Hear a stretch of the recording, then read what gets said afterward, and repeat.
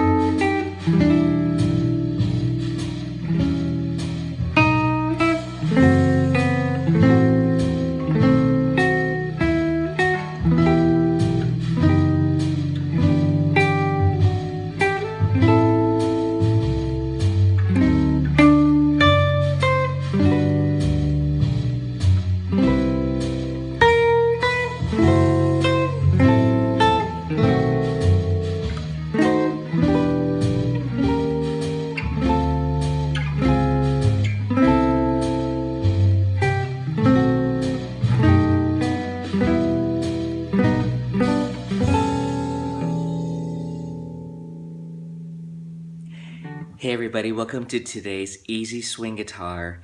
It's officially the first day of autumn here in Portland, Oregon, so of course, autumn leaves. Let's get started. Before we begin today's lesson, I want to let you know that the PDF of this arrangement, my easy version of Autumn Leaves, is available on my Patreon page, and I hope you check it out. Patreon is where I put all of my materials, and I try to have my online community. Here in Portland, Oregon, I hold workshops and classes almost daily and weekly, and so Patreon is my way of sharing this material with you. That's C melodic minor. So the trick is really actually quite easy.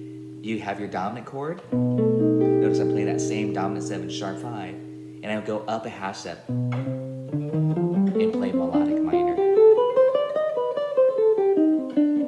And if you start on B, that's called the altered scale. But again, most people just say, go up a half step and play melodic minor. So that's another beautiful flavor. Then when it resolves, E melodic minor. I love that melodic minor.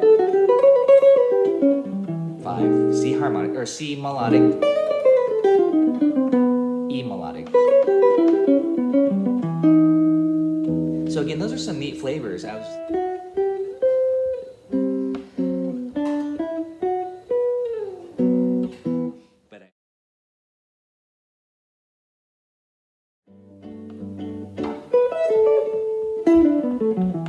And then when it switches to C major, E minor. Okay, so you can kind of have these nice little things that you can practice.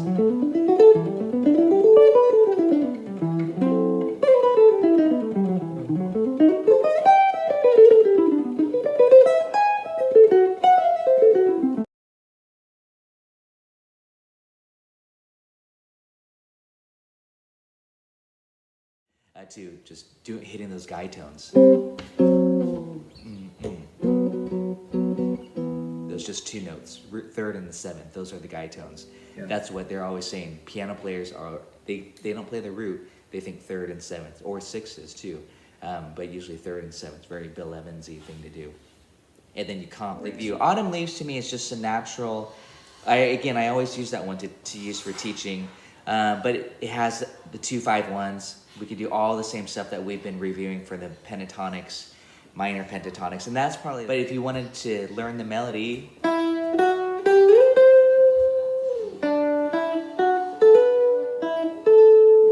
I just like to often associate the chord.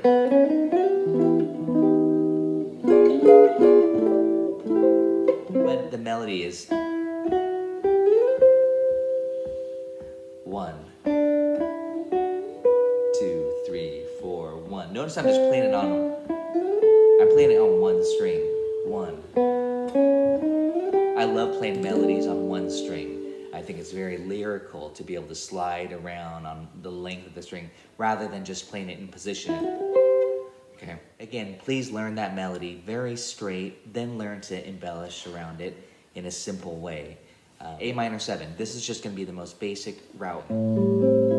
D7, G major 7, C major 7, F sharp minor 7 flat 5, B7 sharp 5, E minor 6 9. Again, I am kind of coloring up a few of those, especially on that last part, which is exactly like what we just did on Blue Bossa. 2, 5, 1. And I love that minor 6 9 chord. Let's go over that for a second in case you don't have that minor 6 9. What I recommend first is just playing minor 9. And if you don't know that, play dominant 9 first. I know you all know this. You know, like you're doing this. It'll change around. Dominant 9, minor 9, major 9. You've got to raise that 7th degree. Dominant 9, major 9. Dominant 9, minor 9, flat your 3. Minor 6 9, take your flat 7 and go to a 6. And I put that low E because we can. So I went 2 5 1 like this. F sharp minor 7 flat 5, B7 sharp 5 or flat 13, E minor 6 9, and then I usually, if I'm going to loop it, I put an E7 back to, and that's your transition chord, your 5 of the A minor, 5 of the 2, back to A minor, D9. I'm changing the colors just a little bit on you. G major 7, C major 9, just to have some of those different sounds. I'll do F sharp minor 7 flat 5. I don't know if any of you did it down here. And then I'm going to do tritone substitution, F13. Okay, that's a, here's, and I'll show you how that works. B7, sharp 9, purple haze. Well, if you put the tritone, you have F13. And then that goes to E minor. I'm going to play E minor, add 9.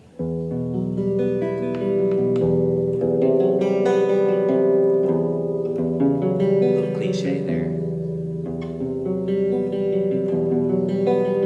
That was an add 9 with a sharp 5.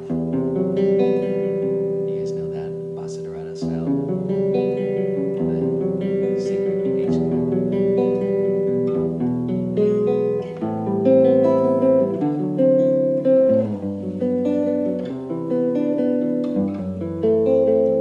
F13. E minor, add 9. E7, A minor 7, D9. I'm going to go to G major 7 here. That's that C major 7 shape as if you're doing this. Again, I'm just having fun with chords. I demonstrated this last week. I didn't write any of these out though today. C major 7. Now here's, I'm going to do that sub that we talked about earlier. Instead of F sharp minor 7 flat 5, I'm going to put the C in the bass. B7 sharp 5 again. I love that because I love that especially when it resolves to a minor chord because it has that minor 2 5 2 5 1. You can hear this. I'm just doubling that color.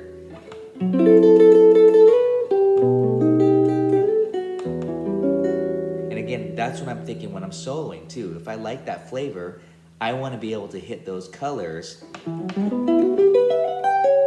I know what arpeggio, for example, would bring out the 6 9 flavor. So if I wanted minor major 7, then I would do, bring out that color. So again, I think that's why chords is so important. Just improvise with chords. And if you're always doing this same thing all the time, then you're always going to end up playing that way harmonically often. So challenge yourself with chords. And I'm just showing a couple subs. Actually, I only show tritone sub there. But I'm going to show you tritone sub here. F sharp minor 7 flat 5. And then instead of going to B7, it creates a chromatic bass line when you use tritone. F9. But I'll put the B in so you can hear it. See, there's that same sound that I like. E minor, add 9. Actually, 6 9, sorry. Add 9 would be this, by the way. That's moody.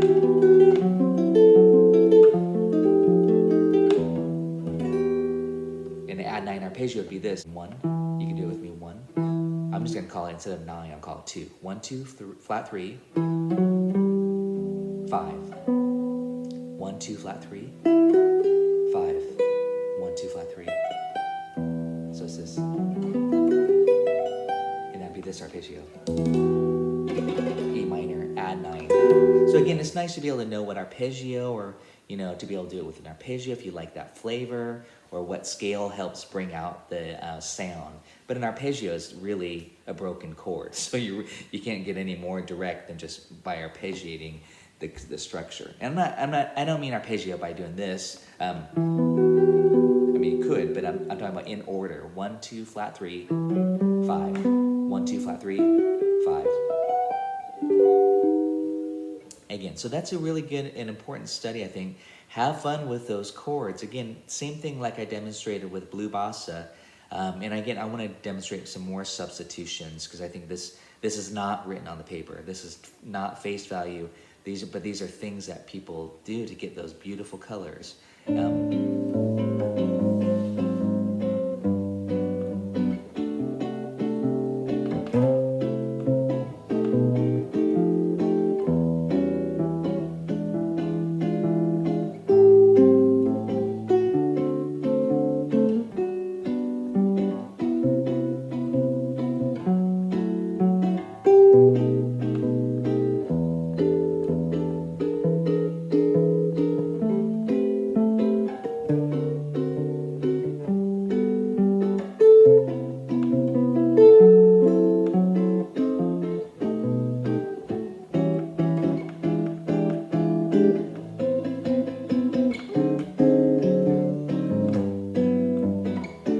I see myself doing some certain tricks and patterns often that work well, but I didn't have anything planned out. All I know that I'm going to go from 2, 5, 1, 4 in the key of the major, and then 2, 5, 1 to the key of the minor, and then put that secondary down with the 5. But again, and of course, just connecting those.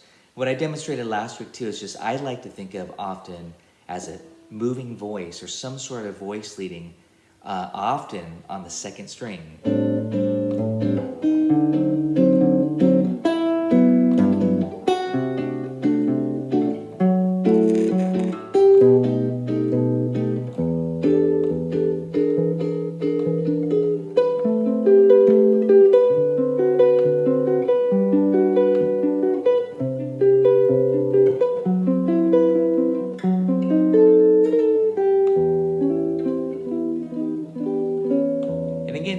That allows me to be kind of creative with chords. I use A minor 11. I love that sound. Then I did D7 flat 9, for example. Okay. What would you do on a D7 flat 9? I know what I would do. I'd probably go some diminished arpeggios. That's a quick fix for flat 9. Harmonic minor. What scale brings out that flat 9? Then G major 13.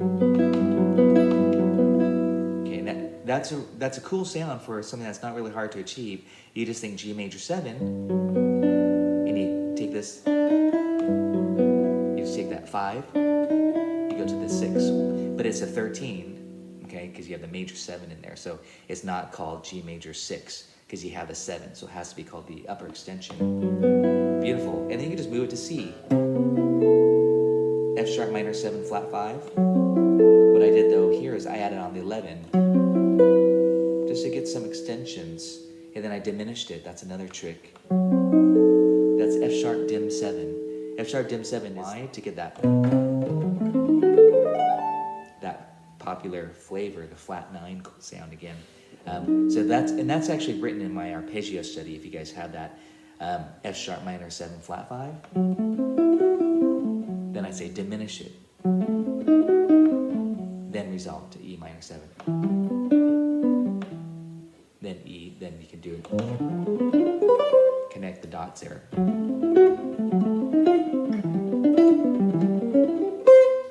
And then you're back to the top there. So again, those are just a few substitutions, and actually that arpeggio study demonstrates a few of those, and I think that's important to see that I use that diminished sub quite a bit especially I think many of you know this trick. You can take a 2 chord and turn it to diminished 7, and then that becomes your your dominant chord, the 5 chord, as a flat 9. So right off the bat here on Autumn Leaves, we have A minor 7, D7, G major 7. What I like to do is A minor 7, A diminished 7, G major 7, C major 9. And again, as soon as I play C major 9, the first thing I think of is E minor 7 arpeggio. Girl from Ipanema, right? That C major. That's the quickest way to get that 9, by playing E minor 7. So again, take little notes there if you need to. C major 9. To get a 9 flavor, a major 9 flavor, you start on the 3rd degree and you play minor 7. Here, I'll just demonstrate. Here's E minor 7. That's just a normal grip shape. But when you have the C, you get C major 9. So when I see C major 7 on the paper, I think E minor 7. Similarly, on that previous chord, G major 7, I think, or you guys think about it, you see G major 7, you go to the 3rd, B minor. But I didn't play just the arpeggio there, if you notice. I did this. What is that? That's the pentatonic. Again, these are the nuts and bolts of this. It's so important to make these connections. 1 flat 3 5, flat 7. That's a 4-note arpeggio, E minor 7. Again, 4-note arpeggio, 4-note chord, 1 flat 3 5, flat 7. So what's really common to do, a lot of improvisers do this, is that you play pentatonic. You add in the 4.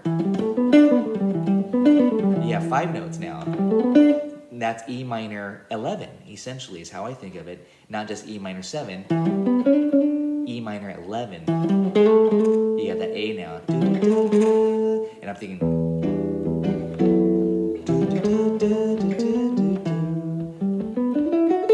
So if you're looking more for a modern-y sound, think substitutions like that. You have C major, but think E minor penta.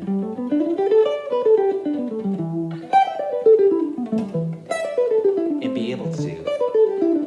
My goal is to be consistent, try to make less mistakes as possible. So I would go E minor penta. This is all while having a backing track here, C major 9. This is usually the first one I teach my students, the blues. But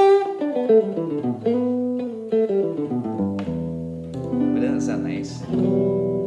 C major 9. But here it is here on the next shape. Again, what I'm talking about here are learning your 5 positions of a minor pentatonic scale. In this case, E minor.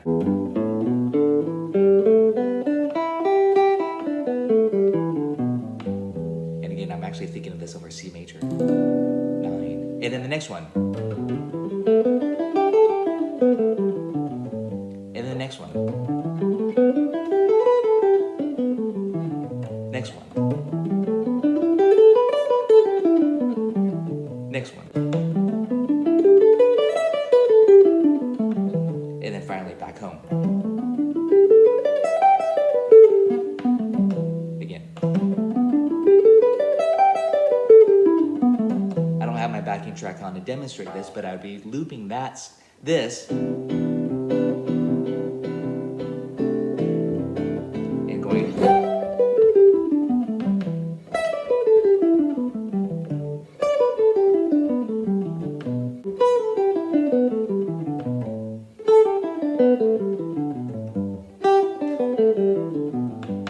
Again, that's just, practicing those pentas. That's not music yet, but now that will hopefully unlock, the fretboard to me so I can be limitless and be thinking either in one position or just connecting the dots, on one string.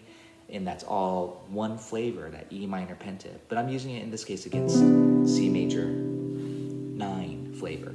By the way, do that. you can write this stuff down, pentatonic use. On that G major, same thing. On the G major, think B minor. And then when it switches to C major, E minor. Okay, so you can kind of have these nice little things that you can practice.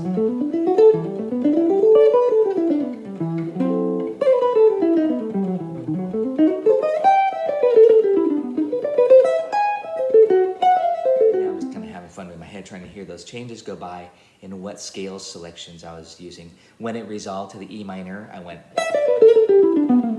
blues. Then on the E7, what scale is that? You guys all know that. And I could do that trick that Tony and I just talked about earlier. That's A harmonic minor on that 5 chord. On that E7 chord, think A harmonic minor, because you're going to go to A minor. And that's where I just did the E triad, then A,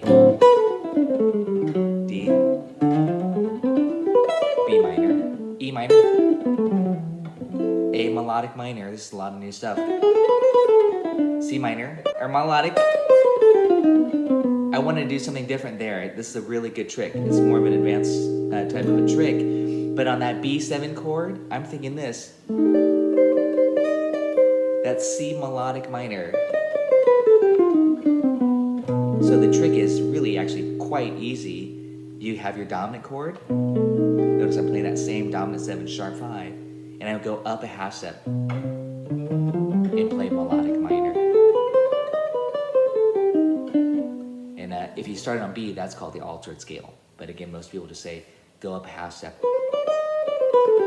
and play melodic minor. So that's another beautiful flavor. Then when it resolves, E melodic minor. I love that melodic minor.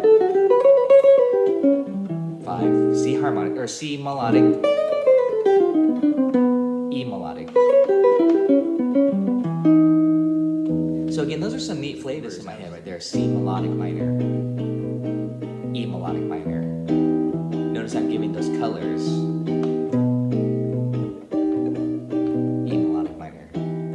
Say it. C melodic minor, E melodic minor. Okay. F sharp minor 7 flat 5 is equivalent to A minor 6. This is so important. Again, to me, this is like the really crucial stuff to know these, because that opens up a lot of things. But not only that, again, my question to you is, well, what would you play on A minor 6? Besides an A minor 6 arpeggio, you might play Dorian, but my choice scale would be melodic minor. And then so that would be over this chord. See, I'm just renaming it. A minor, A melodic minor, A minor 6, A minor 6 with major 7. Very kind of modern-y. And then for that 5 chord, the B7, we just did it, C melodic minor. And then E melodic minor. Oh, I just did a blues lick instead. So now here's this cool little trick. A melodic minor, C melodic minor, E melodic minor.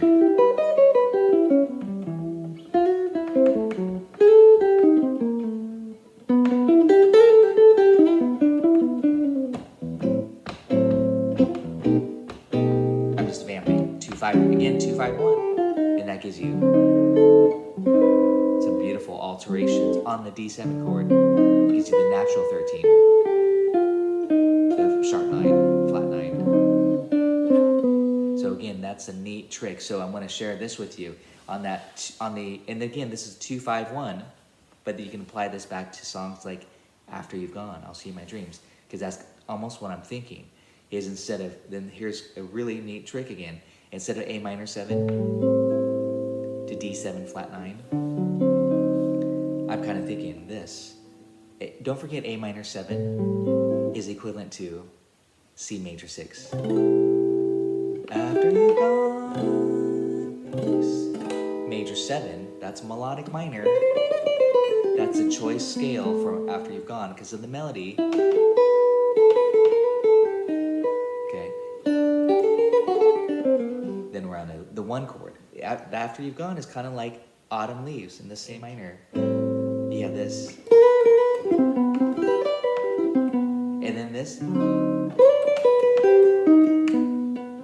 then this. So what I did there was on the A minor 7, I'm thinking C major 7. And then on the D7 flat 9 chord, I'm thinking C minor, melodic minor, or C minor major 7 arpeggio. And then B minor penta. And then E minor penta. Again, these are just some fun, kind of a little bit more advanced thinking, but you can go back and apply that on that. You've gone, left me crying. You do very kind of a modern-y approach to it, but it's almost there still in the melody from those old tunes, that minor major 7 use. So again, just one more time, the A minor 7, think C major 7. That gives you that minor 9 color, of course. And then on the D7, you're just minoring it, going C minor major, and that's on the D7. And that gives you those nice alterations we talked about there. And then G major 7, you're thinking B minor. Okay. Beautiful colors again.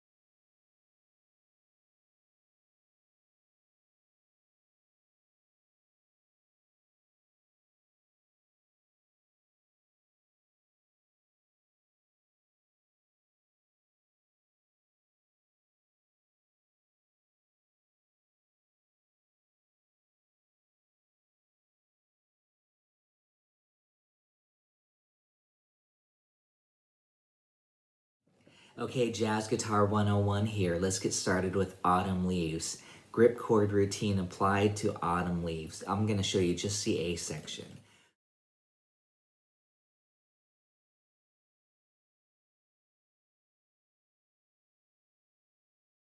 To map out the bass. Step number 1, map out the bass. So when you look at the chart, you see A minor 7. So I'm going to play A here. Okay, I'm going to use a 6th string root on the 5th fret. I'm not going to do it on the 12th fret. I mean, you could, but I'm going to stay just kind of in this area. And then we see a D7. D's right here, right underneath the 5th fret. Okay, and actually I'm not going to worry about the quality. I'm just wanting to map out the bass. Step number 1, map out the bass. D. G major 7, I'm just playing G. C major 7. Okay, so far we have this A to the D, to the G, to the C. And now we see F sharp minor 7 flat 5. I have the option of going here or here. I'm just gonna go here, it's closest. And then B7, and of course that's right underneath the F sharp.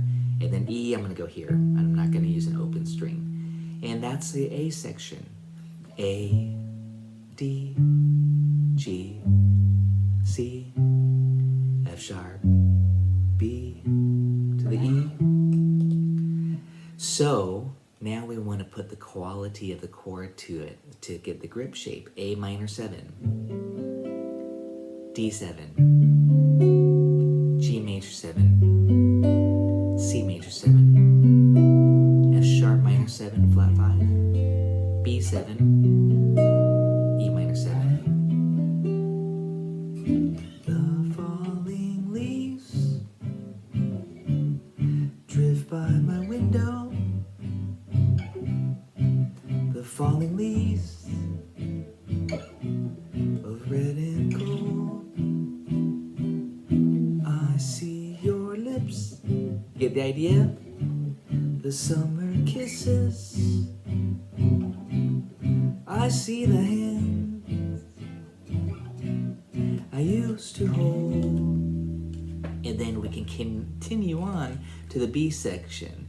Map it out. Since you went away, days grow long.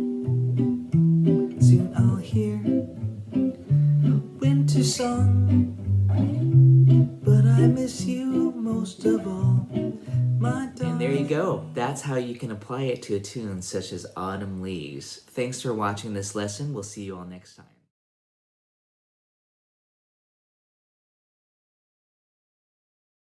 So let's go to the B section here. We have F sharp. This time I'm going to choose to go up here to the 9th fret, to the B, and that's B7, to the E minor. And in this case, I'm just going to go ahead and show you now that we're mapping out F sharp, B, E. Here's F sharp minor 7, flat 5. B7, E minor 7, E minor 7, E flat 7, D minor 7, D flat 7. That cool chromatic movement there. And then C major 7.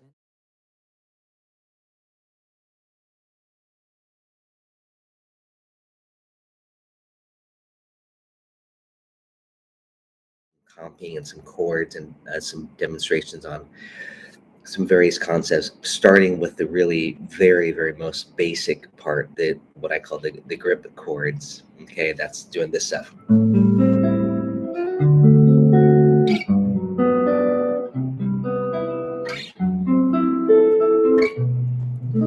It's very basic, but very important.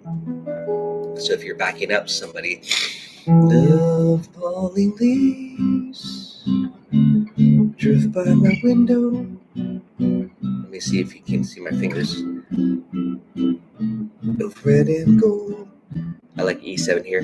I see your lips. And these are a combination of drop 3 and drop 2 voicings. I just generally call them grip chords because they're the most important chords to know on the 6th, 5th, and 4th string roots.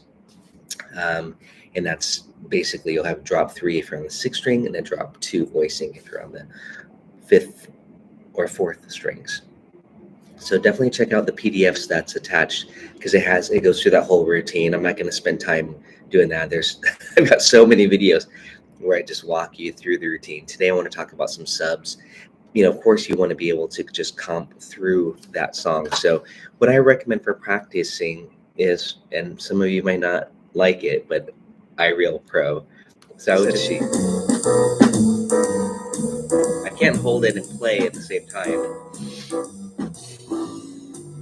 but you can just. Welcome, Graham. This is the best practice you can do right now, unless you have a real band behind you. Since you went away, the days grow long. Soon I'll hear a winter song, but I miss you most of all, my darling. That's Tritone sub. We'll talk about that. When all the leaves start to fall. So you'll notice that the piano is quite busy. It sounds great that, for what it is. It's not a real band interacting. I also love the Jamie Aebersold series too. If you guys are anybody familiar, I can't see your hands. Raise your hands. If you're familiar with Jamie Aebersold, that's kind of what I grew up practicing with in college. A lot of the Aebersold books, so they're really great because they have really great musicians playing the backing track. Obviously they're not improvising with you, but you can really listen to the comping, the rhythms, and all that stuff. So that's another aspect. I do, again, also have a comping worksheet with various rhythms, and I have that on there, so you can check out. I have it on the link if you want to grab it in the description. If somebody can copy it and paste the link, that Patreon link, so others can go to there and get it, that'd be awesome. I'm not going to take time to do that, but it's in the description too. Let me say hello to Yukon, Jeffrey, and Joel. Welcome. Noah and Aebersold. Yeah, Aebersold, they're really great. You'll hear I have some videos where I'm playing with Abersold, and I need to do more of those because I think those are really useful. But pretty much everybody uses iReal Pro these days. So again, that's what I recommend. I was just using those basic grip chords. That's 101 right there. Keith, you do? Yeah. So here I go again. I'm just going to push play. This is medium swing. I'll go through it once. Basic grip chords. The piano kind of gets in the way. You're kind of competing with the piano. So what you can do with iReal Pro, what I like to do is get rid of the piano. So I'll go down here to the mixer and do this. Or I'll just lower it. See? So it's just bass and drums. How's the mix right now? Can you guys hear okay? The drums, the mix of the guitar. Since you went away, the days grow long. I'm just doing sevenths only. Soon I'll hear winter song. Really simple and basic. And two. But I miss you most of all. I did a sharp 5. My darling. When all the leaves start to fall. I like 9s.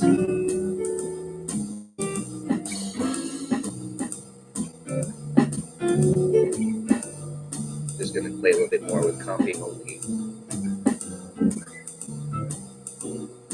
We'll diminish up.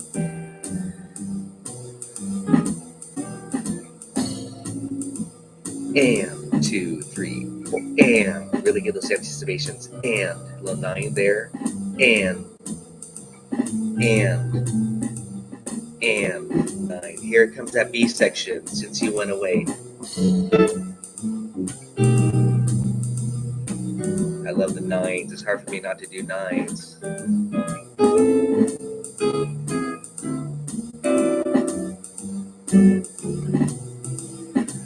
But I miss you most of all, my darling. When all the leaves start to 6, 9. And top. Walk with bass.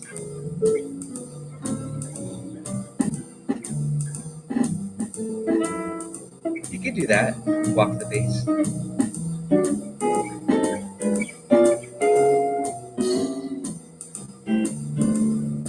Now I'm doing some chord melody style comping, a little bit in higher range. Is there still drop 2 voicings? Diminished sub. This is just a demonstration. Here comes that B section. Turn up my guitar a little bit. Since you went away, the days grow long.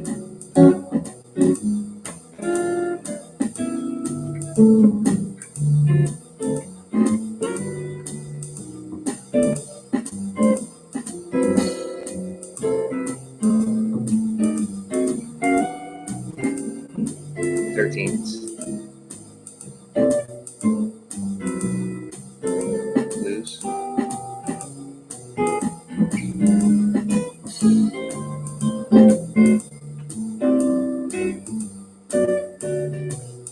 Now I'm copying on the top 4 strings. These are the drop 2 voicings that I love for chord melody.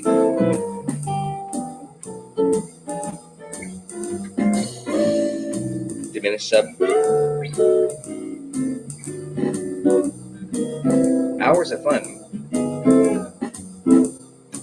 Sharp 5, minor 9. Since you went away, days grow long.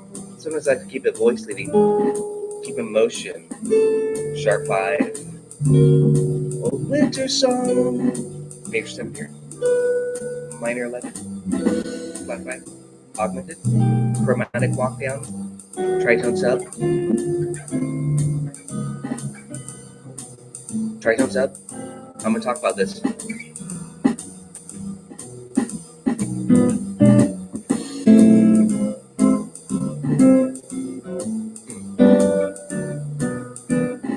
Hear that cliche?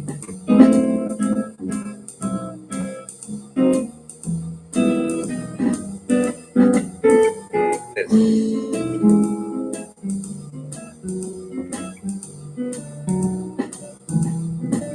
voice leading. Tritone sub. Here comes the B section. Since you went away, diminished. The days grow long, total. But soon I'll hear sus. Miss you most of all, my darling.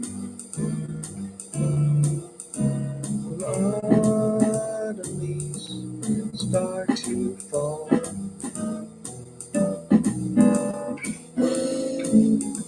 Walk the bass. That's what I've been talking about recently, is walk the bass while you're soloing. So you kind of start off like you're walking bass line.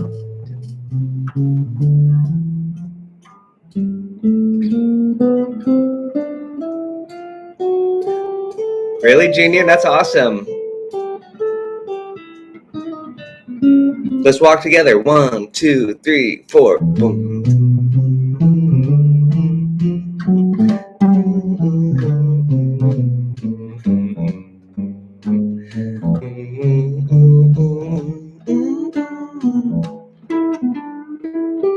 And then you can target thirds, fifths. You know, it's a little game to walk the bass like that. It's really fun. Then you can add chords.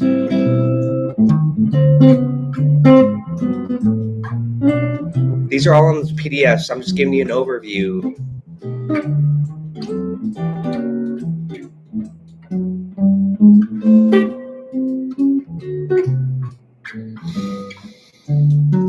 You do arpeggios.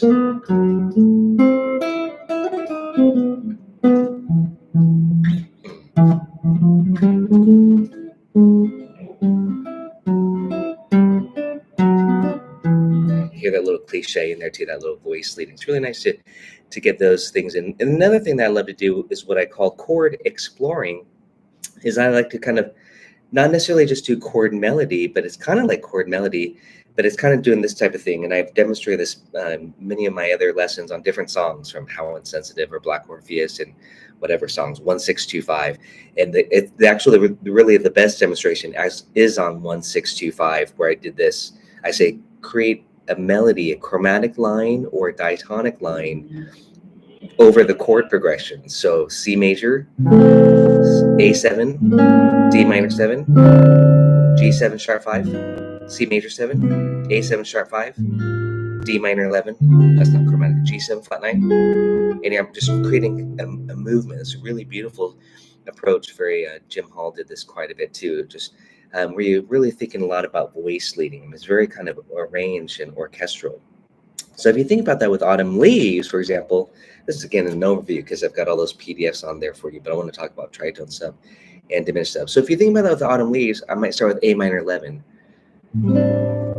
D7, and all the action is happening on the second string. I'm going to try to be chromatic, see what happens, because chromatic lines are just beautiful. So it creates this tension. So A minor 11, that's the first chord. The next word is D7, but I'm going to do D7 flat 9.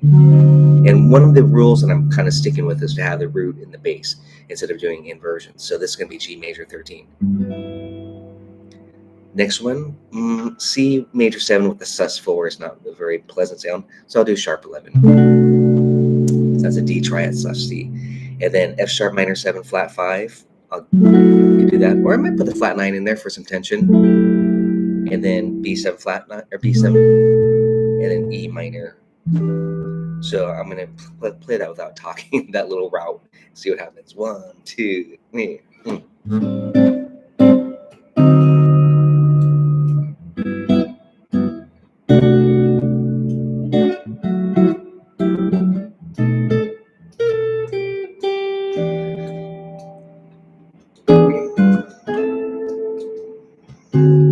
Downward. The same chord here.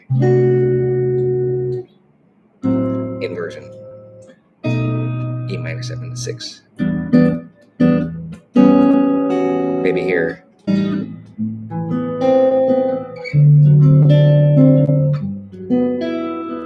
Another really nice thing to do is to keep one note constant, like a pedal tone. So let's take this E note here. on the second string. So for A minor 7, that's a 5th. And then for D7, that's a D9. Now for G major 7, G major is going to be the 6th, but I'm going to have the 7 in there. So now it's called G major 13 because we have the major 7. So the 6 is now called the 13. So that's G major 13, not G dominant 13. Not that. Okay, it has a major 7. So check out that 2-5-1 here.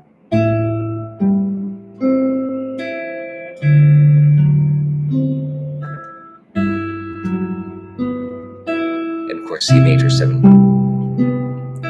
Now F sharp minor 7 flat 5, I could do this. Now this could be a B7, the sus. And then I probably want to go, and then back to E minor. So that's a nice, really nice kind of tension building pedal tone.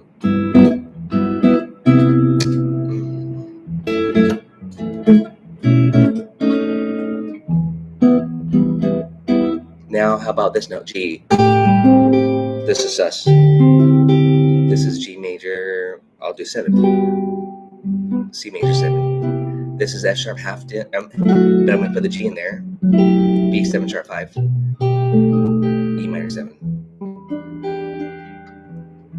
Sharp 9. Now I can do the A. Here's A minor 7. D7 flat 9. G major 9. This is a really beautiful way of comping that you might not have thought about, keeping that pedal tone. G, C major 13 with grip shapes. Essentially grip shapes. I mean, you're modifying them and you're going to come up with some cool chords that you might not have thought about. But that's the beauty of it. F sharp half dim, B7 flat 9 or B7, put that C in there, and then E minor 11, and then E.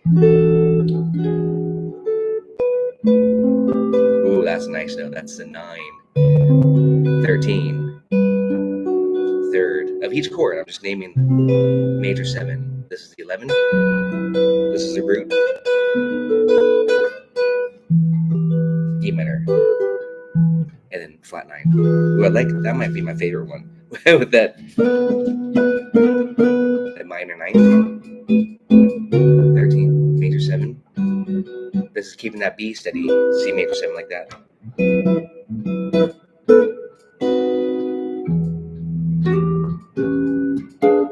So anyways, it's a little game that you get to play for comping and creating some beautiful, that's what I generally call like chord exploring, is that you get to create these lines, or sometimes it's an inner voice leading, as I was demonstrating. James, welcome. Junior, welcome. Oh wait, I already said hello. Junior Jam on the bass. Junior Walker. No, it's not Junior Walker. I don't think. Well, hey, thanks for joining me. What else are we going to talk about? Let's talk about tritone sub. Let's talk about the 2 subs that are the most common: diminished substitution and tritone substitution. 2-5-1s especially. This is when you use it really. So on the A minor 7, if we're going to use a dim 7 sub on the D7, instead of D7, we play A diminished 7. Of course, A diminished 7 is the same as F sharp diminished 7, C diminished 7, E flat diminished 7. It could be 4 diminished 7 names, and that's why you can do this. Guitar players love that. So what I didn't attach to this particular link is all my inversion studies for autumn leaves. Highly recommend the top 4 strings, all that great magic shape, the diminished sub, tritone sub. That's all on the chord inversion studies. But this is more about comping today instead of chord soloing. But again, with comping, check this out. A minor 7. Now for the D7, we're just going to play A dim 7. We just diminish it. And then G major 7. And then C major 7. These are all just grip shapes here. Drop 3, drop 2, voicings respectively. F sharp half dim. And instead of the B7, we're going to diminish it. So the trick is this. Whenever you have a 2-5 chord progression, hopefully a 2-5-1 especially, because it's going to resolve, you play the 2 with the root, the lowest note, right? We could do it in an inversion as well, but right now I'm showing you with the roots. You play the 2, so A minor 7, and then we're going to diminish it, A diminished 7, for the D7. So again, this is a great concept for soloing too. That's where I'm always, many of you know my videos, of course, I'm saying diminish it, whether it's playing arpeggios or for chords. A minor 7, diminish it. G major 7, C major 7. F sharp half diminished. This is a 2-5, so we know we could diminish it. E minor 7. Then I like to put an E7 here, and that's to take us back to the A minor for the first A only. Or this. You can do it in the bass. So check it out now with the diminished sub for the first A section. And this song is great because the B section is just like the A section but reverse.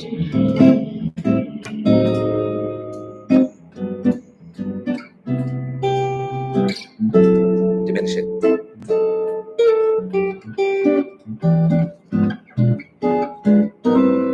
Ready? Now I'm on the top 4 strings. And the top 4 strings is not different than the 5th string root, by the way. Just to show you this, G major 7 is this, in case you didn't know that. G major 7 like this is also this. See, same sound, same exact sound. It's a little bit brighter on the top 4 strings with the plain steel strings on there. Same voicing. So those are the drop 2 voicings here. This is drop 3 voicing here. So sometimes I kind of blend them all depending on where I'm at on the fretboard too. Okay. C major 7, F sharp half diminished, fully dim, and E minor, E7. Okay. Let's talk about tritone substitution here. Tritone sub. So diminished sub, by the way, is number 1 on my list for substitutions, especially for chord soloing, chord for soloing in general on 2/5s.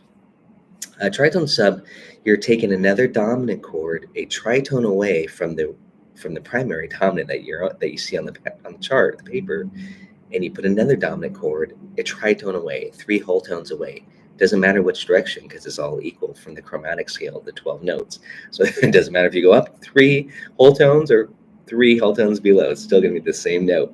So for D7, A flat 7. You call it G sharp 7. I call it A flat 7. Flat 5 generally. So that's a sub. Why does that work? Because they share the same third in the flat 7. They actually invert so if you do this with me here, D7, I'm going to do it as a 3-note shape. Root, third, flat 7, okay, of the D7. Now if I did the tritone sub with A flat 7, root, flat 7, 3. So these 2 notes stayed the same, and they are a tritone away. Those are the important notes. You can add different flavors and colors around it as much as you want. But it's also another beautiful aspect is the bass line movement. That's why I was saying tritone substitution is especially nice when it is 2-5-1, because you get this 2-5-1. You get that chromatic movement, the bass line movement. Okay, of course we can do it. We can do it up high too. There's still going to be that chromaticism on where your voice line. But right now I'm demonstrating with the bass line. A minor 7. So instead of D7 or D9, I'm going to go to A flat 7. I'm also adding the 13 on, which if you put the D back in there, that's a D7 sharp 9. D7 flat 9, that'd be like A flat 7. So again, D9, that's a sharp 5 on the A flat. So it all works beautifully. You're going to get all these beautiful colors and tension notes. But again, I do like the 13th quite a bit like this. And now instead of C major 7, I'm going to go to C major 9 for fun. F sharp half dim down here. And again, I'm going to go to F13. That's like going B7 sharp 9. It's dark, it's tritone. That's a little E minor, add 9. Check it out, 3, 4.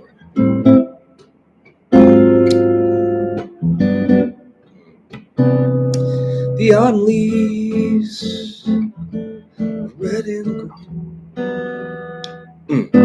Oh, tritone sub. For that turnaround, instead of E7, to pull us back to A minor, you do tritone B flat 7. And here I'm going to do B flat 7, flat 5. So check out the first 8 bars. And this is on that worksheet, by the way. On that worksheet that I posted in the link in the description, it shows a 3-note voicings. But here I'm doing 4 notes.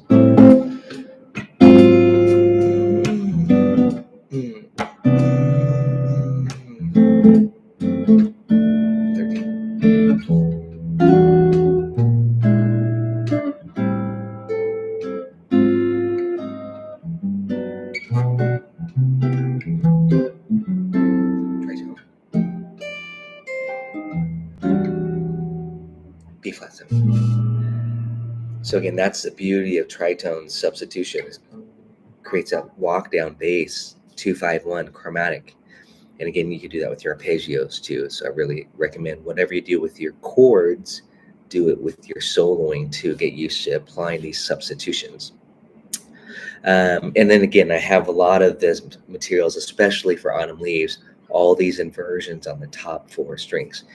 Hey, I'm going to take a look at the comments, see who else is here. Type in the chat if you're here. Appreciate the thumbs up if you enjoy my live streams. Sometimes I put a little tip jar in there. I'm not doing that today, but if you do feel like tipping for any particular reason, I'm not opposed to it.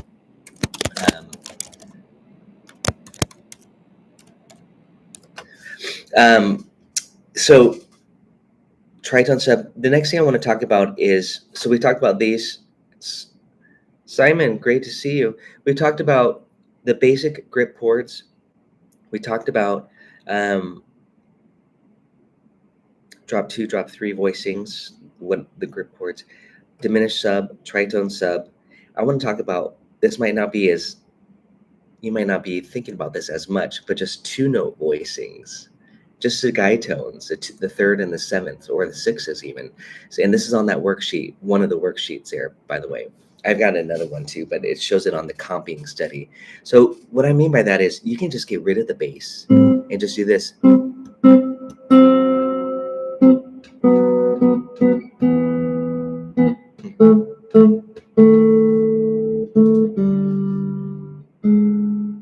Yep.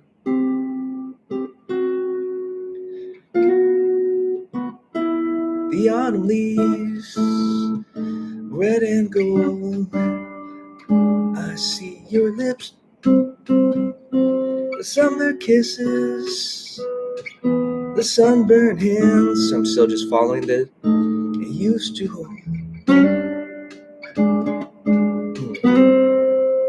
And then this, now you're gonna start to connect it into your melodies.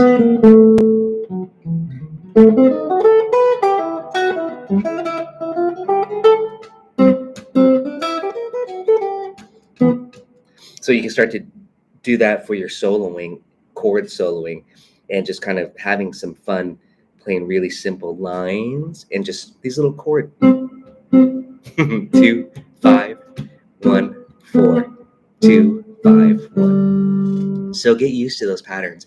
I also have this study written out for Satin Doll, which is another great study. Just these 2, 5. Those are just the 2-note shapes. Typically, those are the guide tones. And again, I also have a nice little solo written out on Patreon if you want to grab it. Guide tone solo for Autumn Leaves. Just connecting, showing you how to think about connecting those lines.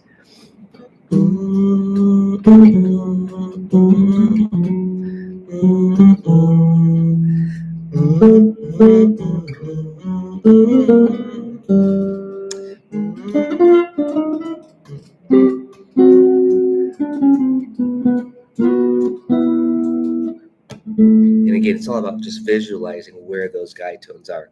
It's a very efficient and economical way of soloing and playing the changes without having to feel like you have to navigate through our whole arpeggio, but you're hitting the important notes and you're catching what's changing, the chord changes. So that's a little spiel there on 2-note chord shapes and also the guide tones in general for soloing.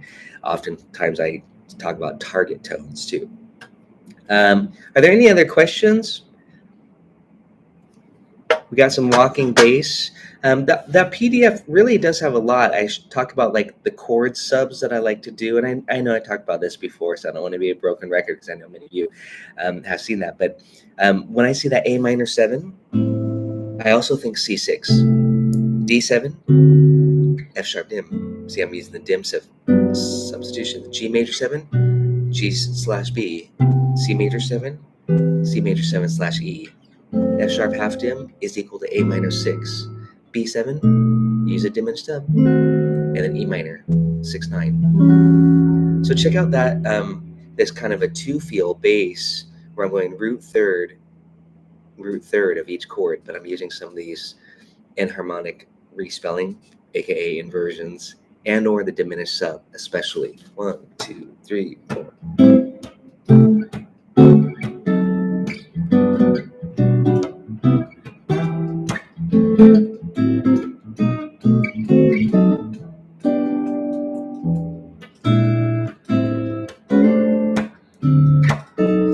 go high.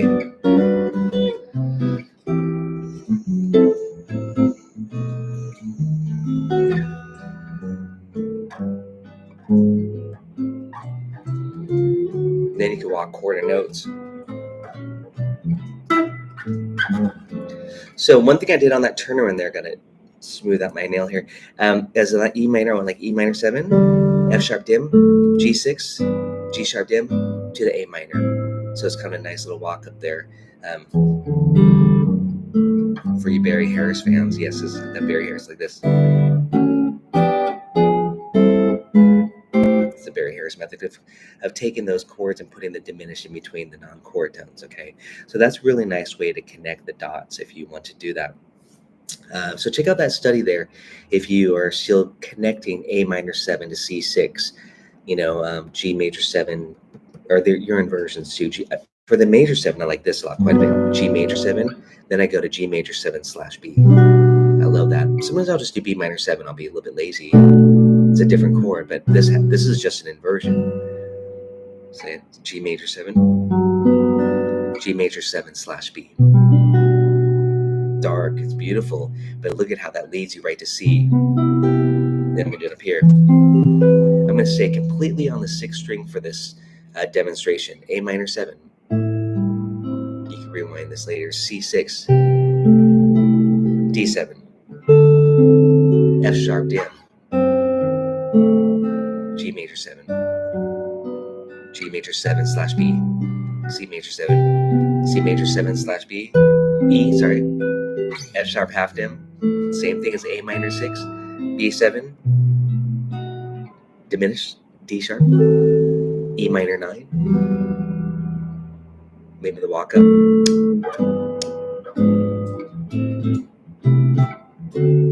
Drive by my window,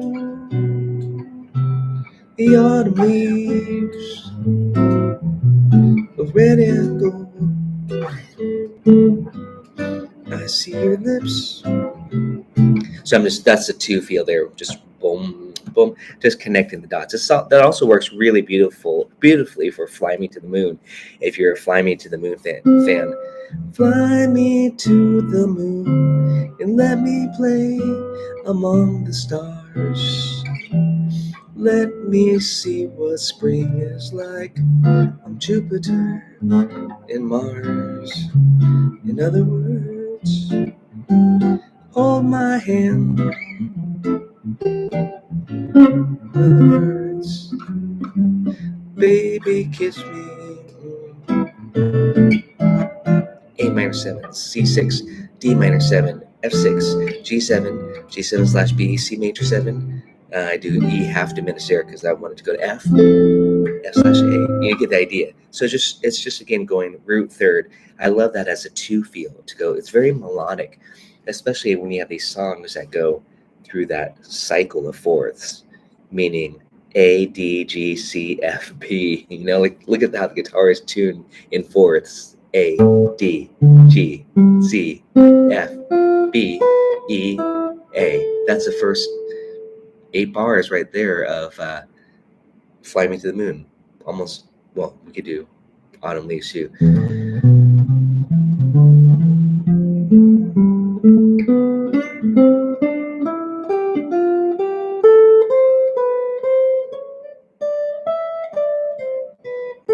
There, I went high, but they're just connecting the roots again, using the guitar, the 4th tuning system, except for these 2 strings, obviously, we're in 3rds here. Well, hey, thanks so much, guys. I got to get ready for my gig, but I just wanted to do this live stream for fun on Autumn Leaves comping. There's so much materials on Patreon, and hopefully you've got some ideas out of this, or from the demonstrations.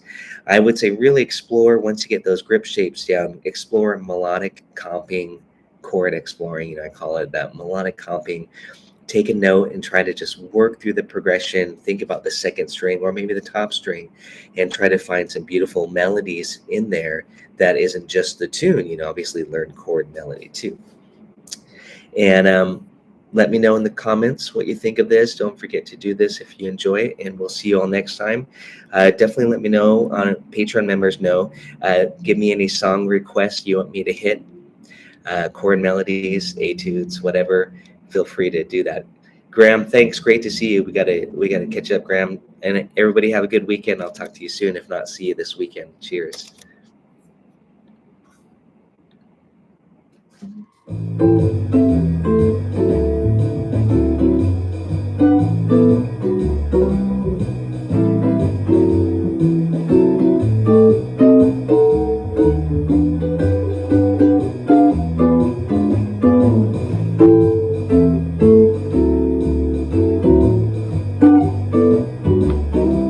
Hey guys, welcome to today's lesson. It's all about jazz guitar comping. Let's get started.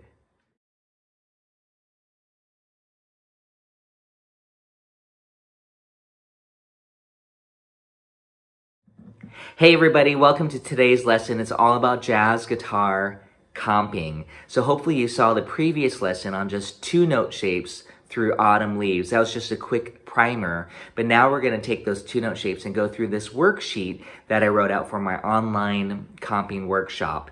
And also this material is all available to you on Patreon as well, including the worksheets, the bonus video lessons, everything. So please do check out and consider joining my Patreon page. But I'm just going to kind of walk you through a few of these today. So let's go ahead and get started.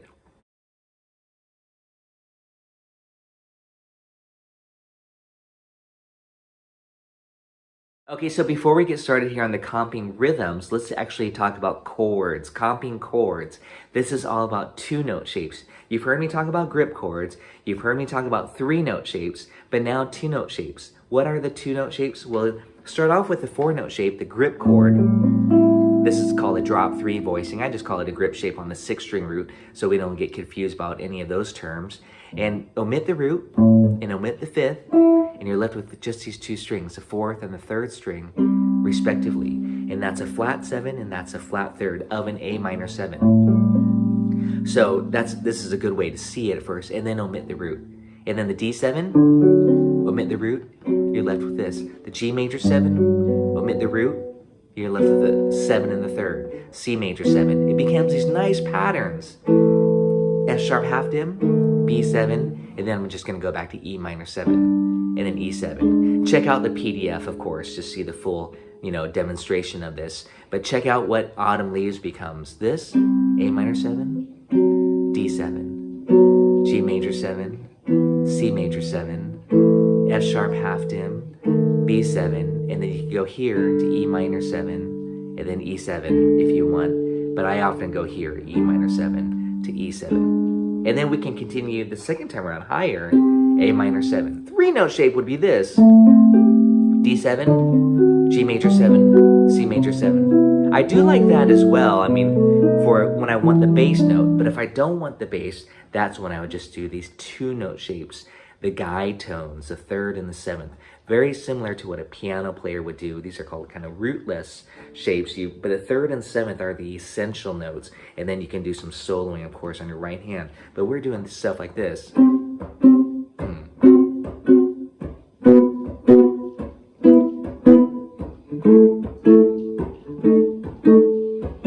And that, again, was the Charleston rhythm, which we're going to talk about. All these different patterns coming up on the worksheet that are popular, and it's fun to go through these, and it's challenging. It's it's fun to put them through different songs because you got to manage a couple things: the rhythm, the comping. You want to swing, and then you want to get the correct chord shape, and then you want to just start to have fun. So it's a fun process. By the way, please check out and consider joining my Patreon page for all of my bonus lessons and all of these PDFs for you to work on. I try to use a lot of different songs for examples. But I always go back to Autumn Leaves as my first example to demonstrate, because basically I hope everybody already knows that tune, so it's a good one to show some of these concepts. Okay, so let's go ahead and get started on these comping rhythms. But I do want to say, first of all, it's something that's very important if you're only used to playing 4 to the bar, this style, which is the most important style to get down. You want to feel those quarter notes. And I'm using just 2-note shapes here. I'm using my thumb, by the way, for articulation, but sometimes I use my pick, for that approach when I want that kind of more of a brushy sound. But for comping, when I want kind of more of these nice jabs or chord stabs, if you want to call them, I tend to use hybrid pick. So this hybrid picking, which is not often discussed, is an interesting technique. You hold the pick with your thumb and your index finger, and then you pluck, in this case, since it's just a 2-note shape, with your middle finger. So that first A minor 7 chord would be this. D7. Okay, that way you have kind of control, but also you can attack it nice and hard too. But it's almost, and you get that simultaneous sound. Again, kind of more like a piano versus strumming it. 2,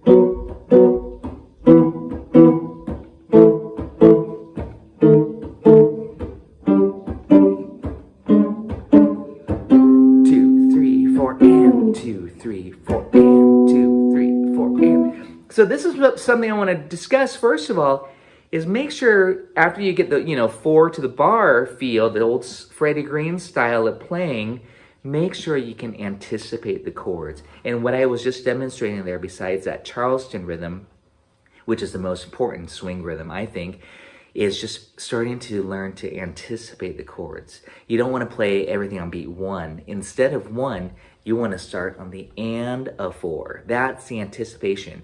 It gives the music forward motion. It makes it swing. So you would do something like this. 1, 2, 3, 4, and 2, 3, 4, and 2, 3, 4, and 2, 3, 4, and 2, 3, 4, and 2, 3, 4, and. So I'm not actually putting it on 1. It's all those were just on the and of 4. And sometimes I would hold the duration longer. Sometimes I would make it short. I would vary it up. I've got my iReal Pro. I'm going to demonstrate that first because I think that's a good place to start and then start to comp on these rhythms worksheet. Here we go. Just a quick example for you using anticipation. 2, 3, 4, and 2, 3, 4, and 2, 3, 4, and 1, 2, 3, 4, and 1, 2, 3, 4, and 2, 3, 4, and 2, 3, 4, and 2, 3, 4, and 2, 3, 4, and 2. Set up here. Let me just give you a quick demonstration of the use of anticipation. This to me is kind of the prerequisite for you to practice before you start to hit these comping patterns. Mainly is because you want to feel and also be able to hit the and of 4, okay? And remember, this is kind of a triplet pattern, so it's closer to the end. It's the third triplet, technically speaking. Everybody's going to feel this slightly different, of course, but it's 1, 2, 3, 4, and 1, 2, 3, 4, and. So you want to be feeling da da da da da da da da da da da triplet, triplet, trip. You kind of want that subdivision when you're feeling this. Let me just give you the demonstration. I'm just going to go through the A section twice on Autumn Leaves, only hitting the and of 4. Remember, this is an anticipation. So I'm coming in right before 1. 1, 2, 3, 4, and 2, 3, 4, and 2, 3, 4. And notice the duration. I might make it short, and, or longer, and 2, 3, 4, and 2, 3, 4, and 2, 3, 4, and 2, 3, 4, and 2, 3, and 2, 3, 4, and 2, 3, 4, and 2, 3, 4, and 2. So now, the most important pattern, the Charleston rhythm. The Charleston rhythm, so check out number 1, okay, assuming you've already worked on the anticipation. Number 1 is this rhythm, 1, 2, and, 1, 2, and, 1, 2, and. Very, very popular. Let's demonstrate that. Here we go. Number 1, the Charleston rhythm through the first 8 bars of Autumn Leaves.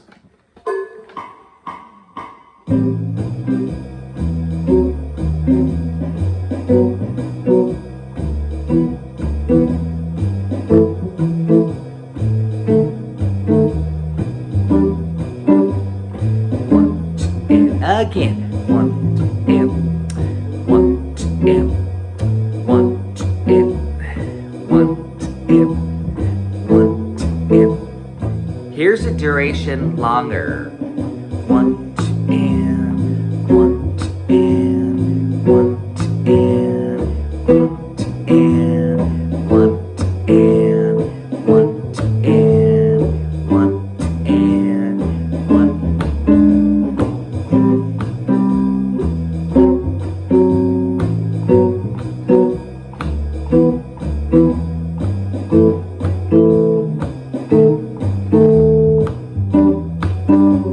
very similar to the Charleston rhythm. We're just adding on a beat 4.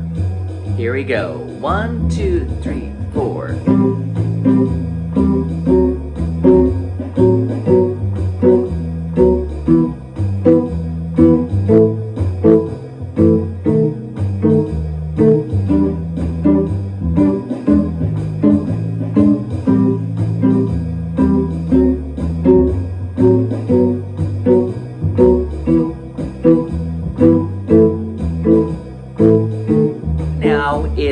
Charleston rhythm, except we're starting on beat 3.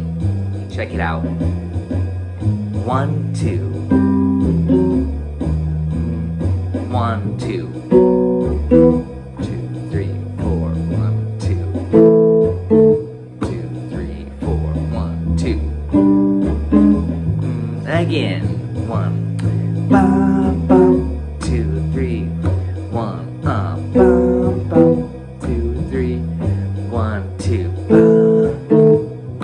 Okay, you got it. 1, 2. Okay, we're gonna hit the 4 in the and this one is really cool. I like to do some side slipping on this one for a demonstration, meaning you want to go to A minor 7, start from a half step above. 4 and 2, 3, 4 and 2, 3, 4 and 2, 3, 4 and 2, 3, 4 and 2, 3, 4 and 2, 3, right here. 4 and 2, 3, 4 and. You don't always have to do, obviously, 4 and. Right here, I will though, above it. See? You can keep doing it like that.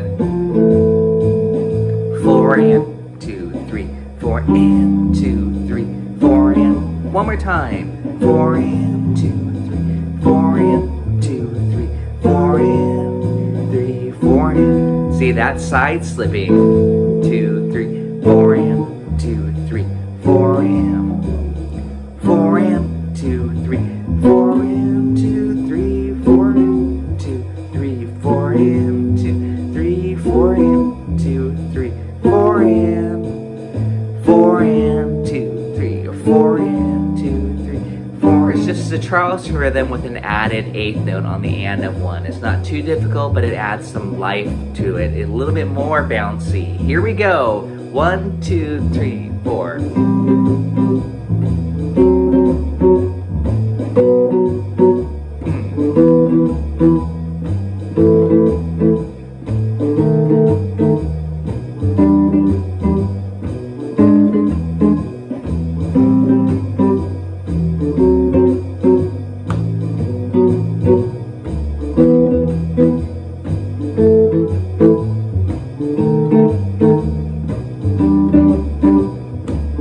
Go up high if you want to. Practice the shapes.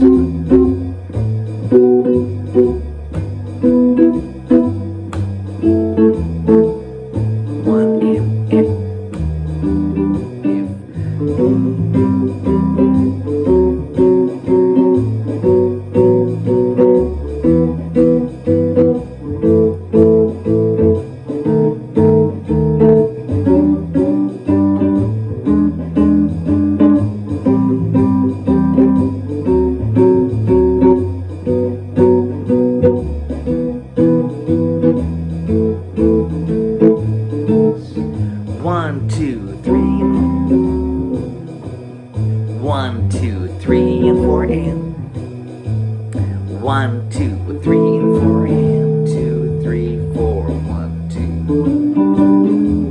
Again. You can make it short or long than 2. Long. Maybe short this time. Of red and gold. I see your lips. The summer kisses. I see the hands I used to hold. 3, 4, 1 and 3, 4, 1 and 3, 4, and 3, 1 and.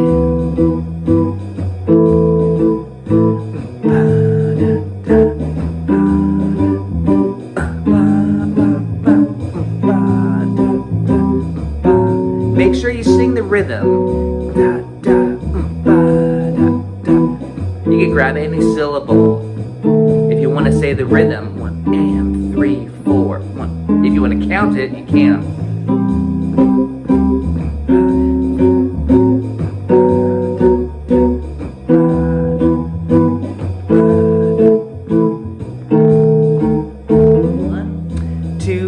A 1, 2, 3, 4, 1. 1, 2, 3, 4, 1. 2, 3, 4, 1. And again. Really feel those upbeats. 2, 3, 4, 1. And. 1 and 2, 3, 4. And 2, 4, 1. Notice there I was mixing and matching the shapes. I'll do it up here to demonstrate. This will be in the other video, so on my Patreon page. And then, as well as some inversions, where I'll show you. And then, you see what I mean? It's pretty fun.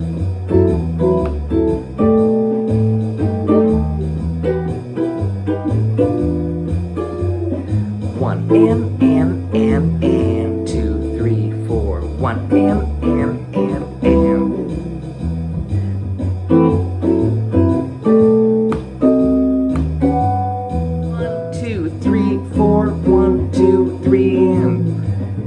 3, 4, 1, 2, 3, and 2, 3, 4, 1, 2, 3, 1, 2, 3, 4, 1, 2, 3, and 1.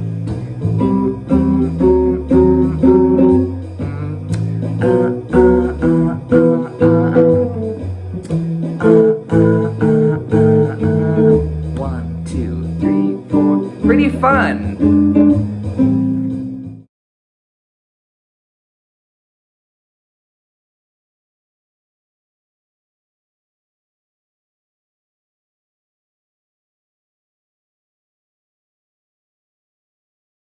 Quarter note pulse, I'm often doing stuff like that. Again, that's kind of what Django was doing often too, almost like, you know, hitting those punctuations and being like a horn section, essentially.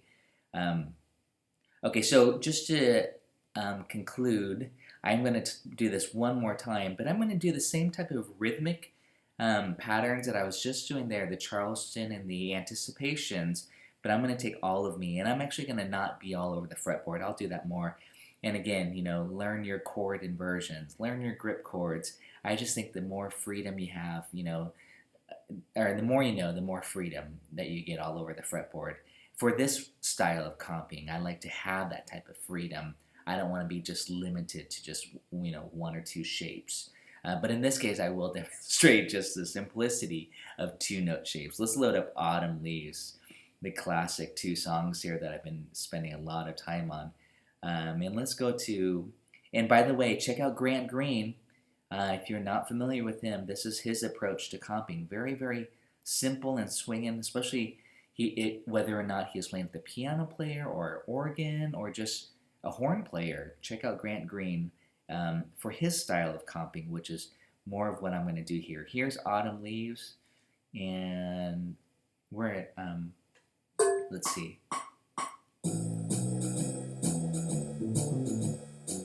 We're at 130 in this case. 1. And A minor 7. I'm just going to demonstrate the 2-note shapes, but here's it. And.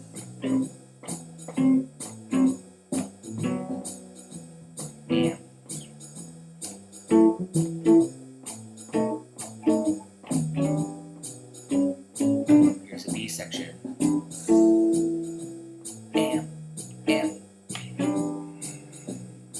I'll do the Charleston rhythm.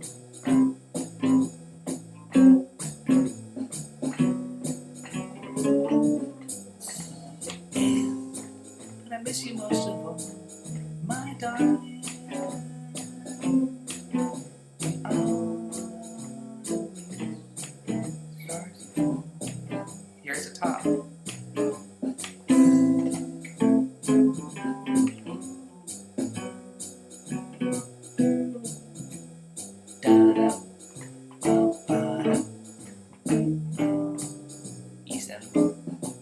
Charleston rhythm. Just by my window, these autumn leaves, red and gold. I don't know where we are with the words. Here we are. Since you went away, the days grow long.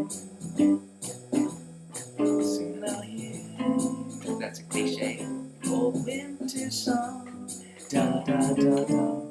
But I miss you most of all, my darling. Bum, bum, bum. Start to fall.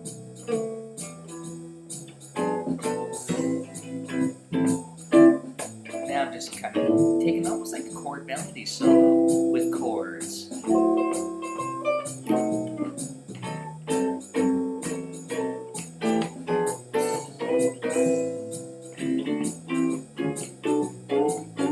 Notice all the syncopation. A sharp enough in.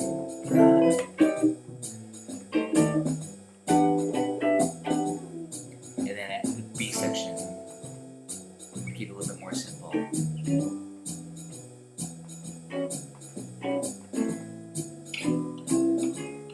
Walking with the bass. I love walking with the bass. Those quarter notes. I'll show you what I mean right here. Maybe I'll do quarter notes. Lock in. Always have that quarter note pulse. And then these autumn leaves drift by my window. These autumn leaves, red and gold. I see your lips, summer kisses. I see the hands you used to hold. A little bluesy. Since you went away, chord notes, days go long. Soon I'll and 2, 3, 4 and 2, 3. But I miss you most of all, my dear. Quarter note triplets. Why not just to kind of, that's a powerful motif. For here, chord note triplets again.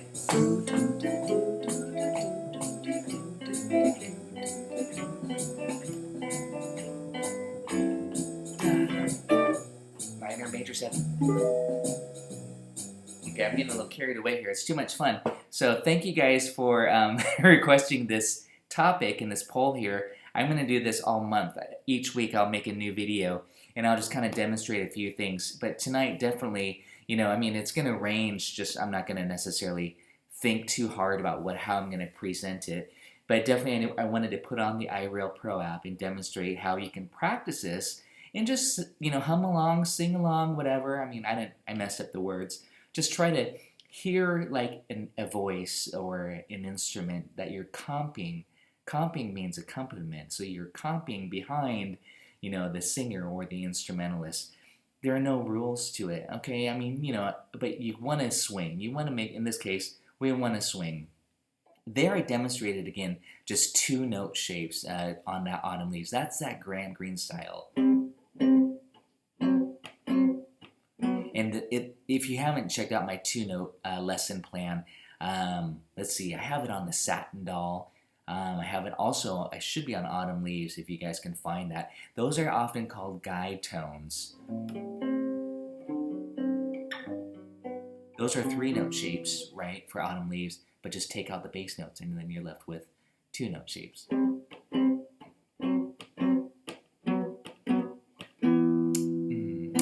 That's a Charleston rhythm. Make it swing.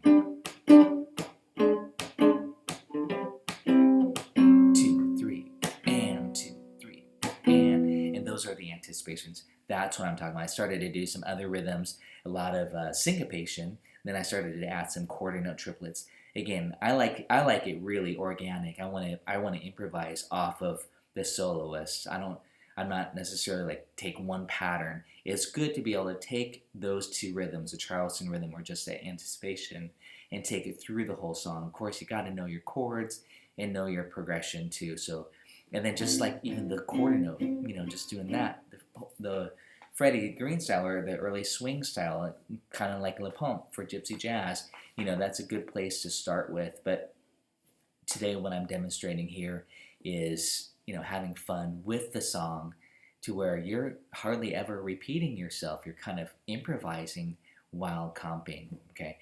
That's it for now. Thanks for watching. We'll see you guys next time. But I'm doing this.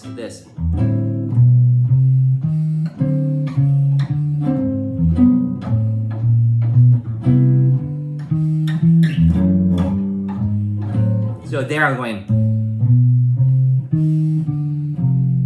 scales. Maybe a little bit of the half step neighbor tone, same chord, and you toggle back and forth, half step above or below. Bass players do that all the time. They don't always need to be walking or arpeggiating. So there I went do, do, do, and then do, do, do. Kind of like we're doing this, but we're doing it with a bass. And then maybe a scale. This gets you into playing leads. Walking bass.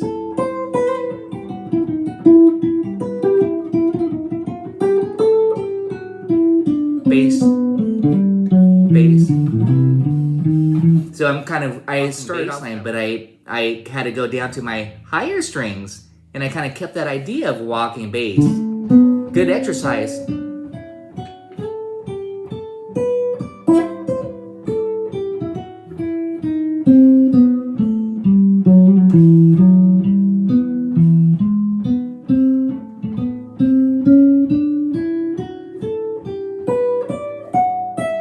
I'm just keeping that quarter note like the bass player is going boom, boom, boom, boom, boom, boom, boom. Connecting those roots. In that case, I was connecting the roots. If you wanted to get fancy, then you'd start to think about what's the third of the chord, But then we have songs like Fly Me to the Moon.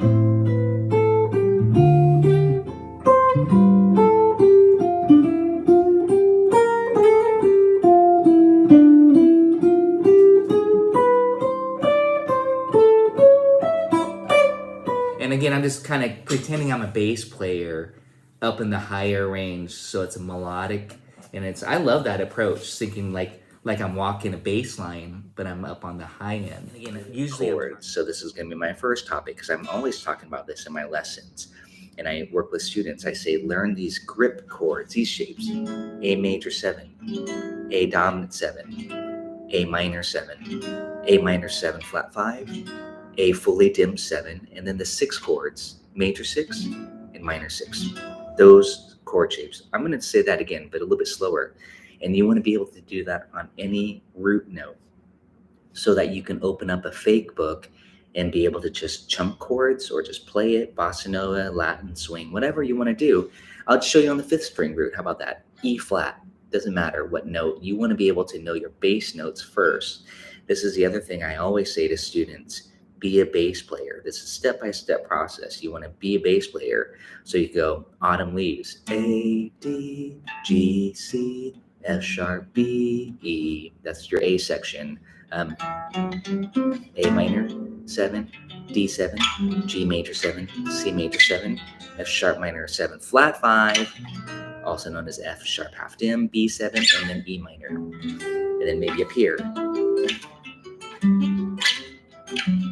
Have these, and then you can have a lot more fun, but always be a bass player. A, D, G, C, F sharp, B, E. A, D, G, C, F sharp, B, E. Map out your bass line. You got to do that first, because if you know your chord shapes but are not strong and fast with your bass notes, meaning the 6th and 5th string, then it's not going to do you any good.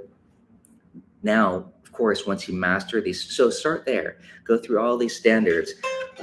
All of me, why not take all of me? Just be a bass player. Can't you see? No good without you. Take my lips, I want to lose them. never use. Then add the chords, and then you get fancy, you know, walk bass and all that good stuff too. But always start with just the bass line. Map out the bass. Okay, so you got the bass line mapped out. What's next? Master your grip chords. Major 7, dominant 7, minor 7, flat 5, dim 7, and of course major 6 and minor 6 for those old swing songs in bossa nova. And then do it on the 5th string root. I'll start on F, major 7, dominant 7, minor 7, flat 5, fully dim 7. You got major 7, you got major 6, and you got minor 6. So again, that right there can take you through all of these jazz classic standards, okay? And I guess I'm talking a little bit more about jazz guitar right now. So again, that's crucial. But if you just want to sing and play and not, you know, get too fancy, you don't need to do those 4-note voicings. You could just do 3 notes, A major 7. These are called shell voicings too. A major 7, A dominant 7, A minor 7, and then A minor 7 flat 5 is the same one. So it's kind of nice to get 2 for the price of 1, because there's no 5th in these shell voicings. So let me tell you what a shell voicing is. It's omitting the 5th. So you have 1, 3, 5, 7. You get rid of the 5, and now we're left with 1, 7, and 3. And then to make it dominant, you flat the 7. And again, I'm going through this quickly as a demonstration, but I have videos on YouTube, and of course all the PDFs and sound slice practice videos are on Patreon. Minor 7, flat 5, dim 7. And this dim 7 3-note shape is also the same as a minor 6 3-note shape. Here's major 6, minor 6, major 7, major 6, minor 7, minor 6. There's 3-note shapes. I'm doing kind of some bossa styling here. D major 7, 6. This is always what I'm telling students to practice. Major 7 to major 6, minor 7, minor 6. That's basically 1, 6, 2, 5 by doing that. So I always say that's a great hack, is to think major 7, major 6. And I got this from the Mickey Baker book and my teacher, Jerry Hahn, too. So old school players, right? This is by thinking that major 7, major 6, minor 7, minor 6. And that's basically 1, 6, 2, 5 in a really simple way of thinking. Non-convoluted, so it's great for soloing. What else do I want to say? Oh yeah, 3-note shapes, and then just work those standards in. Falling leaves of red and blue. I see your lips, summer kisses. See the hands used to hold.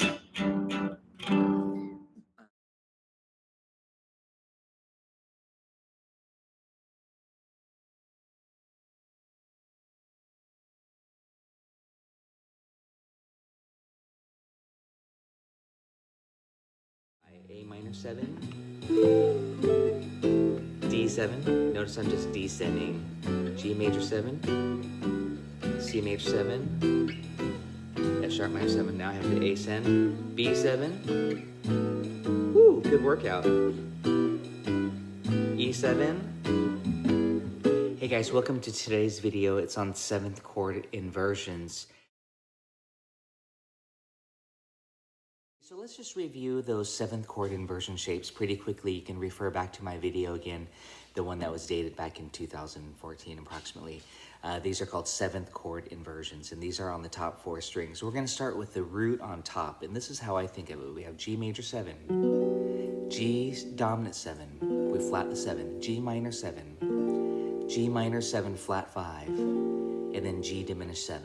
I'm going through it quickly, but please refer back to the worksheet. Next inversion, the 3rd is on top, G major 7, G dominant 7, G minor 7, G minor 7 flat 5, and then G diminished 7. Notice how the diminished 7 is yet the same shape that we had down here. Okay, and it'll be like that all the way through because of the diminished 7 formula, the trick that it's symmetrical.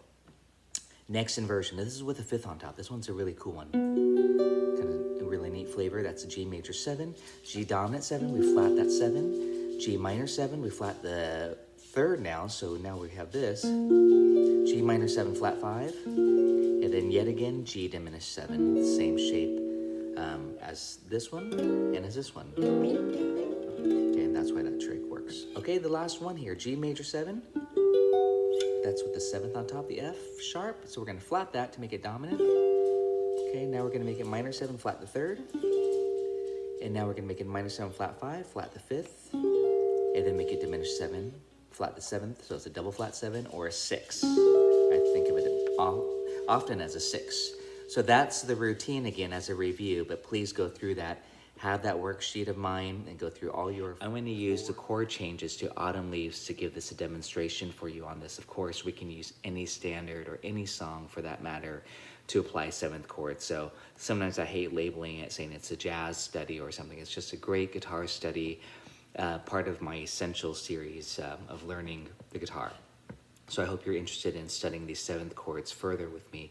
So please have that worksheet in front of you, and it's actually labeled as Autumn Leaves Chord Inversions number 1. We're just going to go through the A section, each route, and then we'll start to connect them into having some fun with it. So let's get started. Okay, route number 1 is this. We're starting on the A minor 7 here on the 5th fret. Okay, then D7, G major 7, C major 7, F sharp minor 7 flat 5, B7, and then E minor 7. Yeah, you guessed it, just those 4 open strings, and then E7 here as a turnaround. And that again is in the 8 bars of Autumn Leaves, the chord progression to Autumn Leaves. I'm going to do that again. 1, 2, 3, 4, 2, 3, 4, 2, 3, 4, 2, 3, 4, 2, 3, B7, E minor 7, just the open strings to the E7. Okay, that's route number 1. Okay, so route number 2, we're going to start now with A minor 7. The root is on the low 4th string, the 3rd is on the top. And I generally think of the top note. That's how I'm going to describe it. So we have the 3rd on top. D7 with a flat 7. G major 7 with a 3 on top. C major 7 with the 7 on top. Okay, you got to really know the spelling of each chord. F sharp minor 7 flat 5 with the 3rd on top. B7, flat 7 on top, you guessed it, and E minor 7 3rd. And then we'll go to E7 as a turnaround chord. Okay, and that one would actually lead you nicely back to here. So of course you can start to cycle these together. Okay, let's go to the next one. Okay, so the next one, the 5th is on top for this A minor 7, or the E on top. D7, the root's on top. G major 7, yes, the tricky one here.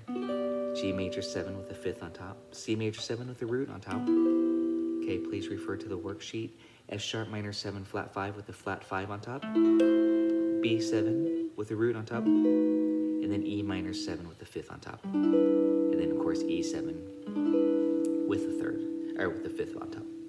Okay, now we have that A minor 7 way up here. Of course, we could do it down here as well, but I'm going to demonstrate up here. And then D7 with the 3rd, G major 7 with the 7, C major 7 with the 3rd, F sharp minor 7 flat 5 with the 7, B7 with the 3rd on top, E minor 7 root, and then E7.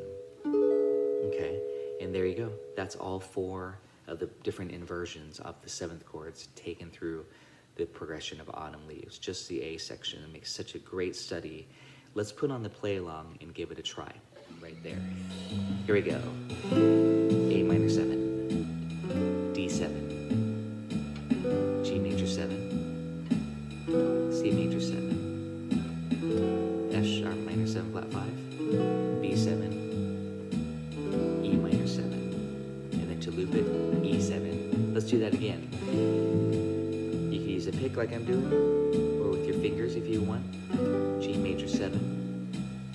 That's the tricky one. There's C major 7, F sharp half dim, B7, and E minor 7. That's the easy one. And then E7. Let's go to the next inversion. Now I'm going to use my fingers just for variation.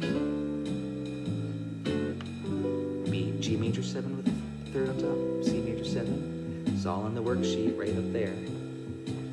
B7, and then E minor 7, and then E7, third on top. Let's do that one again.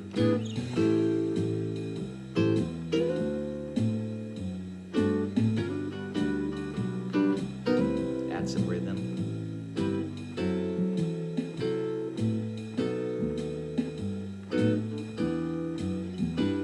That's coming down because we're going to start mixing and matching. Next one, that's with the fifth on top. Root on top. Fifth on top. Root on top. Flat fifth. Root. You can see the kind of the pattern because it's going through the cycle of fourths. So let's do that one again.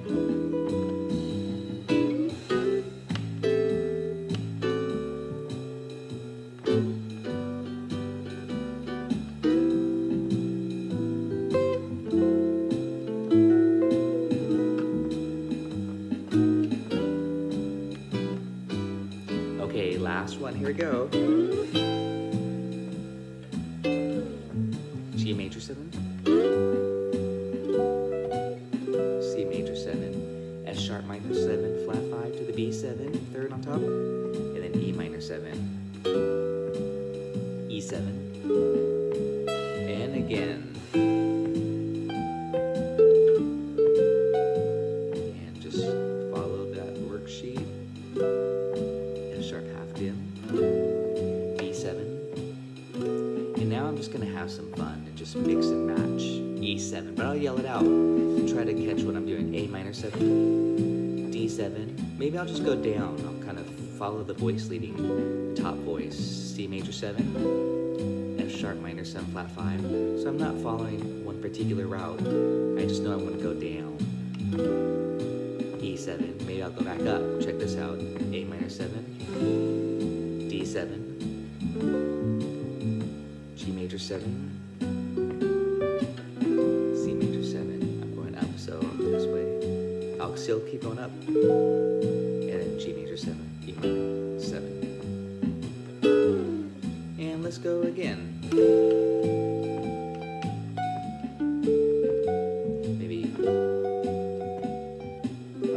It starts to sound like chord melody, especially when you know your scales.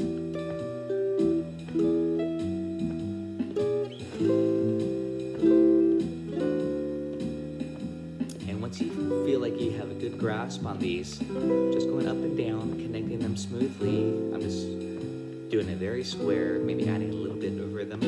You can swing it and add some anticipation.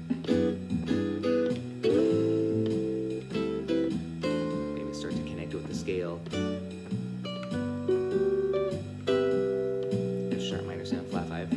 It's a good idea to always say it B7, so you keep track of the progression. E minor 7. Now let's see, I'm going to add two chords. A minor 7 twice, D7, G major 7, C major 7, F sharp minor 7, flat 5, B7. I'm just doing two of the nearest inversions, E minor 7, E7. Let's do that again, A minor 7. You're gonna have a lot of variations. Here I'm going up, maybe I'll go down. I'll keep it going down. F sharp minor 7, flat 5, B7, back up. Just playing a little game with myself. E7. E7, A minor. Okay, so once you get a pretty good grasp on just maybe one or two of those inversions, maybe you could start to challenge yourself and try to do 3 or even 4. 4 is pretty tough depending on the tempo, but let's try 3. Okay, I'm just gonna do quarter, quarter, half, just kind of to keep it very square as an exercise. So here we go, A minor 7, and just kind of watch what I'm doing here. D7, G major 7, C major 7, F sharp minor 7, flat 5, B7, E minor 7, E7, and A minor 7, D7, G major 7. You can just try to keep track of it. C major 7, F sharp minor 7, flat 5. Maybe try to do some different ones. B7, E minor 7. Okay, so now we're going to give all 4 inversions a try. That means a quarter note per chord. Here we go. Let's give it a try. I might mess up, so just give it a try. A minor 7, D7. Notice I'm just descending. G major 7, C major 7, F sharp minor 7. Now I have to ascend. B7. Woo, good workout. E7. And I'll stop. That was a good workout. Okay, so you can see you can have a lot of fun with those chord inversions. And those were just all the 7th chords. Nothing fancy, no flat 9s, no sharp 9s, no diminished subs. That will be in part 2. I'm going to show you some really fun tricks that you can use. But I really feel like it's important to learn those 5 types of 7th chords. Major 7, dominant 7, minor 7, flat 5.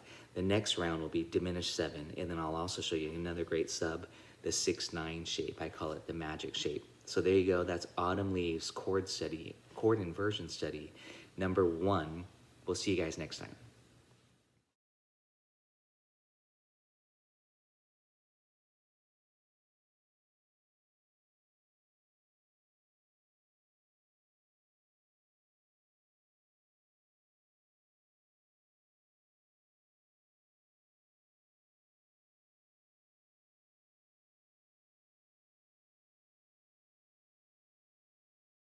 This is what I call chord inversion study number 1, okay? Please grab that. We're gonna get started, and this will help you kind of get your chord soloing ideas down on the top 4 strings of the guitar. You can move it to the middle 4 to the next 4. I like to start on the top 4, almost like I'm playing the ukulele. So again, hopefully this is a good review for you. If it's new for you, then you're going to learn a lot today. So this is chord inversion study number 1. Okay. So typically, I like to often show this shape first. This is just a G major chord coming from the F shape, coming from the E shape, right? So here's the E open chord, but here's a G chord here. So if we took only the top 4 strings, it would look like this. Root, 3rd, 5th, root, octave. So what we're going to do is take this note here, and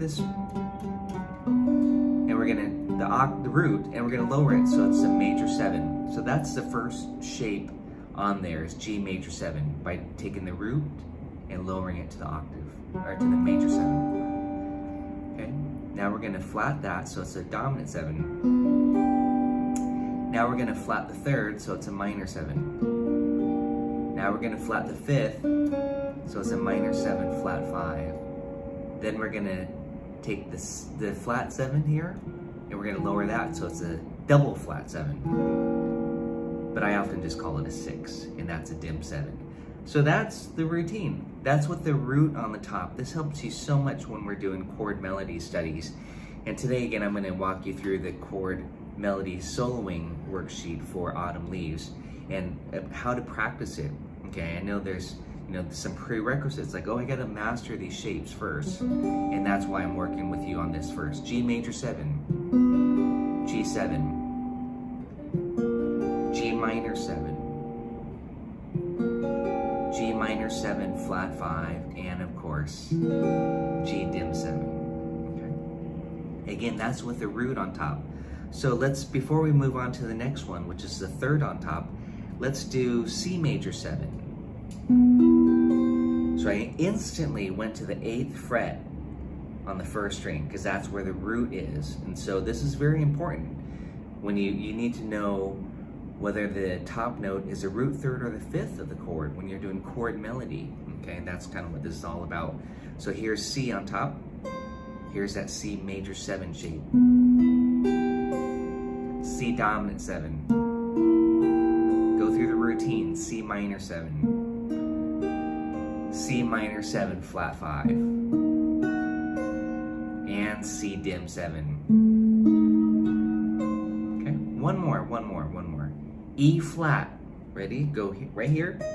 E flat major 7. E flat dominant 7. E flat minor 7. E flat minor 7 flat 5. These shapes should become automatic pretty soon for you, and the dim 7. I recommend that you do it in this order. These are just the 7th chords. A 7th chord, the minor 7 can also be called a major 6 relative, and the minor 7 flat 5 can also be called a minor 6 relative, but we're not going to talk about that today. In this, we're going to stay focused on this. So now let's do the next one, the really important one, the 3rd on top. The 3rd on top is so beautiful. That's, you know, a lot of what we're doing for Autumn Leaves and a lot of these jazz standards. So I instantly went to this B. That's the 3rd on top. And I'm using this G major 7 shape. This comes from the D shape. See, if I did it like this,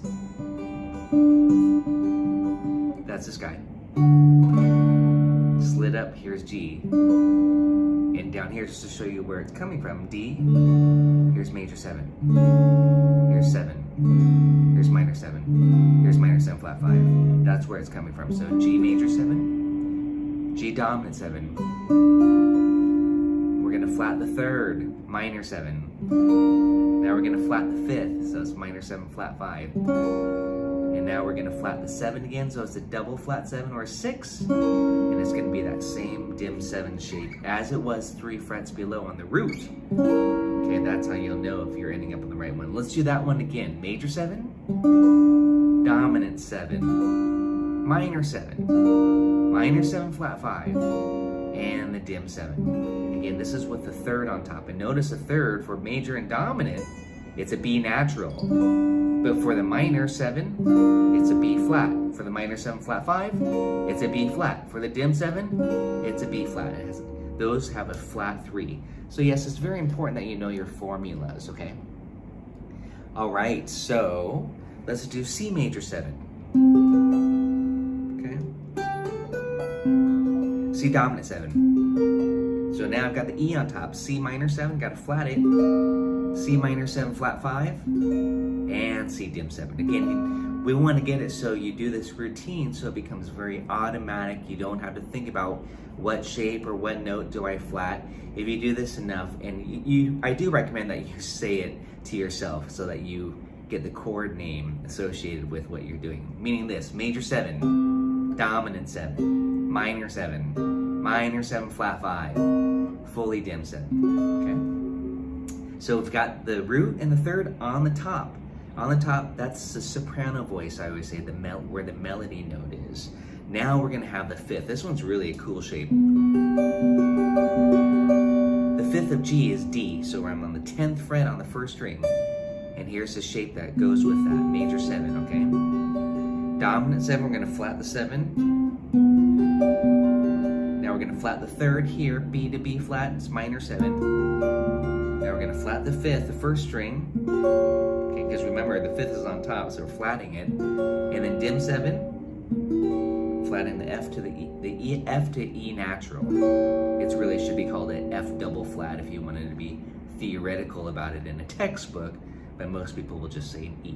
Okay, let's do that again. G major 7, G dominant 7, G minor 7, G minor 7 flat 5, G fully dim 7. And yes, the fully dim 7 is the same shape as 3 frets below and then 3 frets below that. Many of you already know that you can slide a diminished 7 chord around every 3 frets and it just inverts itself. And that's one of what Pat Martino says, one of the automatic things on the guitar is. Okay. And that's a very important thing to know, especially for substitutions, which is in my Autumn Leaves study number 2. Okay, now we've got the root on top, on the G, we've got the 3rd on top, and we've got the 5th on top. Now we're gonna add the 7th on top, and that's a G major 7 up here. Okay. So here's a G triad, by the way. Here's G major 7. Okay, now, major 7, we're gonna flat the 7. Okay, now we're gonna flat the 3rd, so it's a minor 7. Now we're gonna flat the 5th, so it's a minor 7 flat 5. And we're gonna double flat that 7, so it's a 6. And that's a G diminished 7. But E's on the top there. Or again, you can call it an F flat if you want to. Technically a double flat 7 or a 6. Yeah, double flat 7 is the same as a 6th degree, okay? So in this case, an F flat. Okay, let's do that again. G major 7. G dominant 7. G minor 7. G minor 7 flat 5. That's half diminished, right? And then G fully dim 7. And then we're back to the root on top. Let me see hands. How many of you have that routine memorized and mastered and do it every day? Let's see some hands on there. That's something, you know, I get asked questions a lot, like, what should I be practicing? I'm like, grip chords, 7th chord inversion routines, pentatonics, modes, arpeggios. Chord scales and arpeggios, right? That's what people usually, hopefully would say. Wow, good. Many of you have, I see a lot of hands there and thumbs. Well, just 2, but I'm assuming there's more. So thanks for replying. Let me know in the comments if you don't have it down. I do have a lot of other studies. I actually would recommend, this is what we're gonna do today, is for Autumn Leaves, which is a great jazz standard. I usually say it's the jazz standard to learn and practice and memorize, but there are easier ones that I recommend first. So again, if you're on Patreon and you're watching this, don't apply it to Autumn Leaves yet. Stick to simpler songs. Stick to Sweet Georgia Brown. Stick to Minor Swing. Start with the 12-bar blues. Now I'm just going to give you a quick example because I have this written out, and I have it written out for minor blues too. It's just nice to get your feet wet, and start with vamps, 2-chord vamps, and I demonstrate that in the Autumn Leaves study because Autumn Leaves is 2-5-1-4 in the major key, and then 2-5-1 in the relative minor. That's why it's so important, this song, the progression that is. But if I just demonstrate really quickly here on a 12-bar blues in the key of G, okay, just the old school blues, just only dominant 7th chords, not even a jazz blues, right? Just the dominant 7. Key of G, check it out. We have the G7, G7, G7, G7. So I'm just kind of showing you how I'm navigating these inversions with the top note.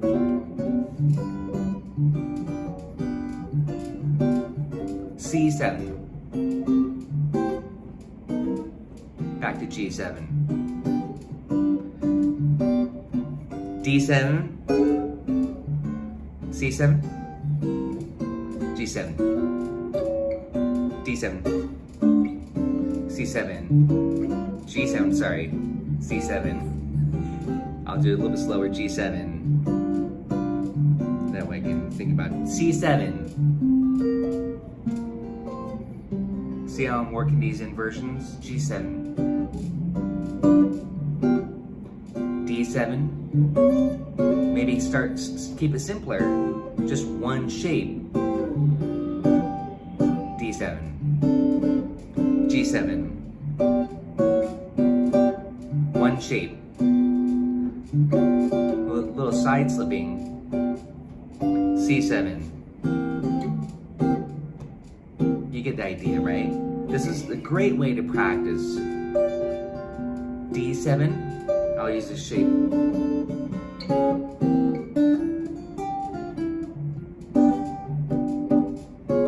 Maybe with the flat 7 on top.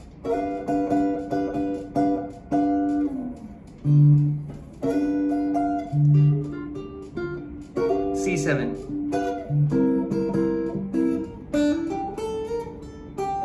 G7. D7, C7,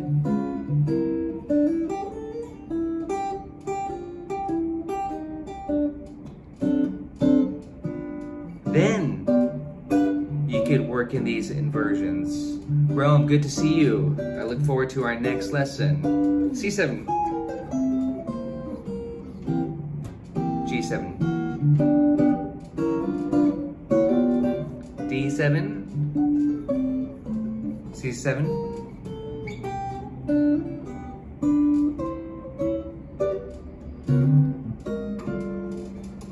So again, that was just a quick demonstration, maybe longer than I needed to, but hopefully it shows you how to practice these inversions. I love the 12-bar blues because it's just mastering dominant chords, and that was key of G. Then you could do it in the key of B flat, key of C, get those dominant 7th chords. And that, again, I'm gonna just kind of make a few suggestions. That requires some spelling. So if I said G7, you've got to go root, 3rd, 5th, flat 7. If I said C7, root, 3rd, 5th, flat 7. G7, D7, C7, G7. So again, you have to kind of be able to, I always say this, many of my Patreon members and students also know how important spelling really is. You know, you gotta just grab a piece of paper, just take your blues and say G, B, D, F for G7, C7, C, E, G, B flat. Because, you know, that's our guide. That's, you know, we're thinking about what notes we're targeting, we're hitting. Same thing with Autumn Leaves.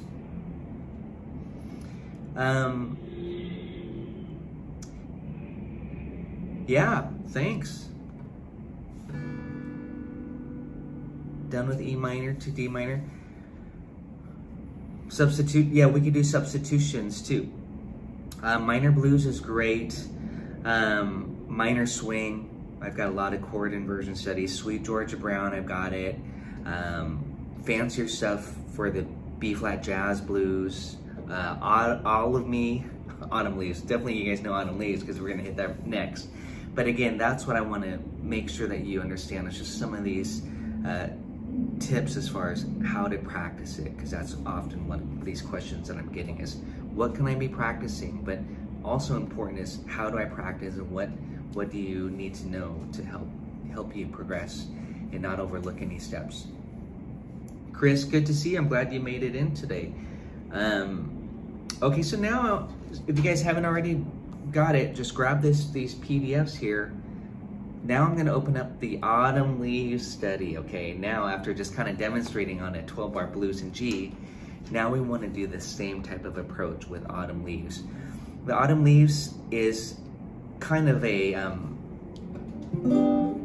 it's not an easy study. We wanna make sure that we can navigate through A minor 7, D7, G major 7, C major 7, F sharp minor 7 flat 5. Okay, so let's go ahead and start practicing through this, and I'm gonna help you guys learn this and learn how to practice it and memorize it.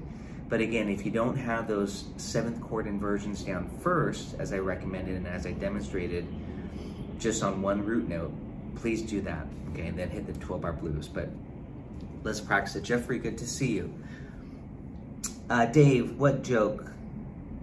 The joke's on you. Hey Jim, Yukon, good to see you. All right, so we're working through Autumn Leaves. Ready? We're gonna just kind of groove on A minor. I'm just showing you how I would practice it even before hitting this worksheet. So we've got to do the A minor 7 inversions. And what I would recommend for practice is to look at this and to look at the first chord of each one of these 8-bar phrases. It's just the A section here. The first one is A minor 7 like this. This is the easiest one. I love this shape.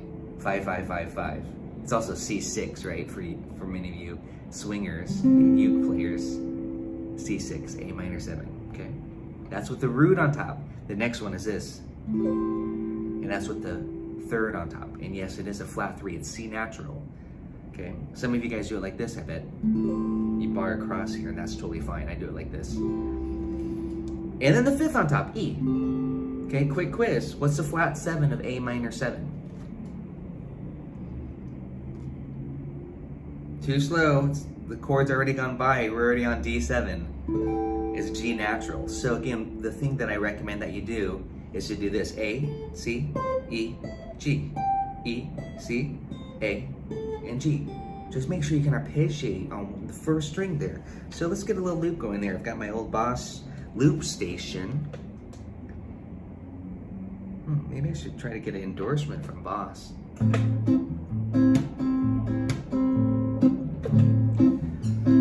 Ready? Here we we go. Root on top. We're just practicing. Minor third on top. Fifth on top. And you got it, flat 7 on top. Little bossa funk feel for a Friday.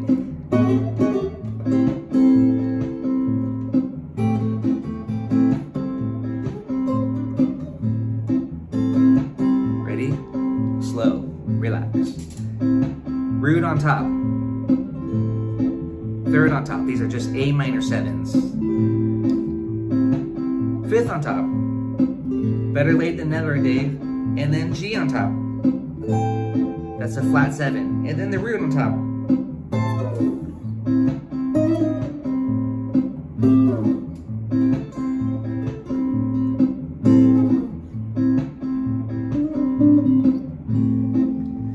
Two beats each. A minor 7.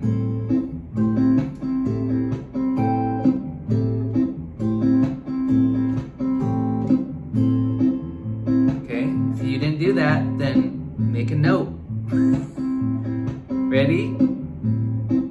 Quarter notes.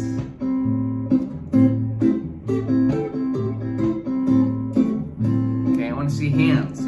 Who could do quarter notes? A minor 7.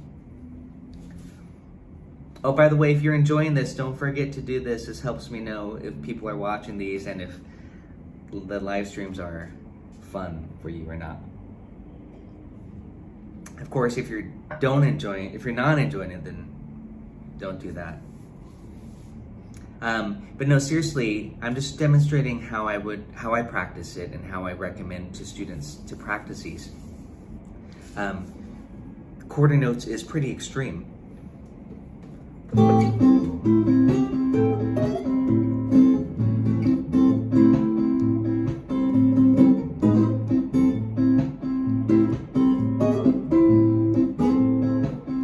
Do these modal, stuff like this.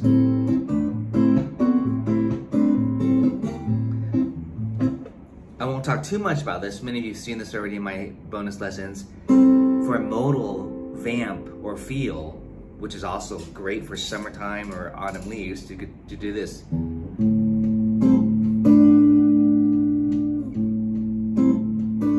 You take the minor 7 and another minor 7, a whole step above, and that's what makes it the Dorian mode, because the 2 and the 3 are minor 7s. We're in the key of G, by the way, the big picture, believe it or not. A minor 7, B minor 7, A minor 7, B minor 7, A minor 7, B minor 7, A minor 7, B minor 7, A minor 7. It's a great study.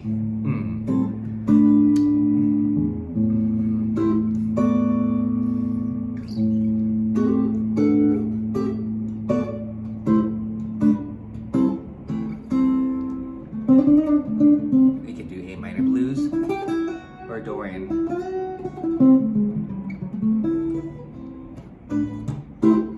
So that's a really fun thing to do. That's a Dorian vamp, great for summertime. I know I already showed this on my summertime live stream, but check that out if you haven't already seen that. That should be archived on Patreon at the gold tier. Summertime live stream lesson. It might even be up on YouTube still. Hey Dave, welcome. Good to have you here. So that's A minor 7, just a fun vamp. So I would not, to be honest, I want to practice that even more. So now I might even just go like from A minor 7 to G minor 7 as a practice vamp for myself. And this is what I'm going to recommend to you and to other students. Let's see. 1, 2, 3, 4.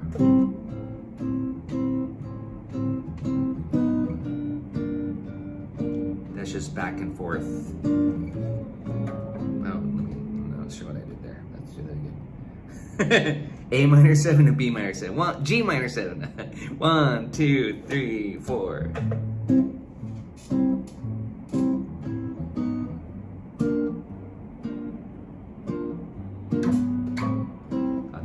F. We're gonna practice this. Ready? A minor 7, G minor 7. This is And back to A minor 7. Same shape's pretty easy, but it's just getting us to move around.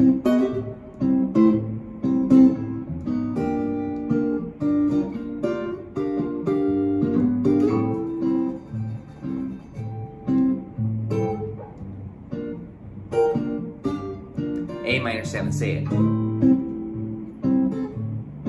G minor 7. And A minor 7. Okay, you get the idea. You can make your own practice progressions. Use your loop pedal.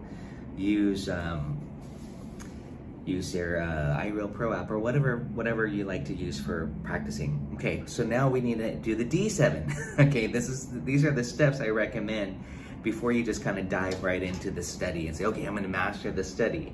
You got to kind of tackle it chord by chord and then piece it together. That's my recommendation. That's why I like the D7 for the blues.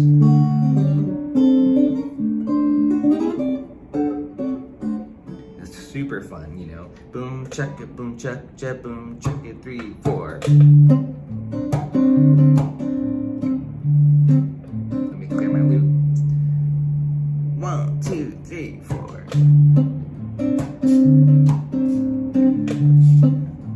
D7, root on top, flat 7 on top,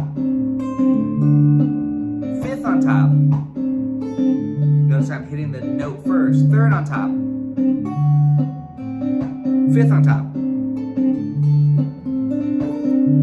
flat 7, root on top, 3rd on top, improvise.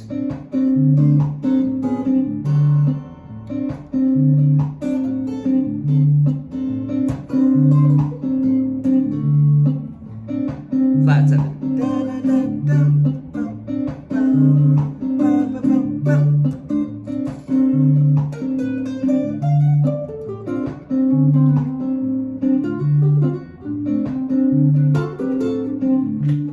You get the idea. Jam on one chord. Just have a lot of fun staying on one chord. And then, of course, that's getting you closer to the 12-bar blues. Then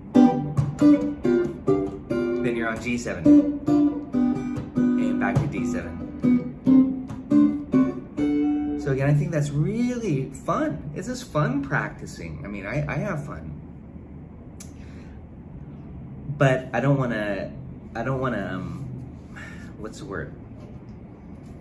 I don't want to not have fun by trying to do autumn leaves too soon. So even though this is a lesson on this autumn leaves chord inversion study, I do recommend that you master the smaller chunks first before you attempt the bigger chunks. The next one, major 7. We already did this, but let's do it anyways. G major 7. Okay. G major 7, root on top. G major 7, 3rd on top. G major 7 with the 5th. And yeah, if you look at it's not included in this link, but it is on Patreon, of course, the chord study, Autumn Leaves chord study number 3, it uses the magic shape. Number 2 and number 3, I believe does. So there's actually this shape that I like as a substitute for this, because this one is not so friendly to grab at a fast tempo. This is really friendly. Okay, so that's the shape here, magic shape. But for now, for this study, we'll master the real proper inversion. Major 7th root on top. Okay, and again, just with one chord for us to practice it. 1, 2, 3, 4.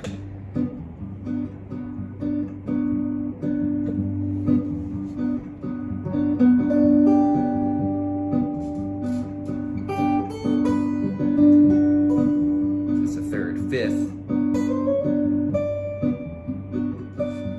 Flat, major 7th. 5th. Root. I'll quiz you. Play along with me. 3rd. 5th. Major 7. 5th. Major 7. 7. And root. Root.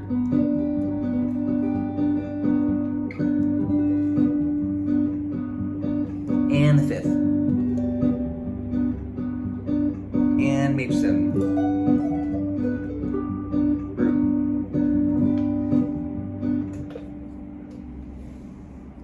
All right, so now we're going to do C major 7, because now we're putting it kind of into autumn leaves where we have the 1 and the 4 chord.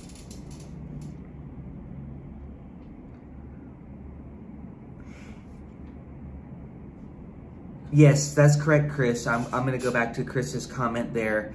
The shape, I'm sorry, and I have this little quirky nickname for it on Patreon. Many of you know it now. I just call it the magic shape, the magic chord shape. And it is a 6/9 shape, just so you know. So instead of this G major 7 like this, I play the shape. It no longer has the major 7. It instead has a 6th degree. And it has the 9th degree instead of the root. So this shape right here with the 4 strings, it has no root and it has no major 7. The root would be here on the 5th string, this. Okay. Many of you know that from Bossa Nova Land and Django. Very nice chord. That's a 6/9 shape, and I do it like this. And I often use that as a sub for the major 7. Okay. That's again in my study number 2 and number 3, where I say the magic shape. For this study right here that I'm showing today on this live stream, Autumn Leaf study number 1, I'm not using the magic shape. Okay. Yuri, welcome. Good to see you here. So, but I wanted to just share that with you really quickly. Let's go from G major 7 to C major 7. That's 1 to the 4, and that's a diatonic to the key of G. Okay. I like the bossa feel, as you can see. It's nice to have a little groove to it. 1, 2, 3, 4, and C major 7.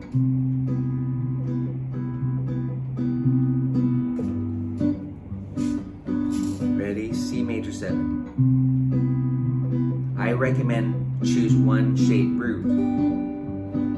Slide it up to the 8th fret root. Same shape. That's easy, right? Hopefully. Root.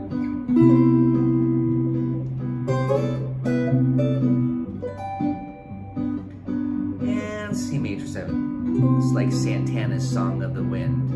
And the 3rd. And slide it up to where the 3rd is for C major 7. Use the same shape. This is a good way to practice.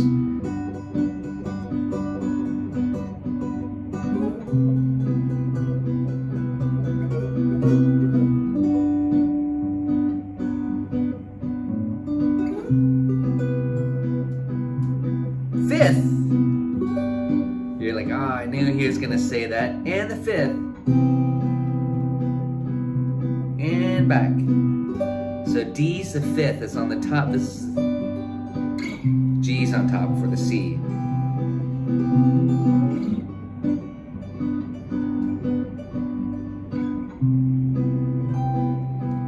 Major 7. That's F sharp for the G, and for the C it's B. For the G, major 7, F sharp.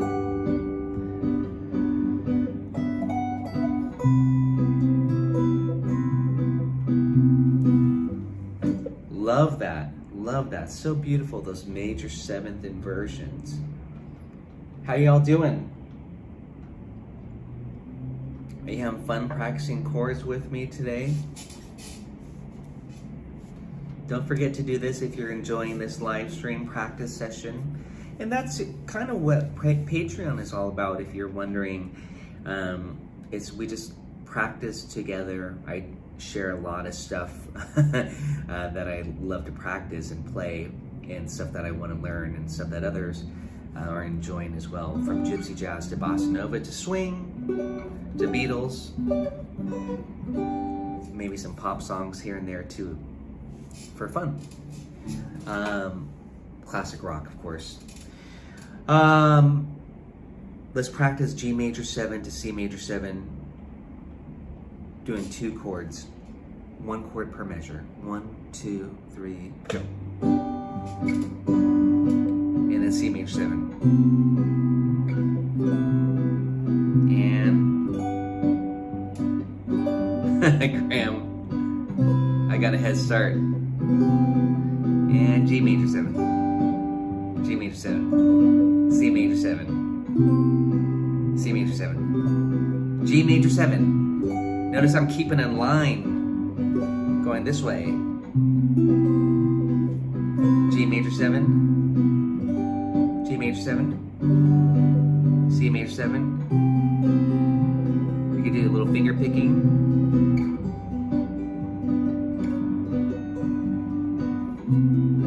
And we're navigating the chords progression.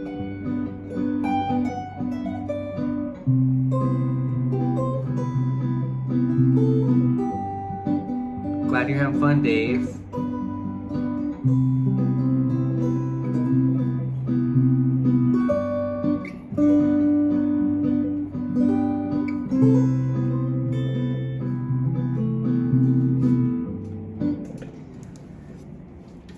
Oh, the magic chord. Okay, I got to talk a little bit more about the magic chord. You know, check out the lesson on the study where the magic chord studies, and I have like extra worksheets too. I didn't attach it, but they're all on Patreon again. I've got, you know, a lot of stuff on Patreon. So the magic chord, I'm going to talk about this magic chord. It's just stacked fourth. It's ambiguous. It can also be called a minor 11 shape, depending on how you look at it. So for a G, I like to use this magic shape on the root on top and the fifth on top. So let's talk about this for a second. With the root on top, you have the root, you have the fifth, and you have the 9, and you got the 6. What is missing, this shape here, with the root on top, what is missing is the third, this note. But I'm only doing 4 notes. So it's really kind of ambiguous. We chose the 9 instead of the third. So listen to it in context, you'll see what I mean. This is off G major 7, and I'll do the same on C major 7. That's what the band is playing, the band, AKA my loop pedal, right? Check it out. G major, and then C. Magic shape, one shape. One shape.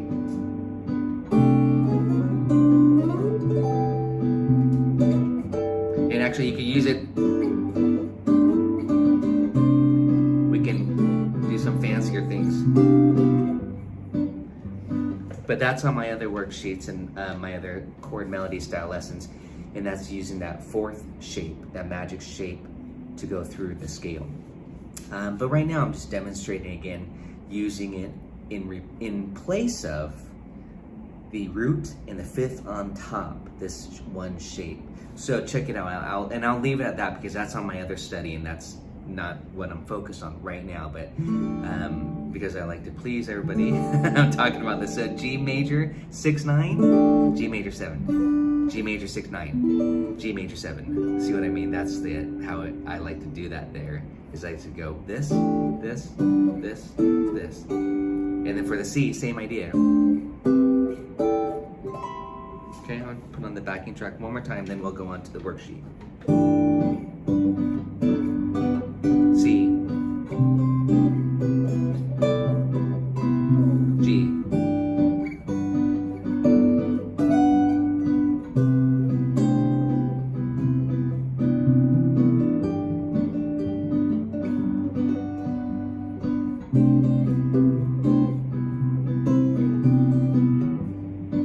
really fun with that. It's beautiful.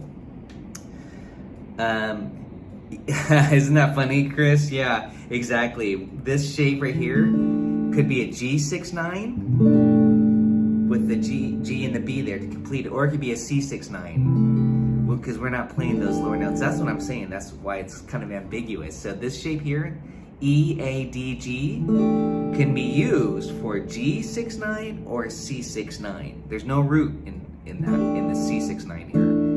Okay, it's a root fifth on top for the C6-9, but it's a root on top for the G. And then when you go up here, Here's C6-9. So yeah, you can use it with the root on top or the fifth on top. That's how I like to think of it. That keeps it makes it easier for me to keep track of it. Well, now, congratulations. Now we have a 2-5-1-4. Now we have a 2-5-1 progression. So check it out. 2-5-1-4. That's, man, I would just loop something like that even. I'm back in the bossa mode here. Okay, good, Chris. I'm glad I can do that for you. Okay, so what I'm going to loop here on my loop pedal here is A minor 7, D7, G major 7, C major 7. That's 2-5-1, and then to the 4 chord in the key of G. And this is why I always say Autumn Leaves is such an important progression to learn and master, because this progression comes up all over the place, especially 2-5-1, right?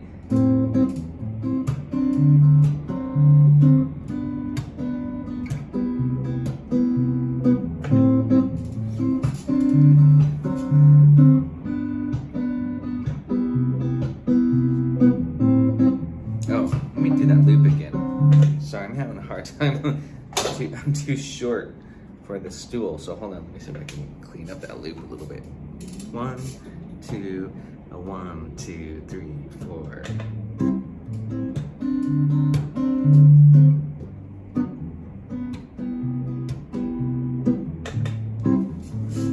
Hopefully that was a little bit better. Okay, so now, here we go. A minor 7, D7, G major 7. And now you can follow the worksheet, but I'm only going to do that much and loop that for practice. I'm not going to worry about the rest. I'm just showing you how to practice this. And again, D7, say it, G major 7, C major 7, A minor 7, D7, C major, and again, A minor 7.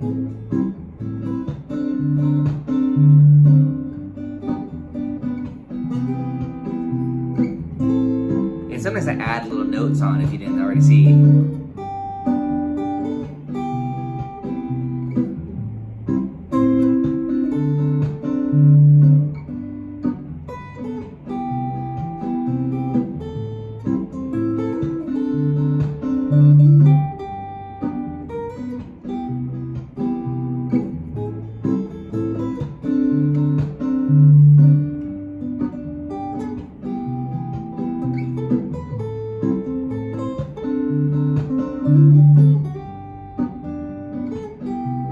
Next one.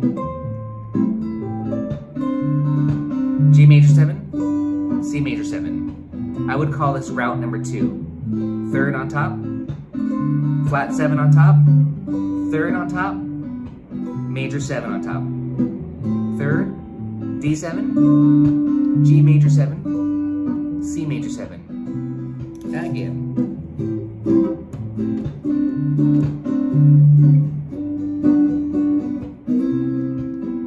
You just want to get your fingers used to these. I'm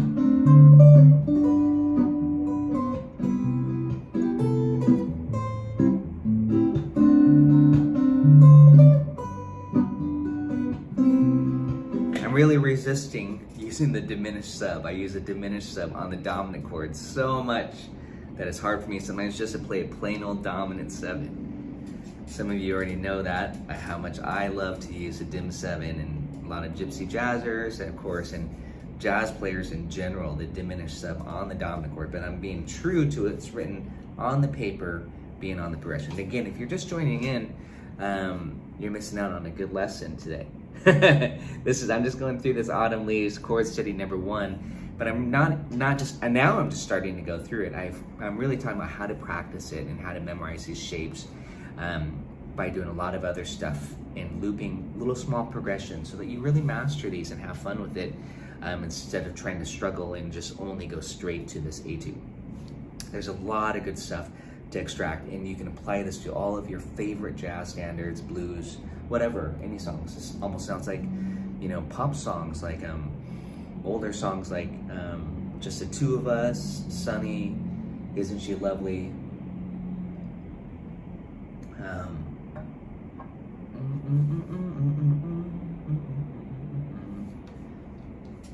killing me softly with his song, you know, stuff like that. Such a sweet progression. So we've got the third. I'm just demonstrating this 2-5-1-4 progression, and now the fifth on top, root on top, fifth on top, root on top. See how it's kind of alternating there? 1, 2, 3, A minor, D7, G major 7, C major 7, and again.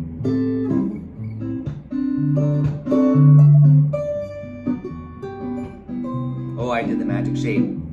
Now I'm mixing and matching because I want to practice this much and really have fun. I didn't show that shape down there.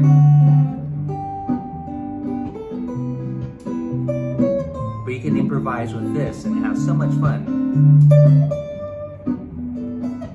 Little magic shape just for fun.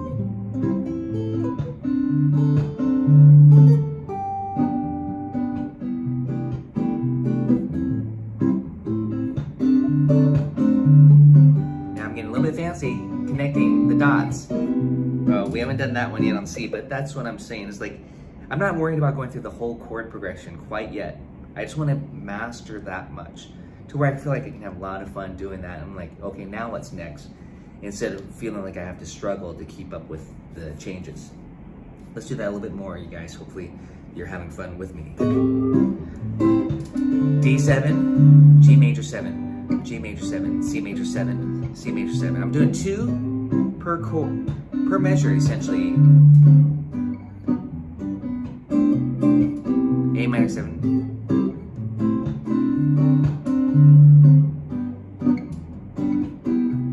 A minor 7. Let's just stick to back to the basic here. Here we go, last one, A minor 7. Flat 7, D7, G major 7. This is super melodic. You got the flat, the guide tone on top. I'm gonna just emphasize that.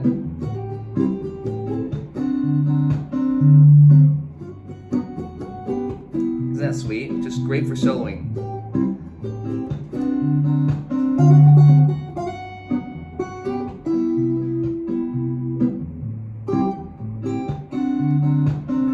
Shape, and then A minor 7. Now we've got all of them. Now we can practice this. A minor 7, D7, G major 7, C major 7, A minor 7, D7, G major 7, C major 7, A minor 7. I'm going to keep a line going up, playing through the changes. I did a little magic shape there. D7. Notice I'm creeping up higher, kind of creating a nice line.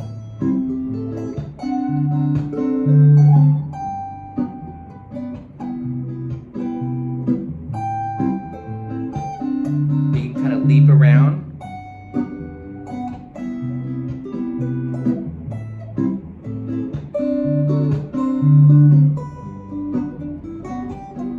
Start to improvise.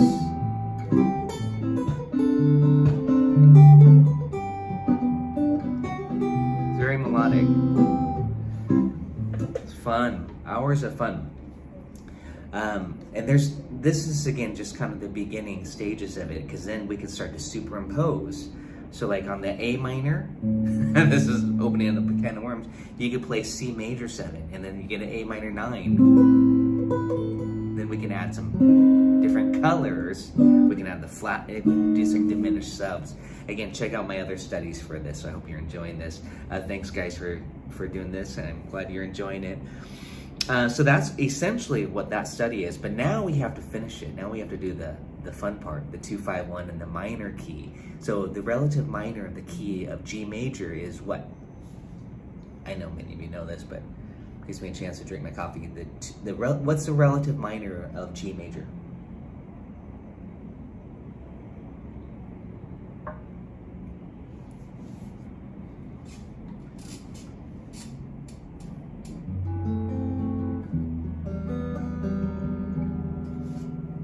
Thank you, Graham.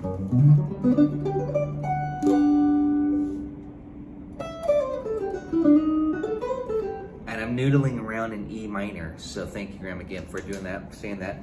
2-5-1 in E minor is F sharp minor 7 flat 5, B7, E minor 7. So now you can look at this portion of the study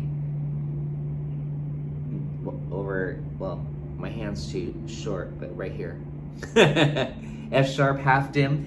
So now just look at Autumn Leaves, the last 4 bars of the A section. F sharp half dim, B7, E minor 7. And then E7 if you're gonna turn it around back to the top. Don't do the E7 if you're not gonna turn it around back to the A minor 7, because that's the 5 of the 2. So just keep it on E minor 7 or even E minor 6, okay? But that's going beyond this. Thank you. You're new to this group. Broke out. Thanks for joining in. 2-5-1 in a minor key. Here we go. Little swing.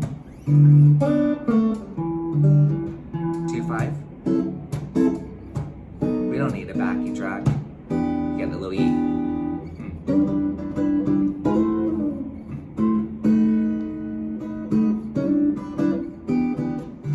And the last one, F sharp.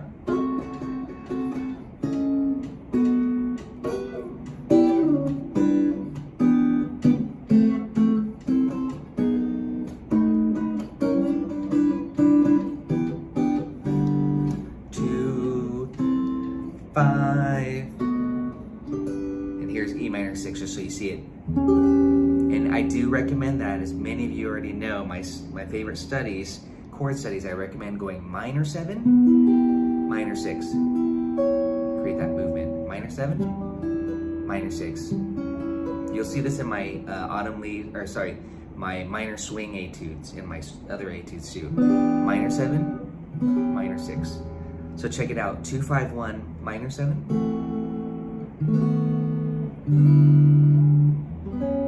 2, that was a special chord.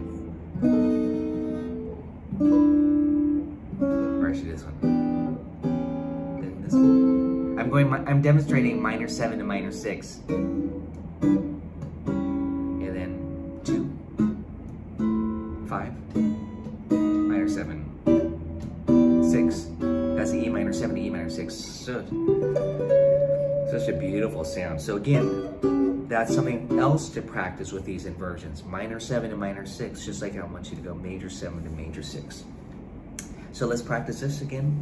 Do we even need a loop pedal? That's the thing, is by getting, good at this, we don't, you're playing the changes.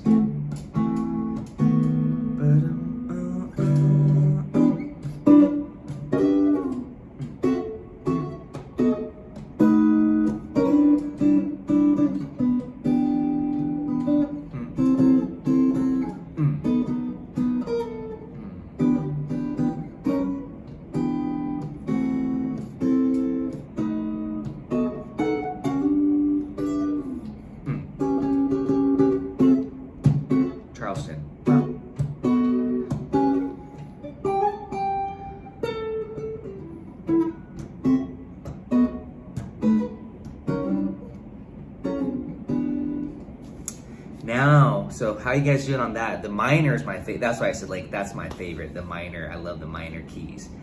Love those E minors. Yeah. E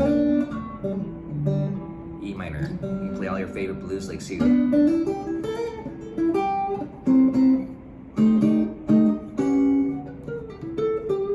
Little fills, stuff like that too. Okay, so now we've got to practice the whole progression. Autumn Leaves, the A section. Again, this is now you can look at this. But I bet you don't even need to look at this worksheet, because if you've gone through all that we just did, the chord by chord breakdown, F sharp half dim, F sharp half dim, F sharp half dim, F sharp half dim, B7, B7, B7, B7, B7, E minor 7, E minor 7, E minor 7, E minor 7. If you do those separately again, like how I'm recommending, just kind of grooving off this 2-5-1 progression in the minor key, you're gonna get good at it. I do want to say this, I really recommend, especially these, assuming you're on Patreon, go to my minor swing. Minor swing is perfect, because minor swing, I'm going to say this right now, minor swing focuses a lot on those minor 6 chords. A minor 6. But here's the theory of this. A minor 6 is equivalent to F sharp minor 7 flat 5. So that's a great way to learn the F sharp minor 7 flat 5 chord inversions. They're the same 4 notes, just a different naming of it. So, because I've had people, including myself, say, I'm not good at those minor 7 flat 5 chords. I say, rename it. So you see F sharp minor 7 flat 5, but you're thinking A minor 6. You know, then you get good at those. Then it's gonna be D minor 6, E7, and that now leads us to the minor swing studies, because it's just 3 chords: A minor 6, D minor 6, E7. So that, you know, A minor 6 equals F sharp minor 7 flat 5. You're gonna get really good at those minor 6 inversions and you're gonna master those minor 7 flat 5 inversions. They're the same. They're the same 4 notes, just a different way to think of it. So F sharp half dim, F sharp half dim, F sharp half dim, F sharp half dim. That's A minor 6. Okay, it's such a great. So check out my chord studies on minor swing for that. Okay. Okay, that's all I have to say for that. Let's practice. I got a private lesson coming up with an awesome student, Diamond Tier. You know who you are. So I'm going to end in a few minutes so I can get ready for that. That means fill up my coffee. All right, today's a good day of private lessons, so I'm glad you guys joined in for this session. I'll do another one this weekend, live stream. Here we go. The whole progression. Do we even need a backing track at this point? Probably not. Let's see. The falling leaves drift by my window. The autumn leaves, red and gold. E7. I see your lips, summer kisses. I see the hands I used to hold. E7. Ba ba bum bum. Bum bum bum bum. Ba da da da. Bum bum bum. I cheated. I used the diminished sub. Did you guys catch that? Now I am cheating because now I'm using the magic shape too. So, oh, Dave didn't catch that. So what I did was this: I went A minor 7, D7, G major 7, C major 7, F sharp half dim, B7, E minor, and then I went like this. For the E7, I went like this. The diminished is magic, as Pat Martino says. It's automatic. It's, you know, this one shape. You're like, oh, you slide it 3 frets. And again, I don't want to go over stuff. Well, I kind of am. That's not on this particular worksheet. But again, if you guys are on Patreon, please check out Autumn Leaf Chord Study number 2 and number 3. You're gonna be like, oh, this is magic. These are how the tricks are explained by doing those chord subs, the magic shape, and the dim 7. I think I even start to use some augmented stuff as well. Hey, you're welcome, Kababa. Cap Baba. 1, 2, 3. Oh no, that's way too fast. That was like 1, 2, 3, 4. 1, 2, 3. 1, 2, 3, 4. 1, 2, 3. Thanks, guys, for joining me today. Red and gold. Diminish it. See your lips. The summer kisses. I see the hands I used to hold.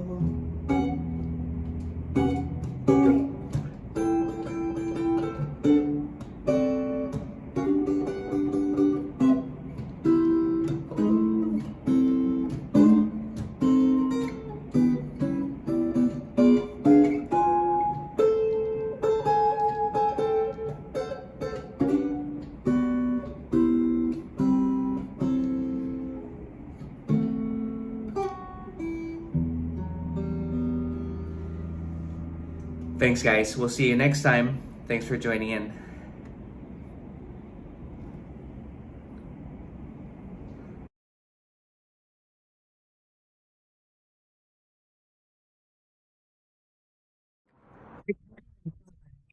All right, we're here with Darlene.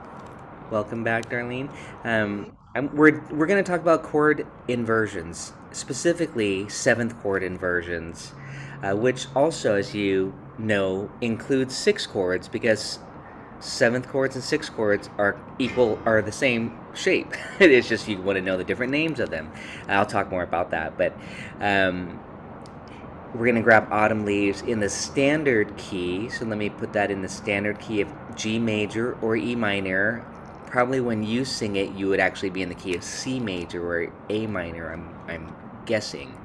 So this is just kind of talking about how to practice. I'm going to do this is like a really simplified way. Because what I already have on Patreon and I sent you it is a pretty fancy version of going through inversions. This is a nice simple way. So the first chord is A minor 7. I'm going to write it on top.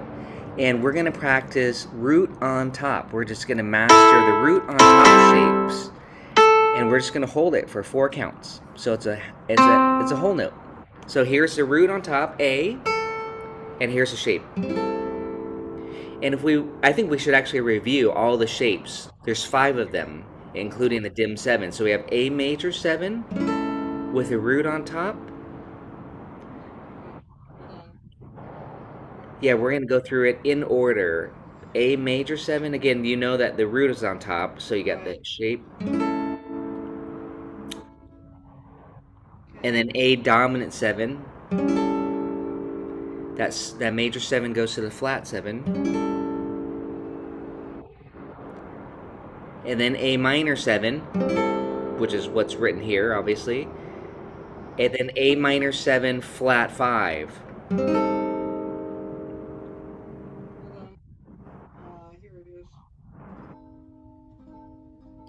Great, and then A dim 7.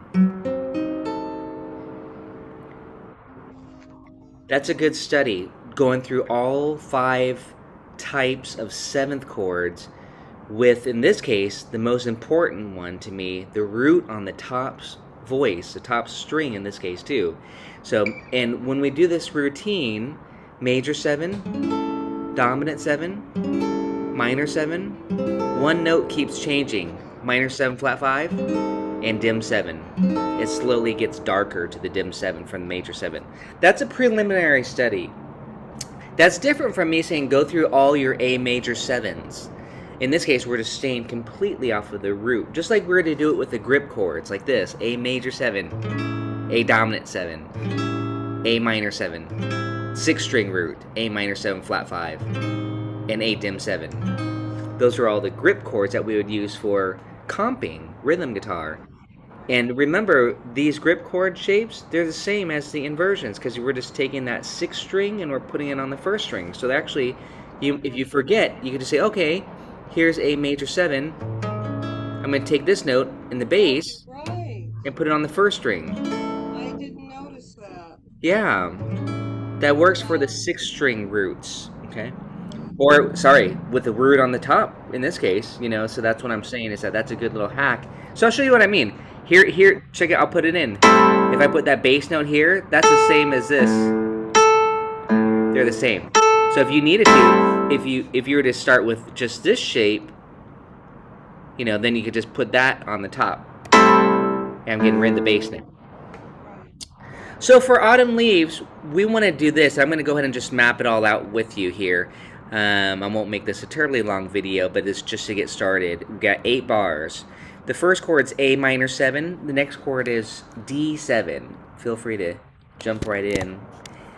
Next chord is G major 7. This is a classic progression. 2 5 1 4 C major 7. That's 2 5 1 4 in the key of G, and then it goes to the 7, which is F sharp minor 7 flat 5, but it's really the 2 chord of E minor, the relative minor. Then it goes to B7, which is the 5 chord of E minor. This is just a little bit of analysis, not terribly important, but it's nice to know this stuff. And then it resolves to E minor, which is the relative minor of the key of G. Sorry, making some errors here. Let me write that chord back in. E minor 7. And then to repeat it on the first time, as if we're just looping the 8 bars, the A section, I would then put E dominant 7 here. That's what you'll see on my studies for autumn leaves inversions. So I'm going to put E dominant 7 on measure 8 as a turnaround.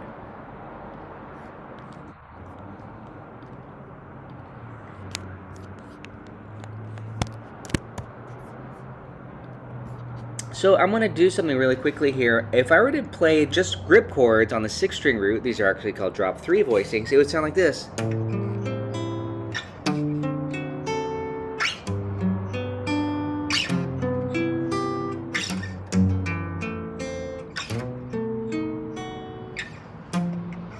Fret, and then E7. So that's something that I think you can already do, no problem. But now we want to do that same concept that I talked about, put the bass note on the 1st string. So we have this.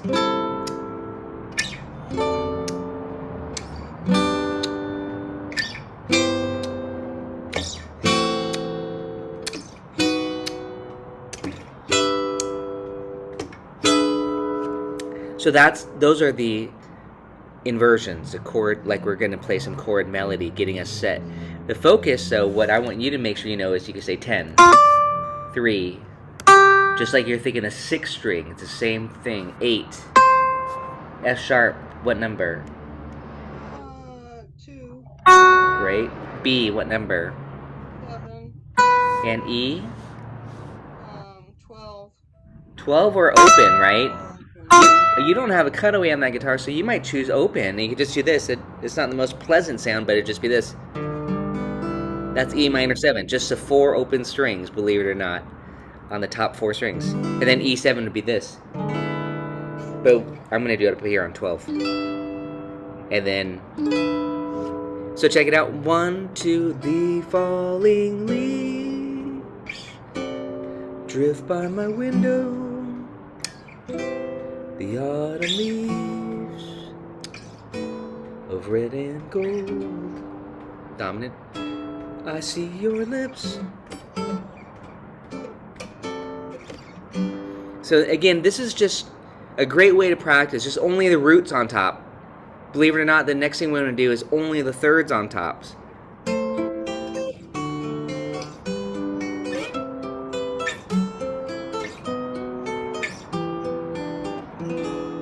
You know, then we can even go so far as combine root and then third. So it sounds like this.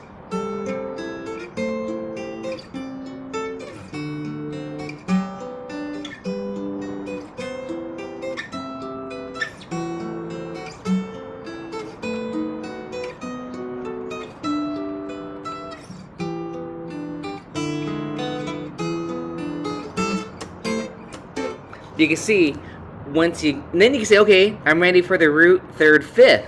We're kind of building it up slowly. So this is a great method to go back to the basics again, like learning the roots on top. So let's draw each one of these in. I'll just do a little bit more on this video, then we'll practice it together. G major 7. And go ahead and do it on your end, and just make sure that you can do this with me. I'll kind of get the grids on here too. But this is a great way to memorize these shapes, okay? And you're going to have 5 shapes, right? Really just 4. None of them are diminished 7. That's going to be a substitute later. So where you have major 7, dominant 7, minor 7, and minor 7 flat 5 right now. So here's a C major 7. It's going to look just like the G major 7. Just slide it up. F sharp half diminished. Get the shapes here for you. B7.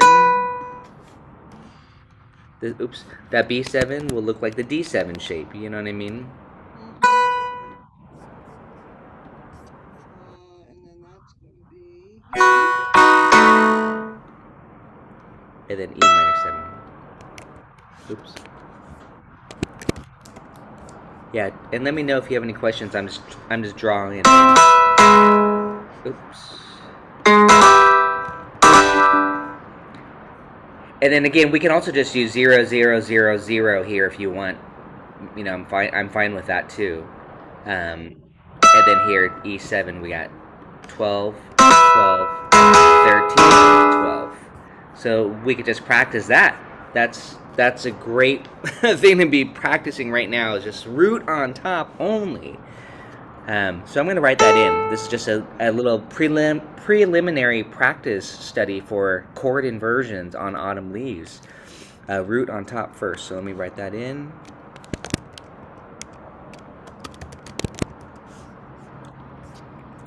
And go ahead and just kind of practice it. You know, with Sound Slice, you could just set your tempo, slow it way down. Make sure, you know, this kind of is like forcing you to do it in time. You put the metronome on, of course, and say, okay, here we go. Count in, of course, one measure. See if you could do it at this tempo. 1, 2, ready, go. 2, 3, 4, switch. 2, 3, 4, switch. 2, 3, 4, switch. 2. Same shape, right? Now get this shape, and you have to kind of morph the shape as you're sliding it down, and then go up to the 7th fret, because you know the first string is the root note, and then minor 7, 12. And then we're going to turn that to dominant. And then we're going to go back to the root on top for the A. Well, it's not set to repeat, but let's go ahead and have that repeat just one time before we move on. So let's go ahead and I'll record a little bit more here, and we'll go on to the 3rd on top. How was that for you, though? It's okay. I mean, I'm still a little slow, but I could do it. I'm sure I can do it if I practice it. Well, again, what I don't want to ignore, because it's going to get harder immediately, like pretty fast, is the root on top, because the next part is the 3rd on top. And that's where we have to do some spelling. You have to know A minor. When you see A minor, you say C. You see D7, you say F sharp. And this is, again, you know, a lot of my students will say, how important is it to spell the chord? If you're going to do this, it's like, I mean, sure, you can get your fingers to just learn the shapes and not think about it. But, you know, ideally, you'd see A minor, you go A, C, E, G. D, F sharp, A, C. And just, I'm just walking through it. G, B, D, F sharp. C, E, G, B. F sharp, A. It's just every other note, by the way. F sharp, because we're saying these are all diatonic to G. That theory also helps, right? F sharp, A, C, E. And this is not in the key. That's a secondary dominant. B, D sharp, F sharp, A. So again, we're going to do thirds here in a second, but I'll stop this video here after we do this together. But let me just go ahead and do this. So I did that quickly. I want to go through that with you again. But I'm going to just stress grabbing a piece of paper away from your guitar, writing out the 5, 6, how many chords? 8 chords to Autumn Leaves. You're going to go A minor 7 equals A, C, E, and G. Whatever it takes for you to figure out, you know, you got to know your chord formulas. You might arpeggiate, that's how I do it, like this.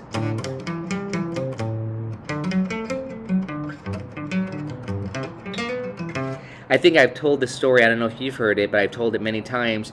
Music school days, these were timed tests at 8 o'clock in the morning. Teachers would pass out just a page of chords, you got to spell it. And I was always really fast at it, which was fortunate, but I kind of did all this stuff already. But I don't think a lot of the classical musicians were used to doing that as much. But they were great players and readers, sight readers. But one aspect of it is, for jazz players, you get used to outlining the chord changes, meaning arpeggiate it.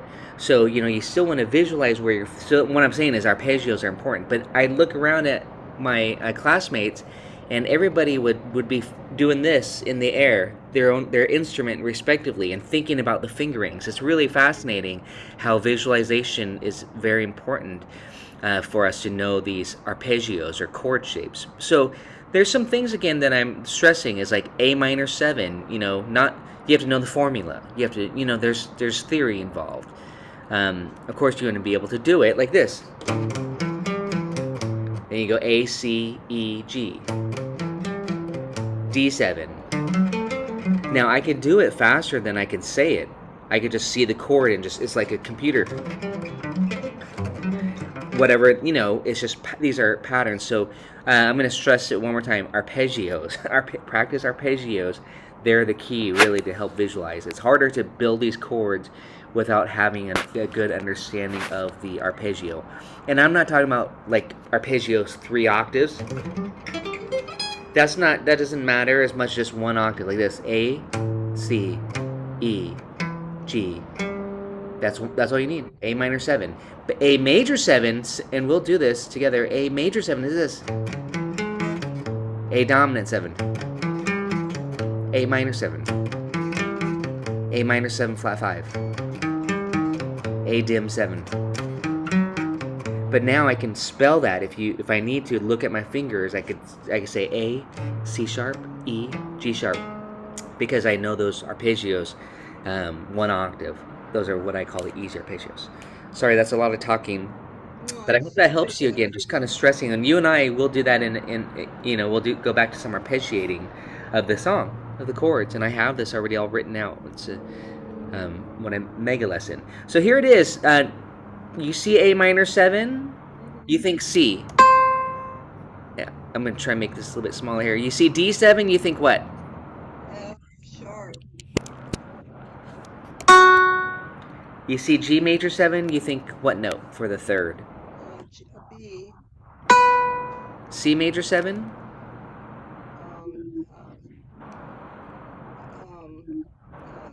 I know it's E. F sharp minor 7 flat 5. Remember, it's just every other note. These are all diatonic to the key of G. A sharp. Just A. Well, A. Yeah, I see. Okay. And then B7. Now this is not in the key, so you have a major 3rd. B minor 7 would be the diatonic chord key of G, which is a D natural. So we want D sharp. I'll help you with this one. That's that funny note. That's not in the key. The 3rd. And that's called the leading tone. And then E minor 7, the 3rd, G natural. And then G sharp for the dominant 7. So we want to raise that. So that's not in the key either. And that's why that G sharp pulls us back to A beautifully. That's the leading tone. So those two are secondary dominants. These are not in the key, the B7 and the E7. Let me go ahead and just draw the shapes here so that you memorize these, and then we'll piece it together. And I would just stop there until you can get that down. Root and 3rd, not root 3rd, 5th, 7. That's too much too soon. We did do that on the 12-bar blues last time, but this is a harder song. You got a lot of chords, different from a 12-bar blues. So again, this is with a 3rd on top, and that's where I would just stop and go 3rd on top, A major 7. A dominant 7, A minor 7, A minor 7 flat 5, and A dim 7. I'm just staying on the root of A. We want to do this on any note. G major 7, G dominant 7, G minor 7. And again, that's where I can quickly show you by pulling up that inversion worksheet. Well, I don't know about quick, but let's find it.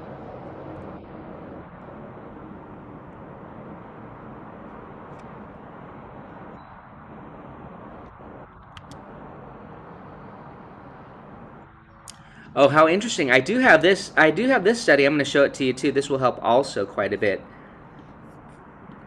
It's actually written on autumn leaves already. So yeah, that's the one that I have from last week. Great. So check it out. If I wrote it out, but it won't do you too much if you don't know again that this is the root on top.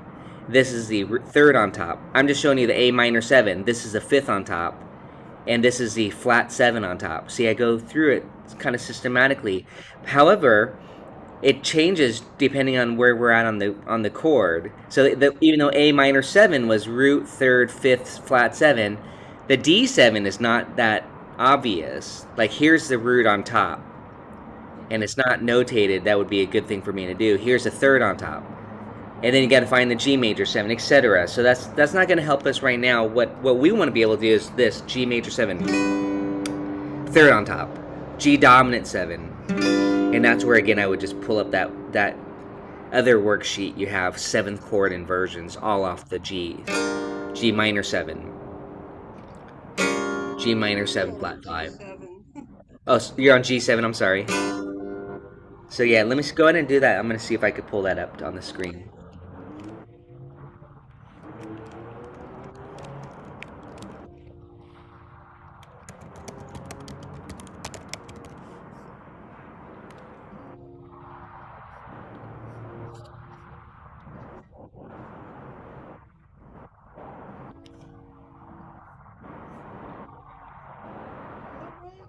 Yeah, I guess it is right.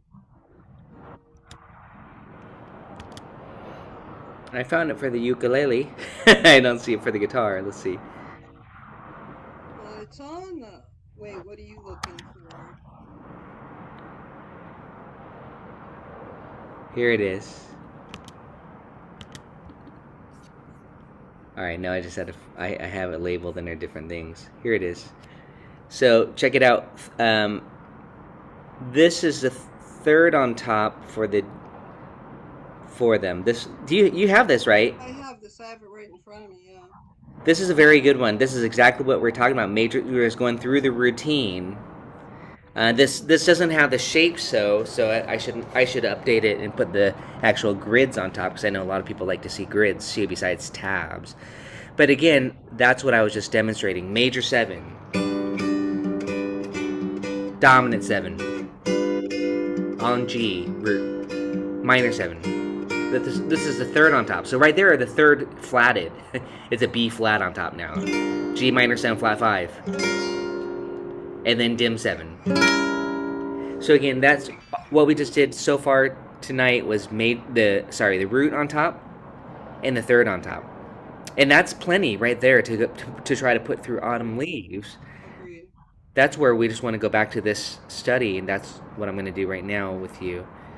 Yeah, this is good. This is going to really help because what happened with the other Autumn Leaves I had was that it was going from like the first chord is. Are we still recording? Yeah. Oh, anyway, it went from where the root would change as far as where it was, like the A minor 7 on this one. The first one, the root is on top, but then the D7, the root is on the 2nd string, which I guess that would Right. be The 5th on top. 5th on top. So yeah, Exactly. So that was, you know, And it was a good, yeah. it was good practice, but it wasn't getting it into my. I agree. That is really good practice, and I do want you to get that one down too, because that's the most musical one. It's closest voice leading. You don't have to move very far, which is what we want. We want only one note to change or 2 notes to change. However, I think again to learn it, that's why I'm this is the whole new etude here. We're just saying root on top. So this will help you so much when you see A minor 7, D7, G, C, F sharp, B, E, E. And now the 3rd on top, but I'm going to connect it, A to C, D, F sharp, G, B, C, and now it's almost starting to become more musical. That was just the single notes, just to help me map it out, but then I want to put the chords, so it's going to sound like this.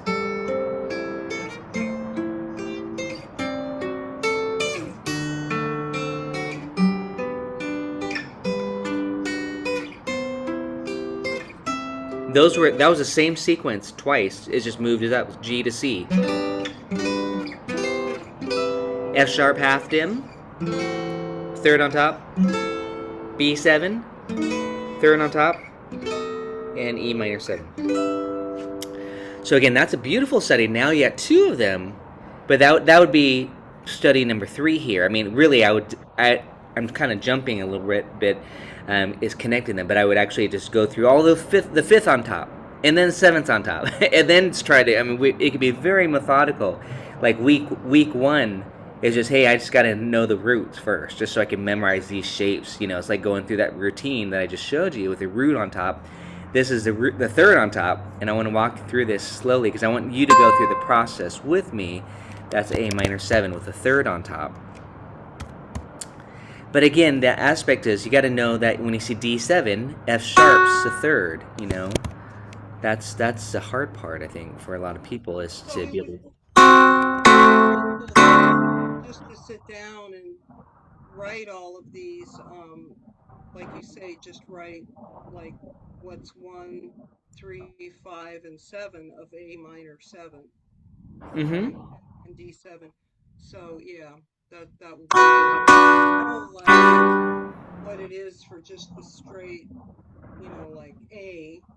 Right. But I can't do Well, that. that's actually where, and that was really good what you just said there. When I teach music theory, when I have students play it on the piano too, piano is a really great instrument, by the way, to do this. I always say start with your major, and actually triads should be done first before you hit 7th chords or 6th chords. You got to do the 3 notes. So, and we should incorporate this into our lessons. So if I said A, you say A, C sharp, E, and then from there I could say minor. Then you say A, C, E.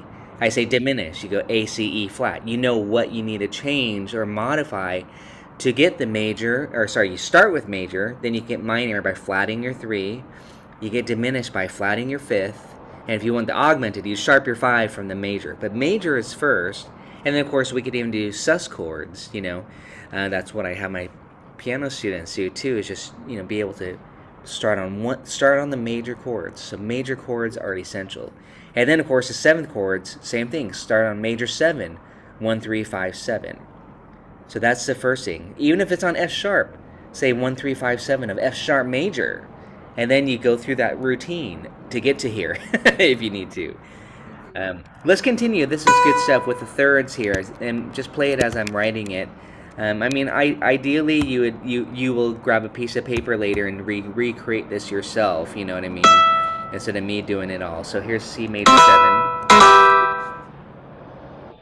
And these are just shapes to me at this point because I know the thirds on top and I know what shape. And that's what I'm saying. It's kind of just shapes for arpeggios too. I don't have to think about it. So if you said play the third on top, as long as I know where that third on top, I know it's just the shape. So again, that just takes time in doing it and really thinking about it too, of course. So that's C major 7. This is the third on top for the F sharp half diminished. And you're going to say, oh yeah, I know that shape. But it's just, you just want to be able to play that. That's also an A minor 6. I'll just say that right here. This is A minor 6 if you're doing swing and gypsy jazz. This is A minor 6 with the root on top. So that's where, if you know your minor 7 flat 5s, you know your minor 6s. If you know your minor 7s, you know your major 6s. Because this is C6. We talked about this, but A minor 7 equals C6. So it's pretty awesome how this all will start to come together. There's B7, third on top. These are all thirds on top. Oops. And go ahead and play these and make sure that you have these under your finger. This is E minor 7 with the third on top. It's going to look exactly like the A minor 7. And that's kind of the whole point, is just to really reinforce by doing it. There's our E dominant 7. That's going to look like the D7 and the B7 shape.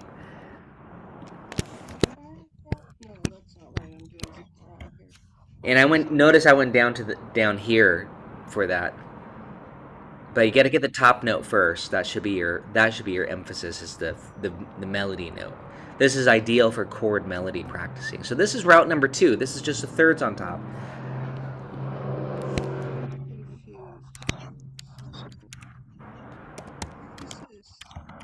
Do you have a question? I'm not that that B7 looks, I don't know what's happening there. Let's see. What? Oh, Oh, did I I do it see. wrong? Not, no, you didn't. I did it wrong. No, let's see. Yeah, No, let me know. I do make mistakes. oh, I'm not far enough down. Okay, 7, 8. Now it's okay. I got it. I got it. Sorry about that. No, I that's okay. I was on I'm the gonna. sevens. This is a really awesome lesson, actually, and I know other people will be really excited to see it too and learn a lot from it. So I'm gonna continue on. Actually, I was gonna stop it, but I'm actually gonna just show you what I'm gonna do here. And this will be the end of this study here. I'm gonna copy this, paste it in, turn it to a half note, and then I'm gonna grab this one. And now after once you get this far here, once you get through that the thirds on top, then we got to piece it together. So you do this. You have two shapes that you can start to move around. But I Okay. would not recommend that, Darlene, until you could just do the roots on top and the Right. thirds on top. We're Right. not even going to do the fifth and the seventh in this lesson. This is only the roots and the thirds. That's all. Okay. Yeah, So that's again, good. I'm just going to copy and paste so you can talk. This is it's a process. It's not. Right.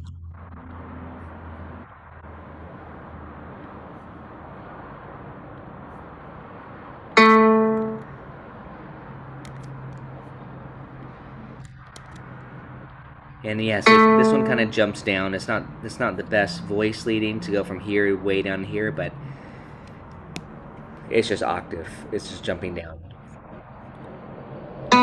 So again, you might be working on just the thirds on top right at this point instead of I don't know if I'd recommend trying to do No, I won't. Not. connecting.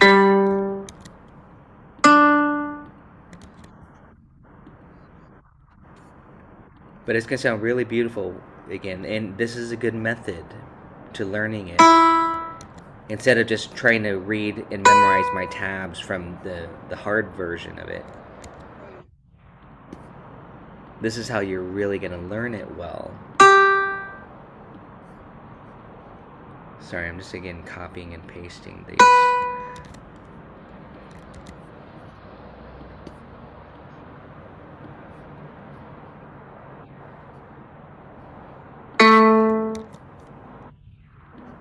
So you'll also notice that the rhythm is changing, right? It has to be half notes. In this case, you can improvise with the rhythm, but essentially we have two shapes now, root and the third on top for each of the chords. It sounds beautiful once you get this. It's a beautiful song, also. Oh yeah, this song is so many chord progressions. This song is used by so many other songs. Santana's Europa is one of them. Ah. Yeah, that's a gorgeous song. In this key, it'd be way up here, believe it or not.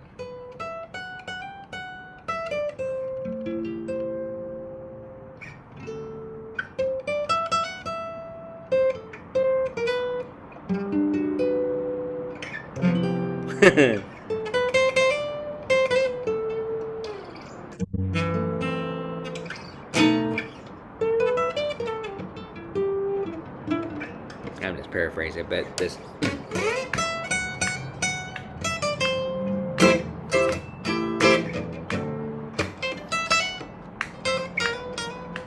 And again, he's targeting the thirds of the chords, just like Autumn Leaves is his version of Autumn Leaves.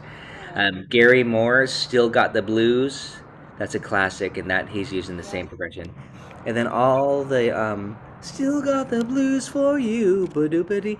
And then Mania de Carnival, Black Orpheus, so many gypsy jazz songs, they use this chord progression to Autumn Leaves. It's really, and again, this is probably used in a lot of old classical pieces. So who knows where the composer got it from? Joseph Cosma. He's a French songwriter. Ah. Is that who Yeah, wrote Autumn Leaves? he's the one who wrote on Lee's French song, and then Johnny Mercer wrote the English lyrics to it. So it's kind of credited to both Cosma and Mercer. Um, and it originally was in 6/8 time or 3/4 time, and then they turned it into a jazz swing song. 4/4.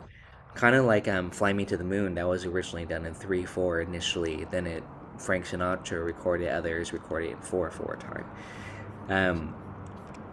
So let me see here. Let's finish this out. We got B7 here. I'm just gonna copy the root on top. This is the next level. We're trying to piece it together.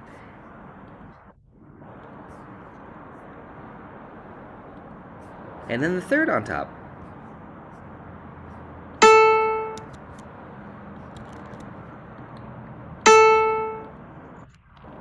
And then finally E minor 7.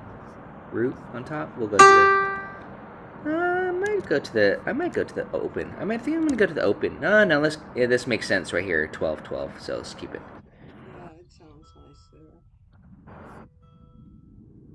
And there you could even do all harmonics on the 12th like this. The natural harmonics there. That sounds really nice. And then the third on top is G. So again, that's the thing, is you want to think G. What's the third on top? Then you have to know the shape. You know, it takes time. You'll get it. And third on top. And then the E7. I think I kind of want to do the open one. Oh, sorry, that's the third on top. E7. I'm going to go down here, but I'm going to put it down in octave. Open.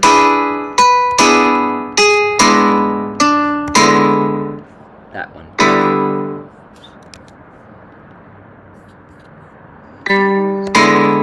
And then that's like a blues chord there. This. Just those top strings. Let me get that third on top here for the E7 as written here. And then I'm going to push play just so you can just hear the computer play it for a second. It's going to sound really nice. I'll stop the recording at that point as well. Here we go. Listen to this.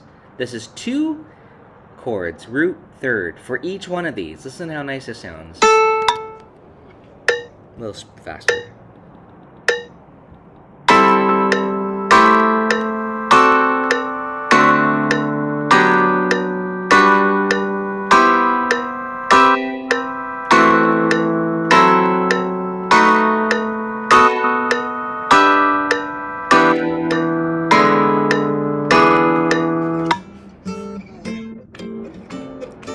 Drift by my window, beyond leaves of red and gold. I see your lips. And I'm just kind of singing the melody while I'm practicing getting these down as written. That's another good thing to do. So let me just kind of make this an exercise. I'm going to stop there with this study here.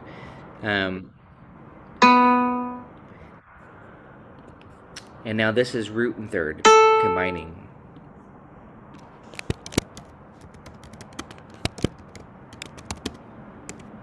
On top.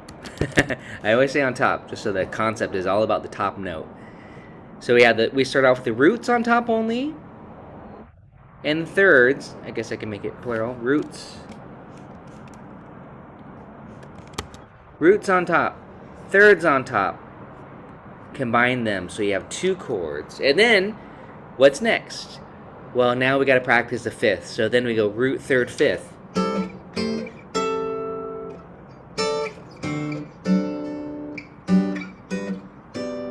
You know what I mean? But I wouldn't recommend that yet until we could just do this. And this is great right here. The thirds are so melodic.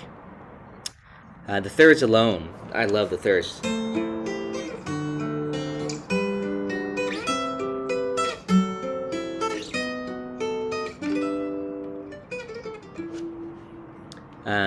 I'm going to stop this. That was really awesome. Thanks for letting me record that.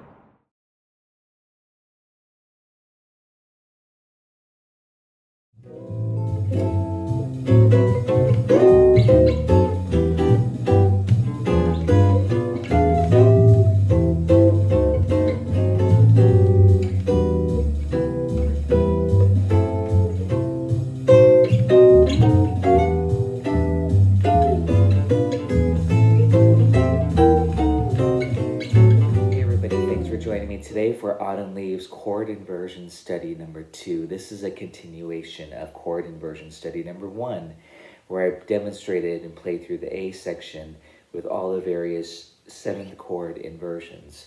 Well, for this time around, study number 2, we're going to do a diminished substitution over any dominant chord.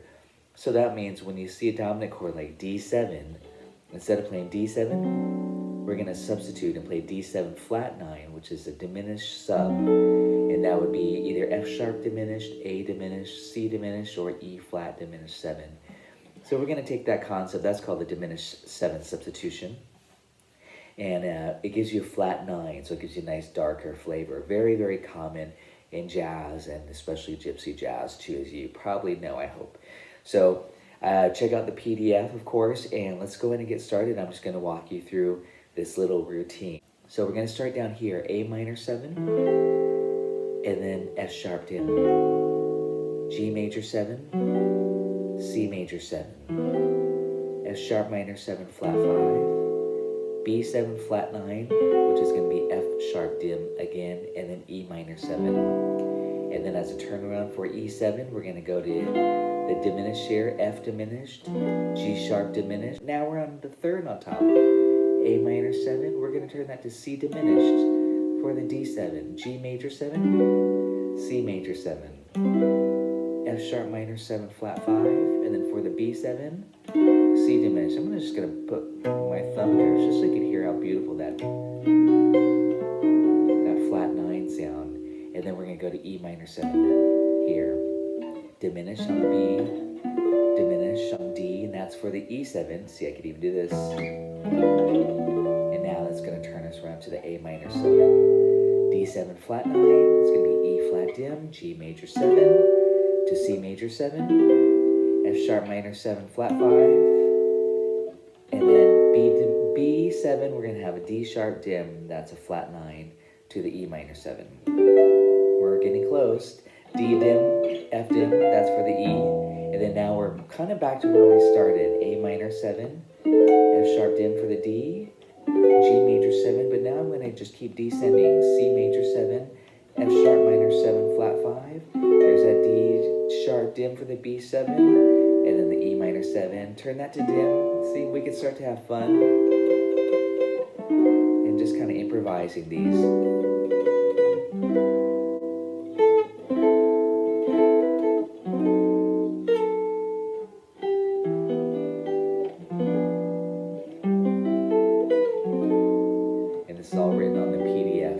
This study. We're almost done. And then we're done here. But the idea is to give you freedom so that you can go in any direction, not be limited to one shape or one inversion. So really the study is, review and learn all your 7th chord inversions. Major 7, dominant 7, minor 7 flat 5, and diminished 7, of course. Those are all 5 types of 7th chords. And in this particular study, we are using all 5. So this is highly recommended to get down for your chord melody, for comping. If you play the ukulele, it applies directly to the uke, the top 4 strings. So enjoy this worksheet, and we'll see you guys next time. Thanks.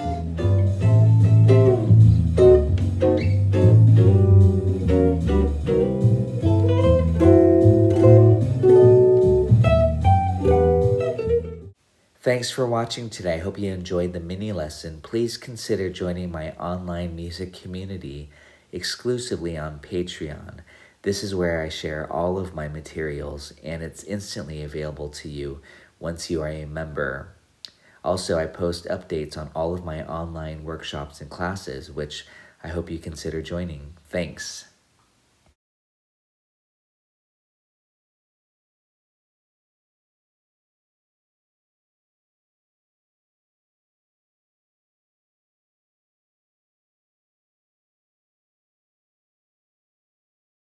I'm starting here for...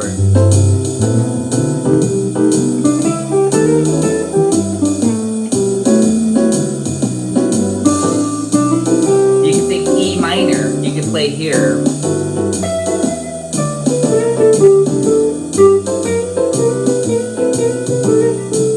And yes, you you'll probably hear me play a lot of the same licks I just did on Fly Me to the Moon.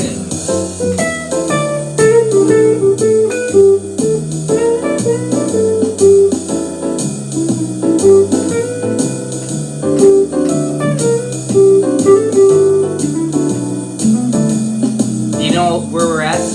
But I miss you most of all, my darling. Later on we'll do some outlining.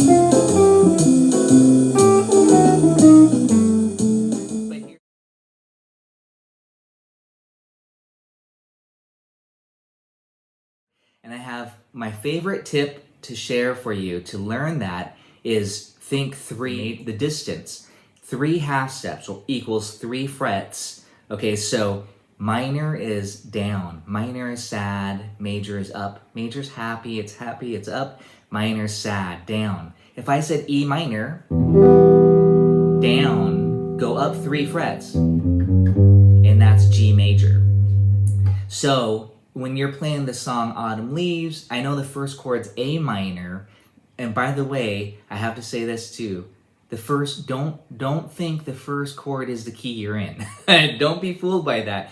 Always look at the last chord. What chord is the final chord of the song? Not the turnaround chord, but if you end the song, you know, in this case, let's see. Then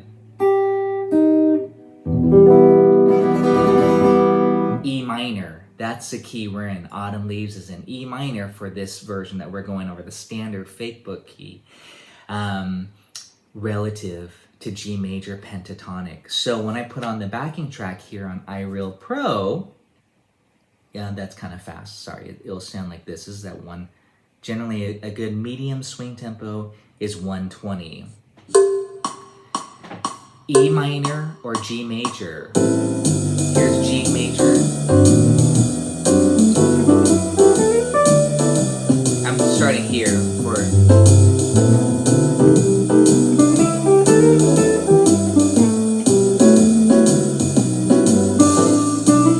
You can think E minor, you can play here.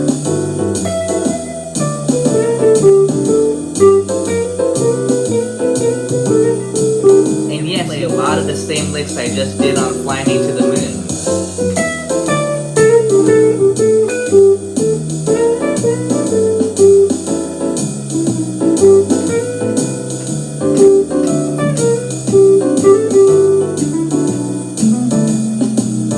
Where we're at, but I miss you most of all, my darling.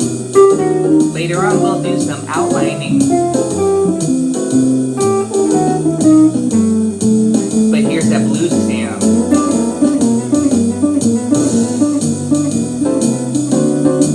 I love repetition. Grant Green's one of my very favorite guitar players. He is so soulful and very, very repetitive.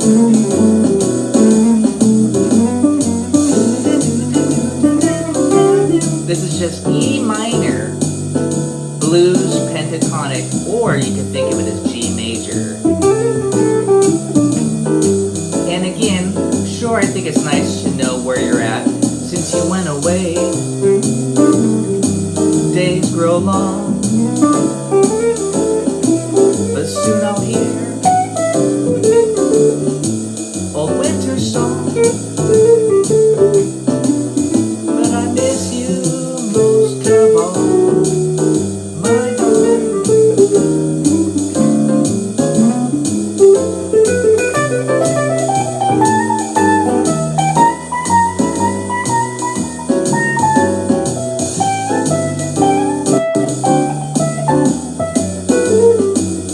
Again, E minor, pentatonic, or G major. And again, I was really focusing on those 2 keys last term. I would say don't worry about trying to play through all 12 keys. That's a very music school thing to do, but I'm not going to have you guys do that. Just master key of C, key of G for now. That should get you by pretty well, I think, especially if you start on the 6th string and the 5th string respectively for those scales. That's a lot to absorb. Again, I think that's a good review right there on a big part of what I was talking about last term using these particular flavors, and hopefully you're like, ooh, that's fun. You can explore the whole fretboard do that for, try out different songs level. But the next thing we could do is outline the chords. And what do I mean by outline? This is another topic we talked about last term, arpeggios. That means to outline. I'm not worrying about what chord I'm on at the moment. That's what I was saying. Just, it's kind of nice to get lost and not have to think about A minor, D minor, G7, C without all those chords going by. In this case, for both of these two examples, I just said, hey, what key are we in? This is called Easy Arpeggio Study, Complete Study here. As I just did. You could just break it up.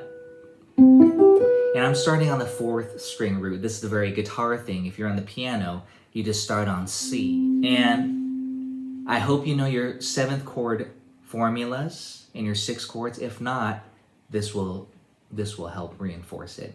So to flat your 7, you now get a dominant 7, C7. And again, I'm starting here on the 4th string, C. And this will also help you learn your notes by doing this and being strict with yourself, this method. Now flat your 3, we get a minor 7. Again, I'm just playing the rhythm freely. 7, circle 7 means C diminished 7. And you won't even see the diminished 7 that often in songs. I mean, more so jazz and pop rock songs. However, we're going to primarily be using minor 7 flat 5. And by the way, minor 7 flat 5 can also be called half diminished because the triad is diminished. And that often, if you were looking at your iReal Pro app or another different lead sheet, you would see a circle with a line through it, diagonal line. That means half dim. And then the fully dim is this one that's on measure 9. E flat. And then C major 6, C minor 6. And just again, have fun with that. Actually, I just wrote out an etude for Mr. Sandman. I'll share that with you guys toward the end. That little riff there by the chordettes, I guess. But that's implying major 7, 6. Then it does D minor 7 to 6. So again, that's a 1-6-2-5 chord progression. It's one of my favorite, I call it favorite hacks for 1-6-2-5. It's just by quoting Mr. Sandman. I wanted to say they're interchangeable, the major 6 and the major 7, 7 and the minor 6. To me, basically you can kind of mix and match those. All right, C minor 7, and then the minor 6 chord. The 6 did not change.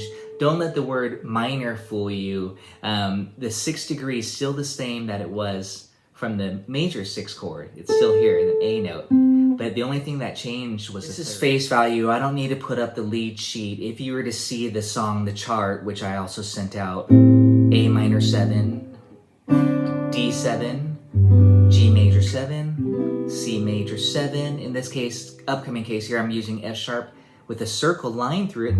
That's F sharp half diminished, B7, and then E minor 7. That's essentially the A section. I like to put an E7 here, which is not necessarily on the charts, but it's nice to pull us back to A minor 7. These autumn leaves. Again, learn the tune. Not necessarily the words if you want to. Falling leaves of red and gold. And then here's the arpeggios.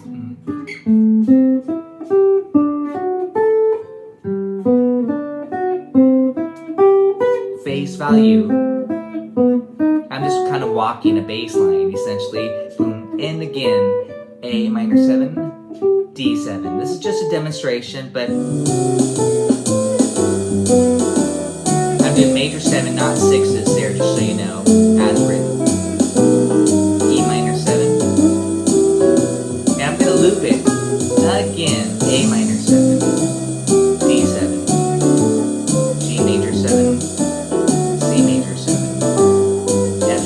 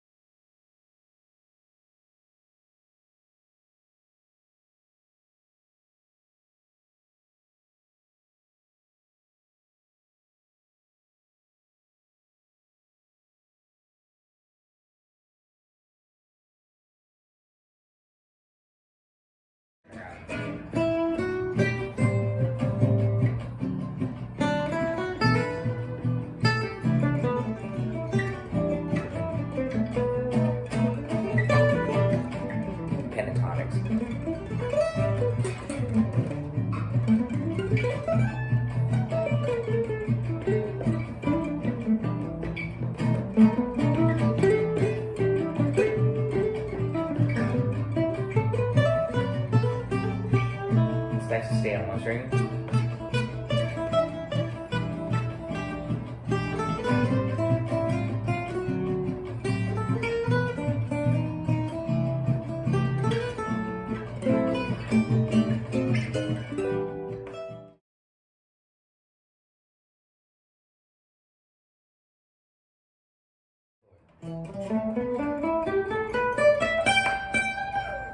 Hey everybody, I'm jamming here with Joe. We're doing some pentatonic practicing today over the classic Autumn Leaf. The 5 positions of the E minor. There's a study, of course, of all 5 finger positions. So it'd be like this. That's 1, that's E minor. The next one would be this one. And that's G major penta. Then you just have these kind of modes of the penta. As you go up the different each position, and then finally back to where you started, an octave higher. I mean, it's fun to stay in one position, but it's kind of fun to just mix and match. They're the same 5 notes, but you play different ideas because of your fingering. And then stay on the A section. Or you could go to the B section if you want. But I'm just practicing the penta.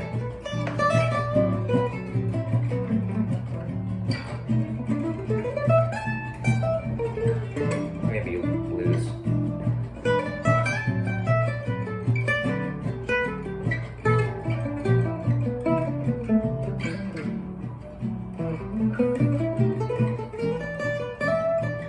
And here we go. First one.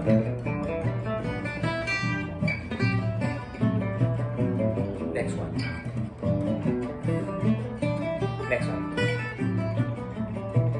Next one.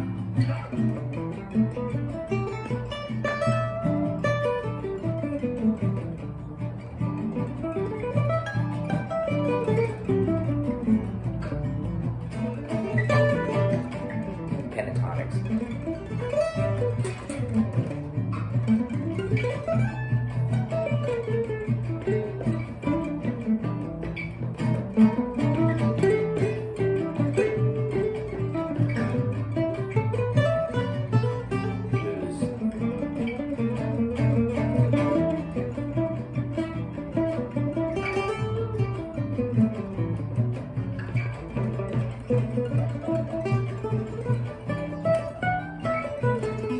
That was Autumn Leaves. Now we're going to play Sweet Georgia Brown, and Joe's going to use that same E minor pentatonic scale over it, and we're in the key of G, because E minor is relative to G major.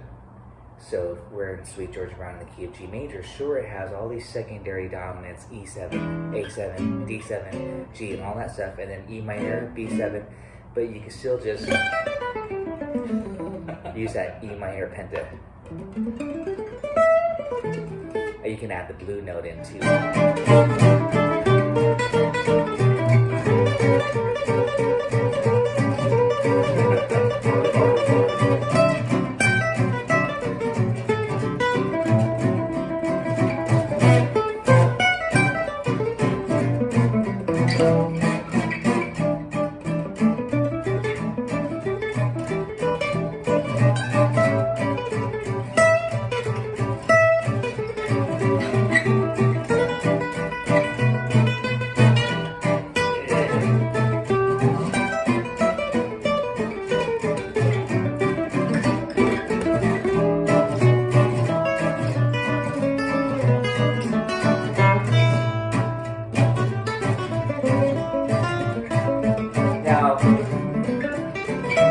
Do a different position.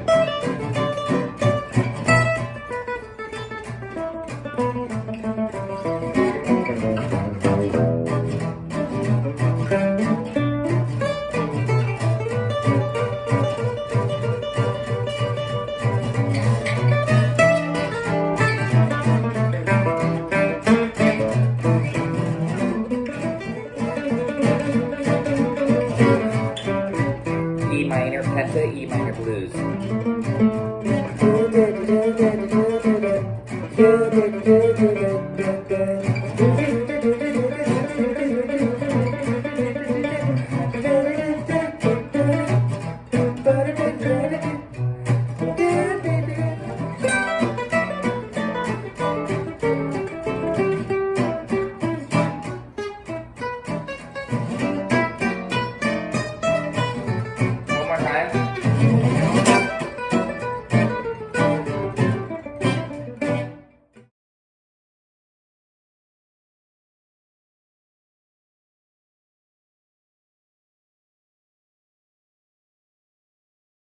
In this case, we're running scales.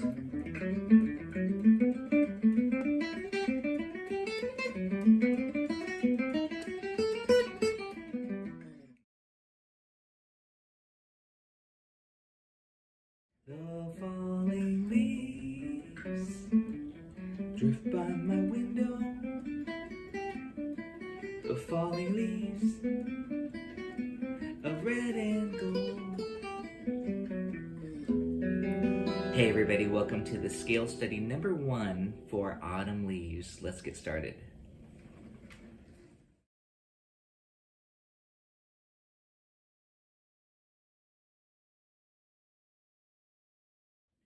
Hey everybody, thanks for joining me on this Autumn Leaves scale study number 1. This is just an introduction into some basic scales that I feel are essential to know. So we're going to discuss some modes. That means the Dorian mode, Mixolydian mode, Ionian mode, Lydian mode, Locrian mode. We're also going to discuss harmonic minor scales. So please check out the PDF on Patreon. You can check out the sound slice practice video as well.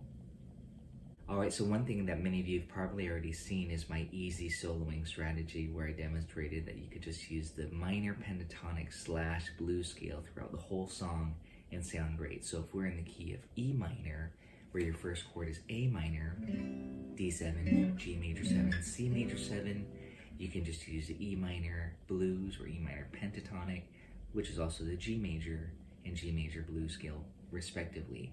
That's a great place to start. I recommend doing that. Check out my sound slice practice video on Patreon. But right now I'm going to actually start you on the modes. And basically we're talking about the diatonic church modes. I do have videos for this already too. If you're not familiar with your modes, check out those videos first and get familiar with the different mode names and the relationship to the chord. We have an A minor 7 chord. The first scale we're going to use is A Dorian to correlate with that. And that's just one octave. You can start here. You can descend. Or here. Okay, it's nice just to kind of have an exercise to start with. I know it's just, scale exercise, but that's a good starting place. Okay, so be able to hit the chord and run the scale. D7. And now that's called Mixolydian. We're starting right in chord scale relationship. What's special about this exercise is that I'm not moving around like this, then way up here, and then way down here. That's a little bit disjunct and too much to think about. It's nice just to think of it all in one position. Essentially, you're staying within the 5th fret in this particular example, but I would apply it to all over the fretboard so you can have mastery over 8th notes. 1 and 2 and 3 and 4 and now we're going to D. A, D, G, C. The song follows the cycle of fourths. Backwards, perfect fourths. A minor 7, D 7, G major 7, C major 7, F sharp half tone, B7, E minor. Okay, so again, this is very important that you visualize this little method here. A lot of fun just going through the changes, and that's just the A section for Autumn Leaves. And you can just loop that and have so much fun for hours, and then move on to the B section. But also you can apply it to other songs. This concept, we're basically talking about chord scale relationship. Just like this, we're running scales.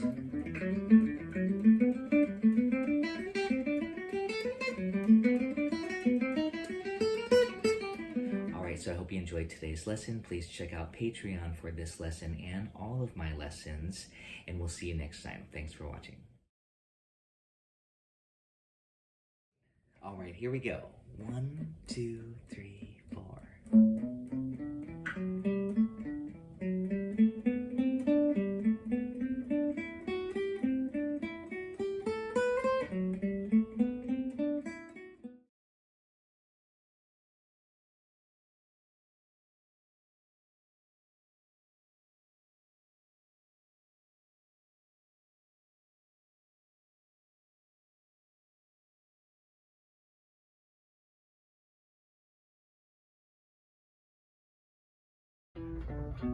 Beautiful. Yeah, G major pentatonic in the root position. This is very important because E minor is this. So G major is this. And here's that chord, 6/9.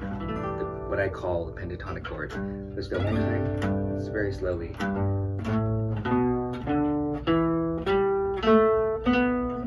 you go. Yeah. Yeah.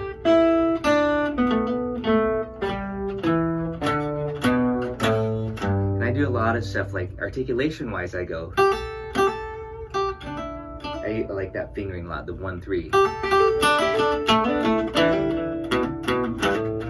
I do a lot of those grace notes that are not necessarily in there. There's a blue note, but this, and this too. You know, it's not in the pentatonic, but it sounds nice to go, oh, like this. Kind of a blue note. Yeah, you can add those up. Yeah. So again, once you get that pentatonic, we can also add these notes too, the chromatic passing notes, like this. Those are all great notes to add in. Very Django Reinhardt too, you know. Those usually work, and then the note above it, the blue note almost. Those are little small articulations, yeah. So, there you go, yeah. So it's just a matter of mapping out your... And I would actually practice these top 3 strings a few times like this. Just realize that you can use the same fingering, 1-3, and then shift. There you go. Yeah, just staying on those top 3 strings. Yeah, hammer on, pull off. Now I'm gonna give you Autumn Leaves as a bossa nova. Just stay on those top 3 strings.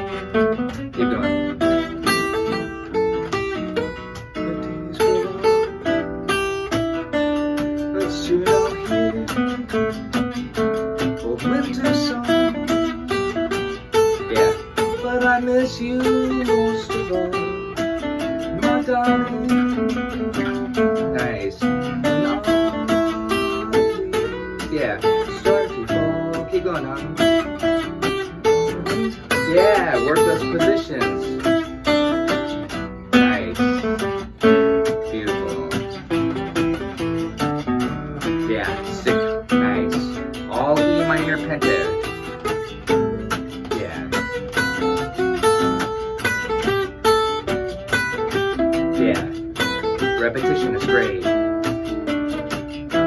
Beautiful. Since you went away, the days grow long. Soon I'll hear the winter song. But I miss you most of all. Yeah. My darling.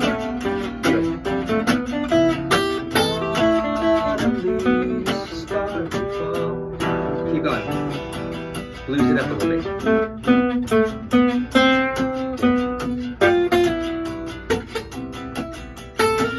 Yeah, right.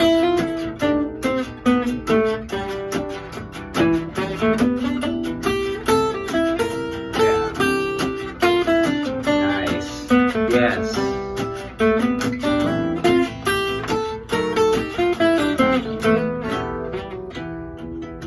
Since you went away, the days go long.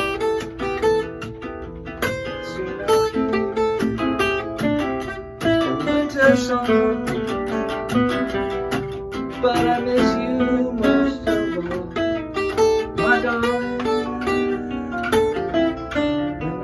When autumn leaves start to fall.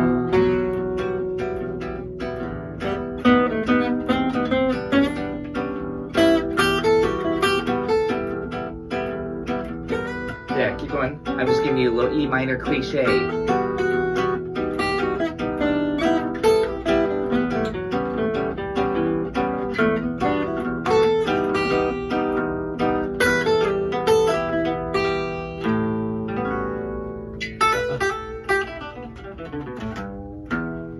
That's all. Yeah.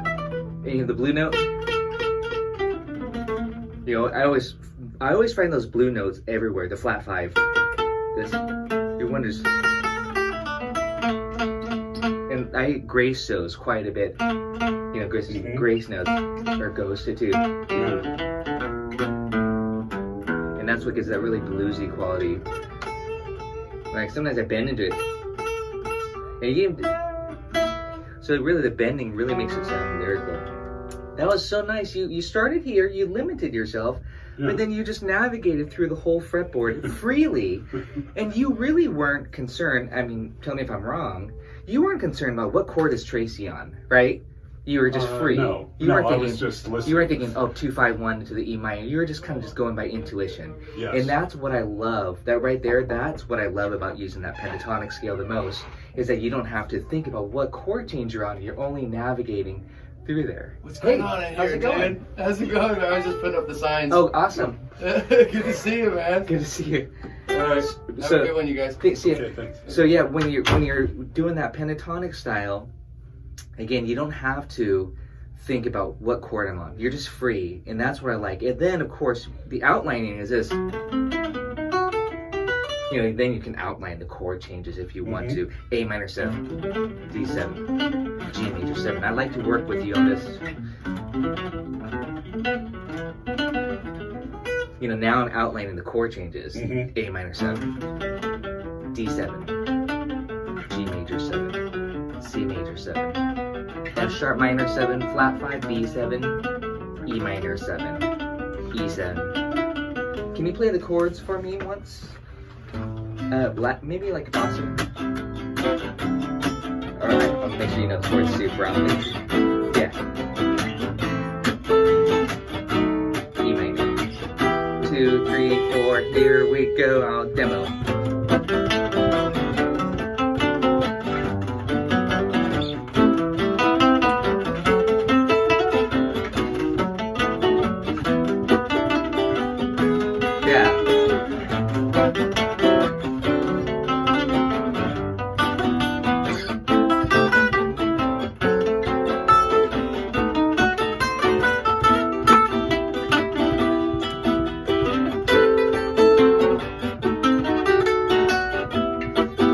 Now I'm just starting to outline a little bit more. I mean, in that case, now I'm thinking. Right? Yes, now you are thinking the chords. And then not only that, you were playing A minor 7. I played C major 7. So I'm doing a substitution. That substitution we talked about, you play out the 3rd degree. So now you know how you did that C major pentatonic earlier, like this. And then I said, no, we want G major. Right. But what I would like for you to do is to play C major penta over the A minor. So play the C. This is now we're getting one step fancier. Now I'm going to have you switch pentas. So you're going from A minor, which is also C major, and I'm getting an A minor 9,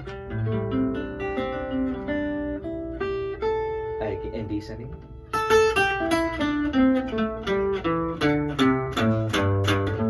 Good, thank you. You can even kind of land on the root just to solidify that. I'm going to give you A minor 11.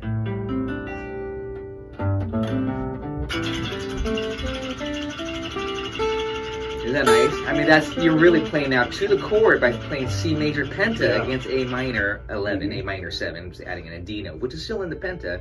A minor penta has the 11. I always say that's why I wrote on that worksheet E minor 11. And then I'm going to give you a D7, but I'm going to make it a sus4. It's D9 sus4. Play that same penta. You're going to,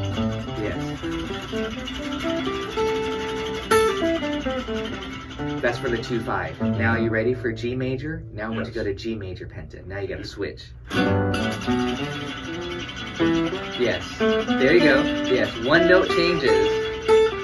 C major. I'm still playing. I want you to G major against a C major. Now stay on that one for the. So that was for the 2-5. Sorry, the 1-4. Yes. G major 7, C major 7. You're doing G major. Play that for a second. I'm going to give it to you in rhythm.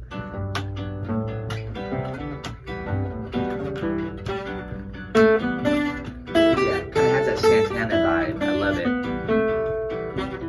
1-4. As if we're in the key of G, right? 1-4. Beautiful. There you go. It's very relaxing. There's no F sharp in there, by the way. I know you like that F sharp. And there's no C. But I'm on a C major 7 chord. Yeah. So let's talk about this for a second. Play me that A. Decent. That's at 6th degree. Right. Play the G. That's the 5th. 5. Play the next note E. That's the 3rd, right? Of the C major 7. Play the next note D. That's the 9. Beautiful note. Right. And play the next note. That's the B against my C. That's Major 7. There's no C. Play the root now. Yeah. See, the root almost sounds like too I don't know, too blatant, like it's too stated. Yes. But it's jazzier by focusing on the 7 and the 9. Yeah, do this little lick here.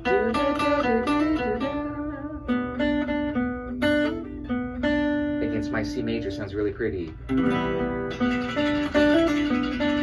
Now play the root. Right? It's like, it almost like ruins the party because it's so like blatant. But if you want to jazzier colors, you want to stay away from the root. Here's the root. So again, this is kind of an interesting thing. You know, we're targeting. This is not swing jazz. In swing jazz, you know, like where we're doing this, we want a lot of roots. Right. But kind of playing a little bit more of this modern-y jazz, I'll just say, we want to avoid the root. So by doing that, you could play the major pentatonics, the formula, major penta off the 5th degree. So C major 7, you play G major penta, which is E minor. Just like you play E minor 7 chord against my C, that creates a C major 9 by thinking E minor. And don't forget, this is 1 note shy of the penta. Here's a penta. But against a C in the bass, that creates a C major 9. So you think off the 5th degree, play your major pentatonic. This is a formula. Or off the 3rd degree, you play your minor penta. So you see C major, you think E minor penta, which is relative to G major. All that stuff we just did, that's why that works. Okay? There. So we don't want to play C major. Again, this depending on the style that you're going after, but this is that kind of more modern style. So let's review this. Now we're using the pentatonic scale, the traditional penta in the sense, the major and minor. On the A minor to D7, you're playing C major penta. Again, see there. Yeah.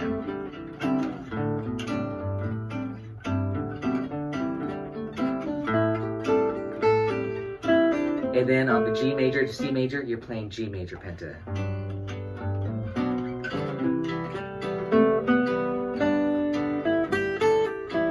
Ready, back to C major penta. Now this is the fun part, is navigating.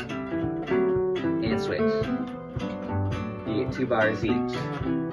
Again, A minor, C major, and G major. That's what I'm saying. It's only 1 note difference, but it's tricky. C major, G major, C major, and G major. Let's do that again. 2 bars each. A minor, C major, and G major. Ready? Here we go again. And switch. Oh, there you go. There you go. Yeah, I know. And that's where, because it's so tricky to navigate that, if you're trying to do the full scale, you've got to limit yourself. You have to just say, well, what are my common notes? This is common. This is common. Yeah. And right here is where it's going to change. You have to just kind of know where it changes. For the C major, it's this. For the G major, it's this. So that's where you might want to either focus on or avoid. So these 4 notes, yeah, you can just do this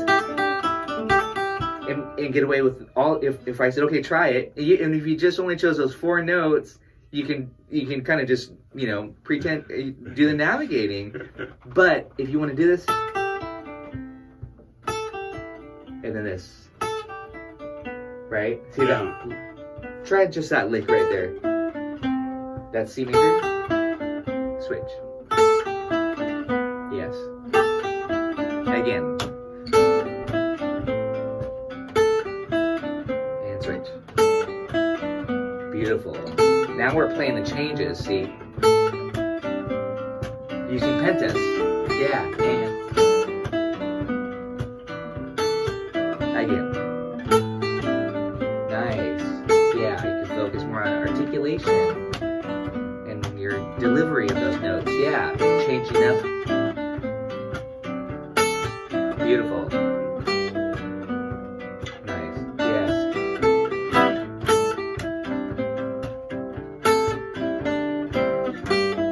Nice.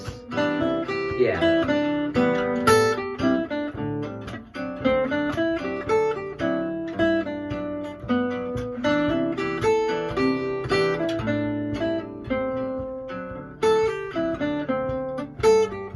Beautiful. Yes. Yeah. So, then now you want to say, oh, okay, I better learn the rest of the string. So let's do that. So you got the C major, which is this. And then G major, which is this, pentas. Yes. So that note is here. Or this. You just gotta be careful. Yeah. Which one?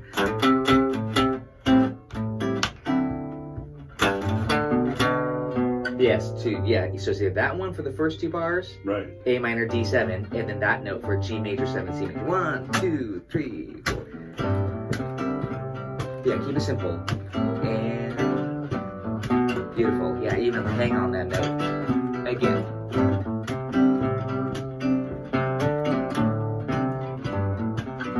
Beautiful.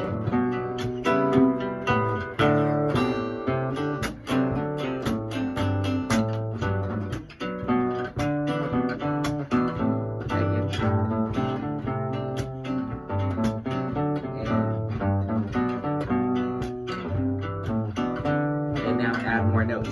See if you can yeah, this should help you quite a bit now. As long as you're conscious of where that one note is.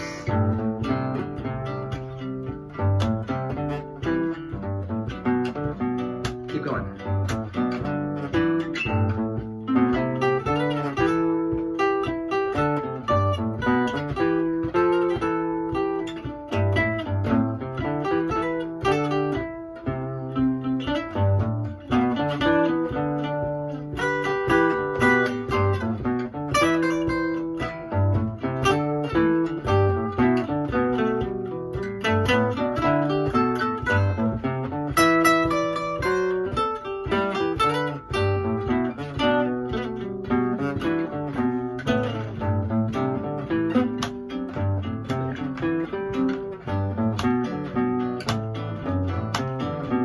C major penta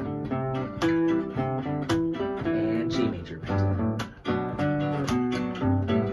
and C major, which is also A minor, and G major, which is also E minor. Right. So again, now you're using two pentas, which is really fun. I mean, you could blaze through the changes, if you wanted to, but that's not really what it's about necessarily. Just kind of getting that beautiful, subtle voice leading, as you can see by going like this.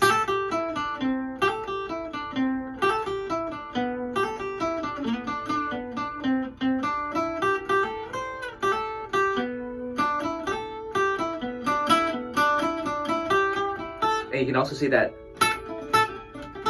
those two notes stay the same. So you can kind of just do licks. With that kind of focus on those notes, and also the chromatic embellishment, or passing tone rather. I mean, that gets us now back into some of the swing style and using bebopisms and enclosure chromatic passing tones. So that's and those are beautiful notes again, and as I mentioned, Django Reinhardt would often bend the note in between. Because he would only bend half steps, not whole steps like a rock guitar player would. So he'd always, that's a beautiful, we're doing this now. Now I'm going to give you let's go back to some swing. Yeah, he's got a autumn leaves loaded up. He's gonna do a little demonstration. Let's listen to Darwin play.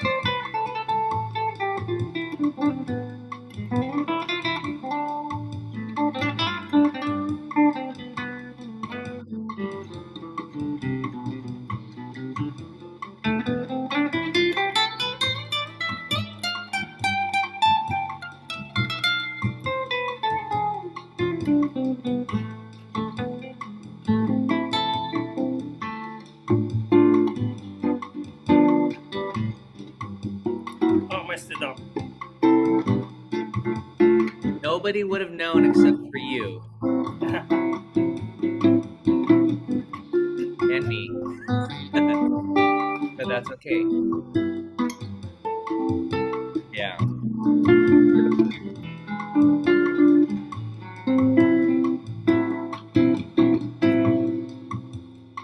So That was so beautiful. Yeah, Darwin. yeah, okay. Yeah. Thanks. I didn't know what I was doing, just playing.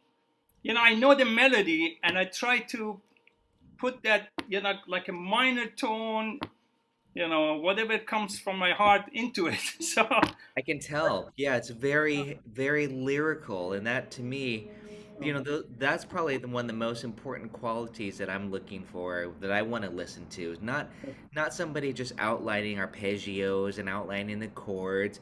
I'm wanting, and I strive to do that too, to have that lyrical quality.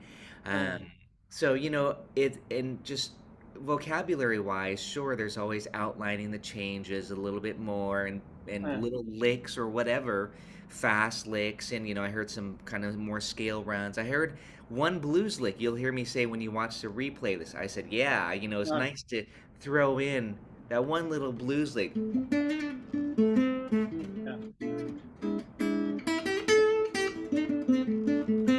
yeah. I love that bluesy stuff. Yeah, I like to. Yeah, I know you do. That's what I'm saying. Throw that in. Don't be afraid. Yeah.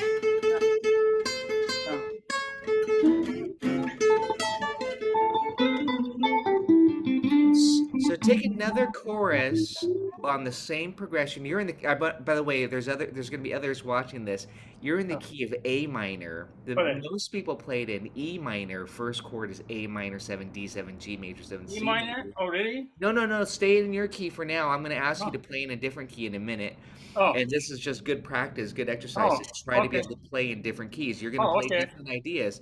But stay in that key now. Your first chord is D minor 7. Correct. G7, C major Yeah. 7, 7, correct. F major 7, B minor 7 flat 5, E7, and then A minor. Here's that A minor blues. So yeah, you're in the A.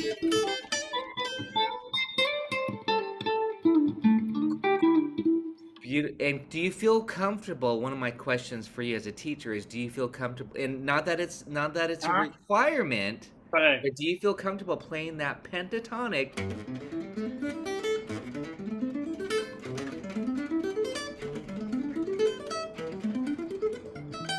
Do you feel comfortable playing it anywhere on the fretboard in those 5 positions? I don't know. Oh, but that's not a requirement. I'm just saying that that's one aspect I would recommend that you do. If you love that sound, don't just be limited to just one Yeah. position. Make sure you do practice it in those A minor. Correct. I'll I think I'll I attach. can play. I'm not sure, but I think I might be able to do it. Yeah, I bet you can by ear and by instinct Yes. because of all Yeah. your years of playing. Again, it's just going to free you up to be able to play anywhere on the fretboard and not only to one position. But trust me, so many great guitar players can stay in one position and Okay. make hours and hours of music on this one progression. So I know you can do that too. But so it's not like you have to do that. That's just I like to have that freedom of being able to go anywhere. And one way of practicing it is I stay in one position, then I shift, stay in that position for a while, then I shift, stay Okay. in that. It's the same 5 notes. Correct. But it's Correct. funny how Different the different position. fingerings and the positions will make you play different ideas. Correct. Plus, you can connect it too and kind of build your solos. So Correct. put on the backing track. Just play only, and I often do this myself, and students kind of just one concept. Please play only A minor pentatonic / blues if you want to add the blue note. Please do play one time through. Same song. Autumn Leaves. And just play which one now? A minor blues or pentatonics. Yeah. There you go. Yeah. Just the whole song? The whole chorus. Yeah. Okay. Limit try it. yourself to that. Yeah. Don't throw in anything else. No.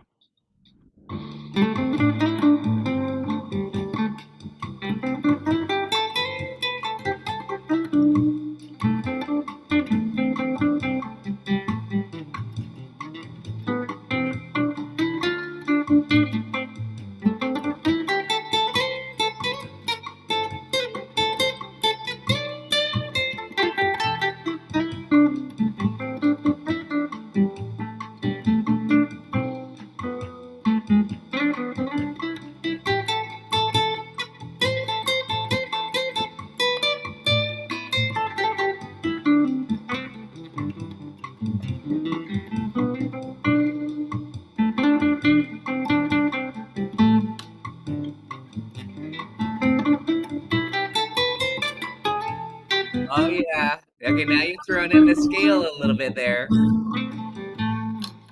That was good. Yeah. Toward the end, you got into the scale just a little Yeah. bit there. Correct. But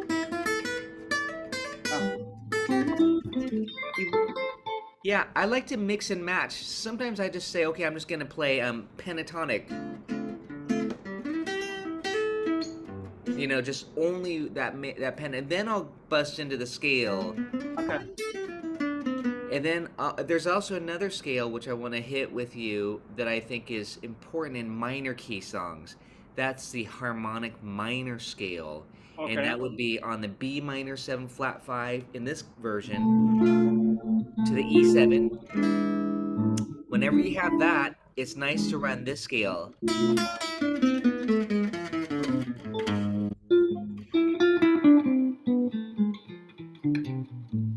Beautiful. and then resolve it. This is something to practice, and you can loop this, and then resolve it to just the A minor blues. So what I like to do with my students, especially if we were jamming together, I would, I always kind of yell it out. I say harmonic minor. Then I say blues. Harmonic minor. And this is all off the root of A. So this harmonic minor.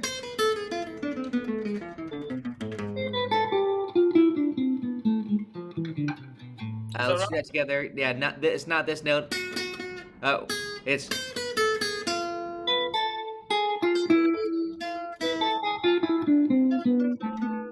Correct.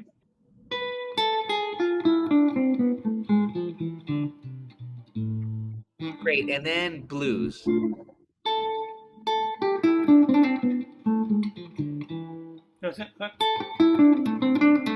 Yeah, or pentatonic, right, yeah. So what I'd like for you to do is to do 2 measures, that's over this chord, and that's harmonic minor, and then the blues. Yeah, the best way to practice it now on your iReal Pro, I hope you know how to do this, is hold it down on the B minor, loop it, and then just practice. Let's just practice that part of it. It's kind of like the turnaround almost, but so I'm gonna show you. I'm gonna show you too. Let me load it up here. And this is just increasing, kind of adding. I'll say adding to the vocab. This is an A minor, so I'm gonna put it right here. I'm already just holding it down and looping it. You'll see that it's looped there. Okay. And bossa nova, yeah. So it'll sound like this. I'll show you harmonic minor, and then when you loop it, you actually have to push play here, not down at the play. Correct. Play. Okay, where the loop shows, correct? Yes. So listen to me do it just once. Blues. You don't have much time. Harmonic. Blues.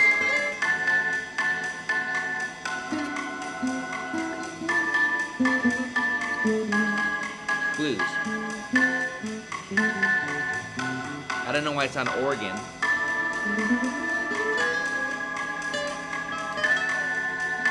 But that's okay. It doesn't matter if that's on organ or not. But again, harmonic. It's not. You don't have much time. You have 2 bars.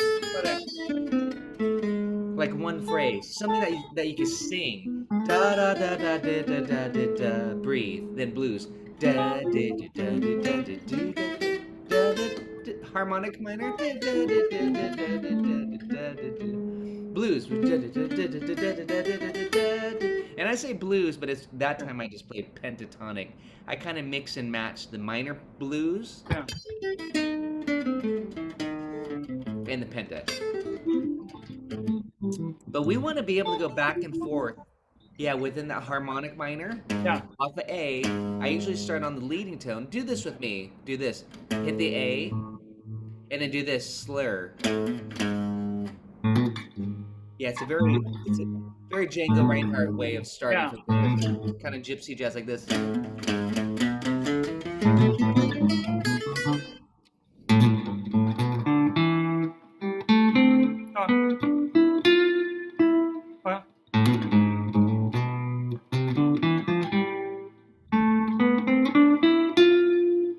Yeah, no? And it's not this note here. You hit the flat 7. It's this note. Da. So this is where we do want to work on that harmonic minor scale together. Let's just do this for a minute. Okay. Is that what I want?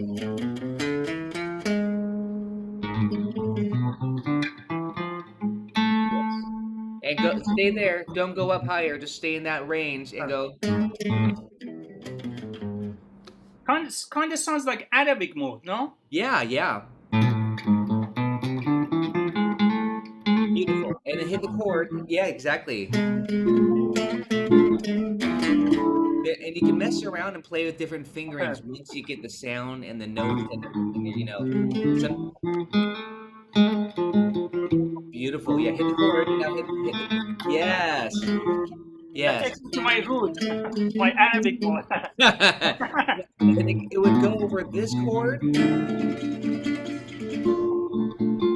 then hit the lick.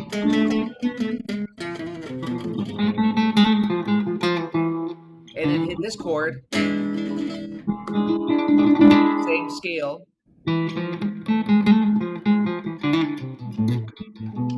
And then hit this chord here.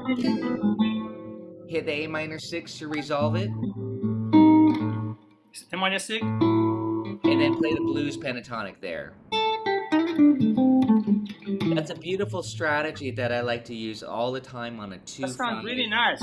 Yeah, it has that tension, that exotic. Yes.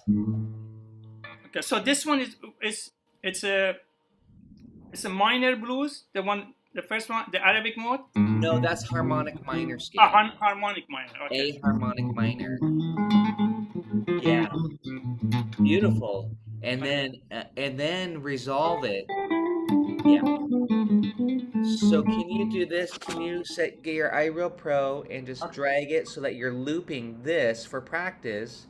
I'm gonna get that piano back in there too instead of the organ. And now it's gonna loop those. So watch, I'll yell it out. Ready? Harmonic minor. Blues. Harmonic minor. Blues. It's yeah. But let's have you do that on beautiful. Exactly. It's just practicing that. So you have a 2-bar phrase of harmonic minor. Blues. It goes by really fast, you know. It does. We want to seamlessly weave in and out of this so that to create these longer phrases, and that's, to me, it's an art. It's beautiful to do that, but it'll start to add some shading, some gradation to your soloing, so it's not just only from one palette. And I'm not saying that that's bad either, but I think this will add more color that's generally associated with jazz. It's, in this case, kind of Latin jazz too. So one question is how do you know when to use it? Oh, because I'm telling you, on the 2-5, this is a good question. On the B minor 7 flat 5 E7, that's when we want to use it to create tension, the harmonic minor scale. So when it resolves to the A minor, the 1 chord, the tonic, we want to release that tension often. This is just a strategy, a formula, by playing the blues scale. That's your feel good, you know, the release of it, and then create the tension by doing the harmonic minor. And oftentimes in the harmonic minor scale, you'll hear this diminished 7 arpeggio right here on the leading tone. And this. And then resolve. Tension. So really, people say tension, resolution. Tension, resolution. And the tension is on the harmonic scale, minor scale, on the 2-5. If you got rid of the 2, you just have the 5 chord, E7. So now I'm going to show you the theory of it really quickly. We don't need to talk too much shop. But on the harmonic minor scale, on the E7, you got the flat 9, you got the sharp 5.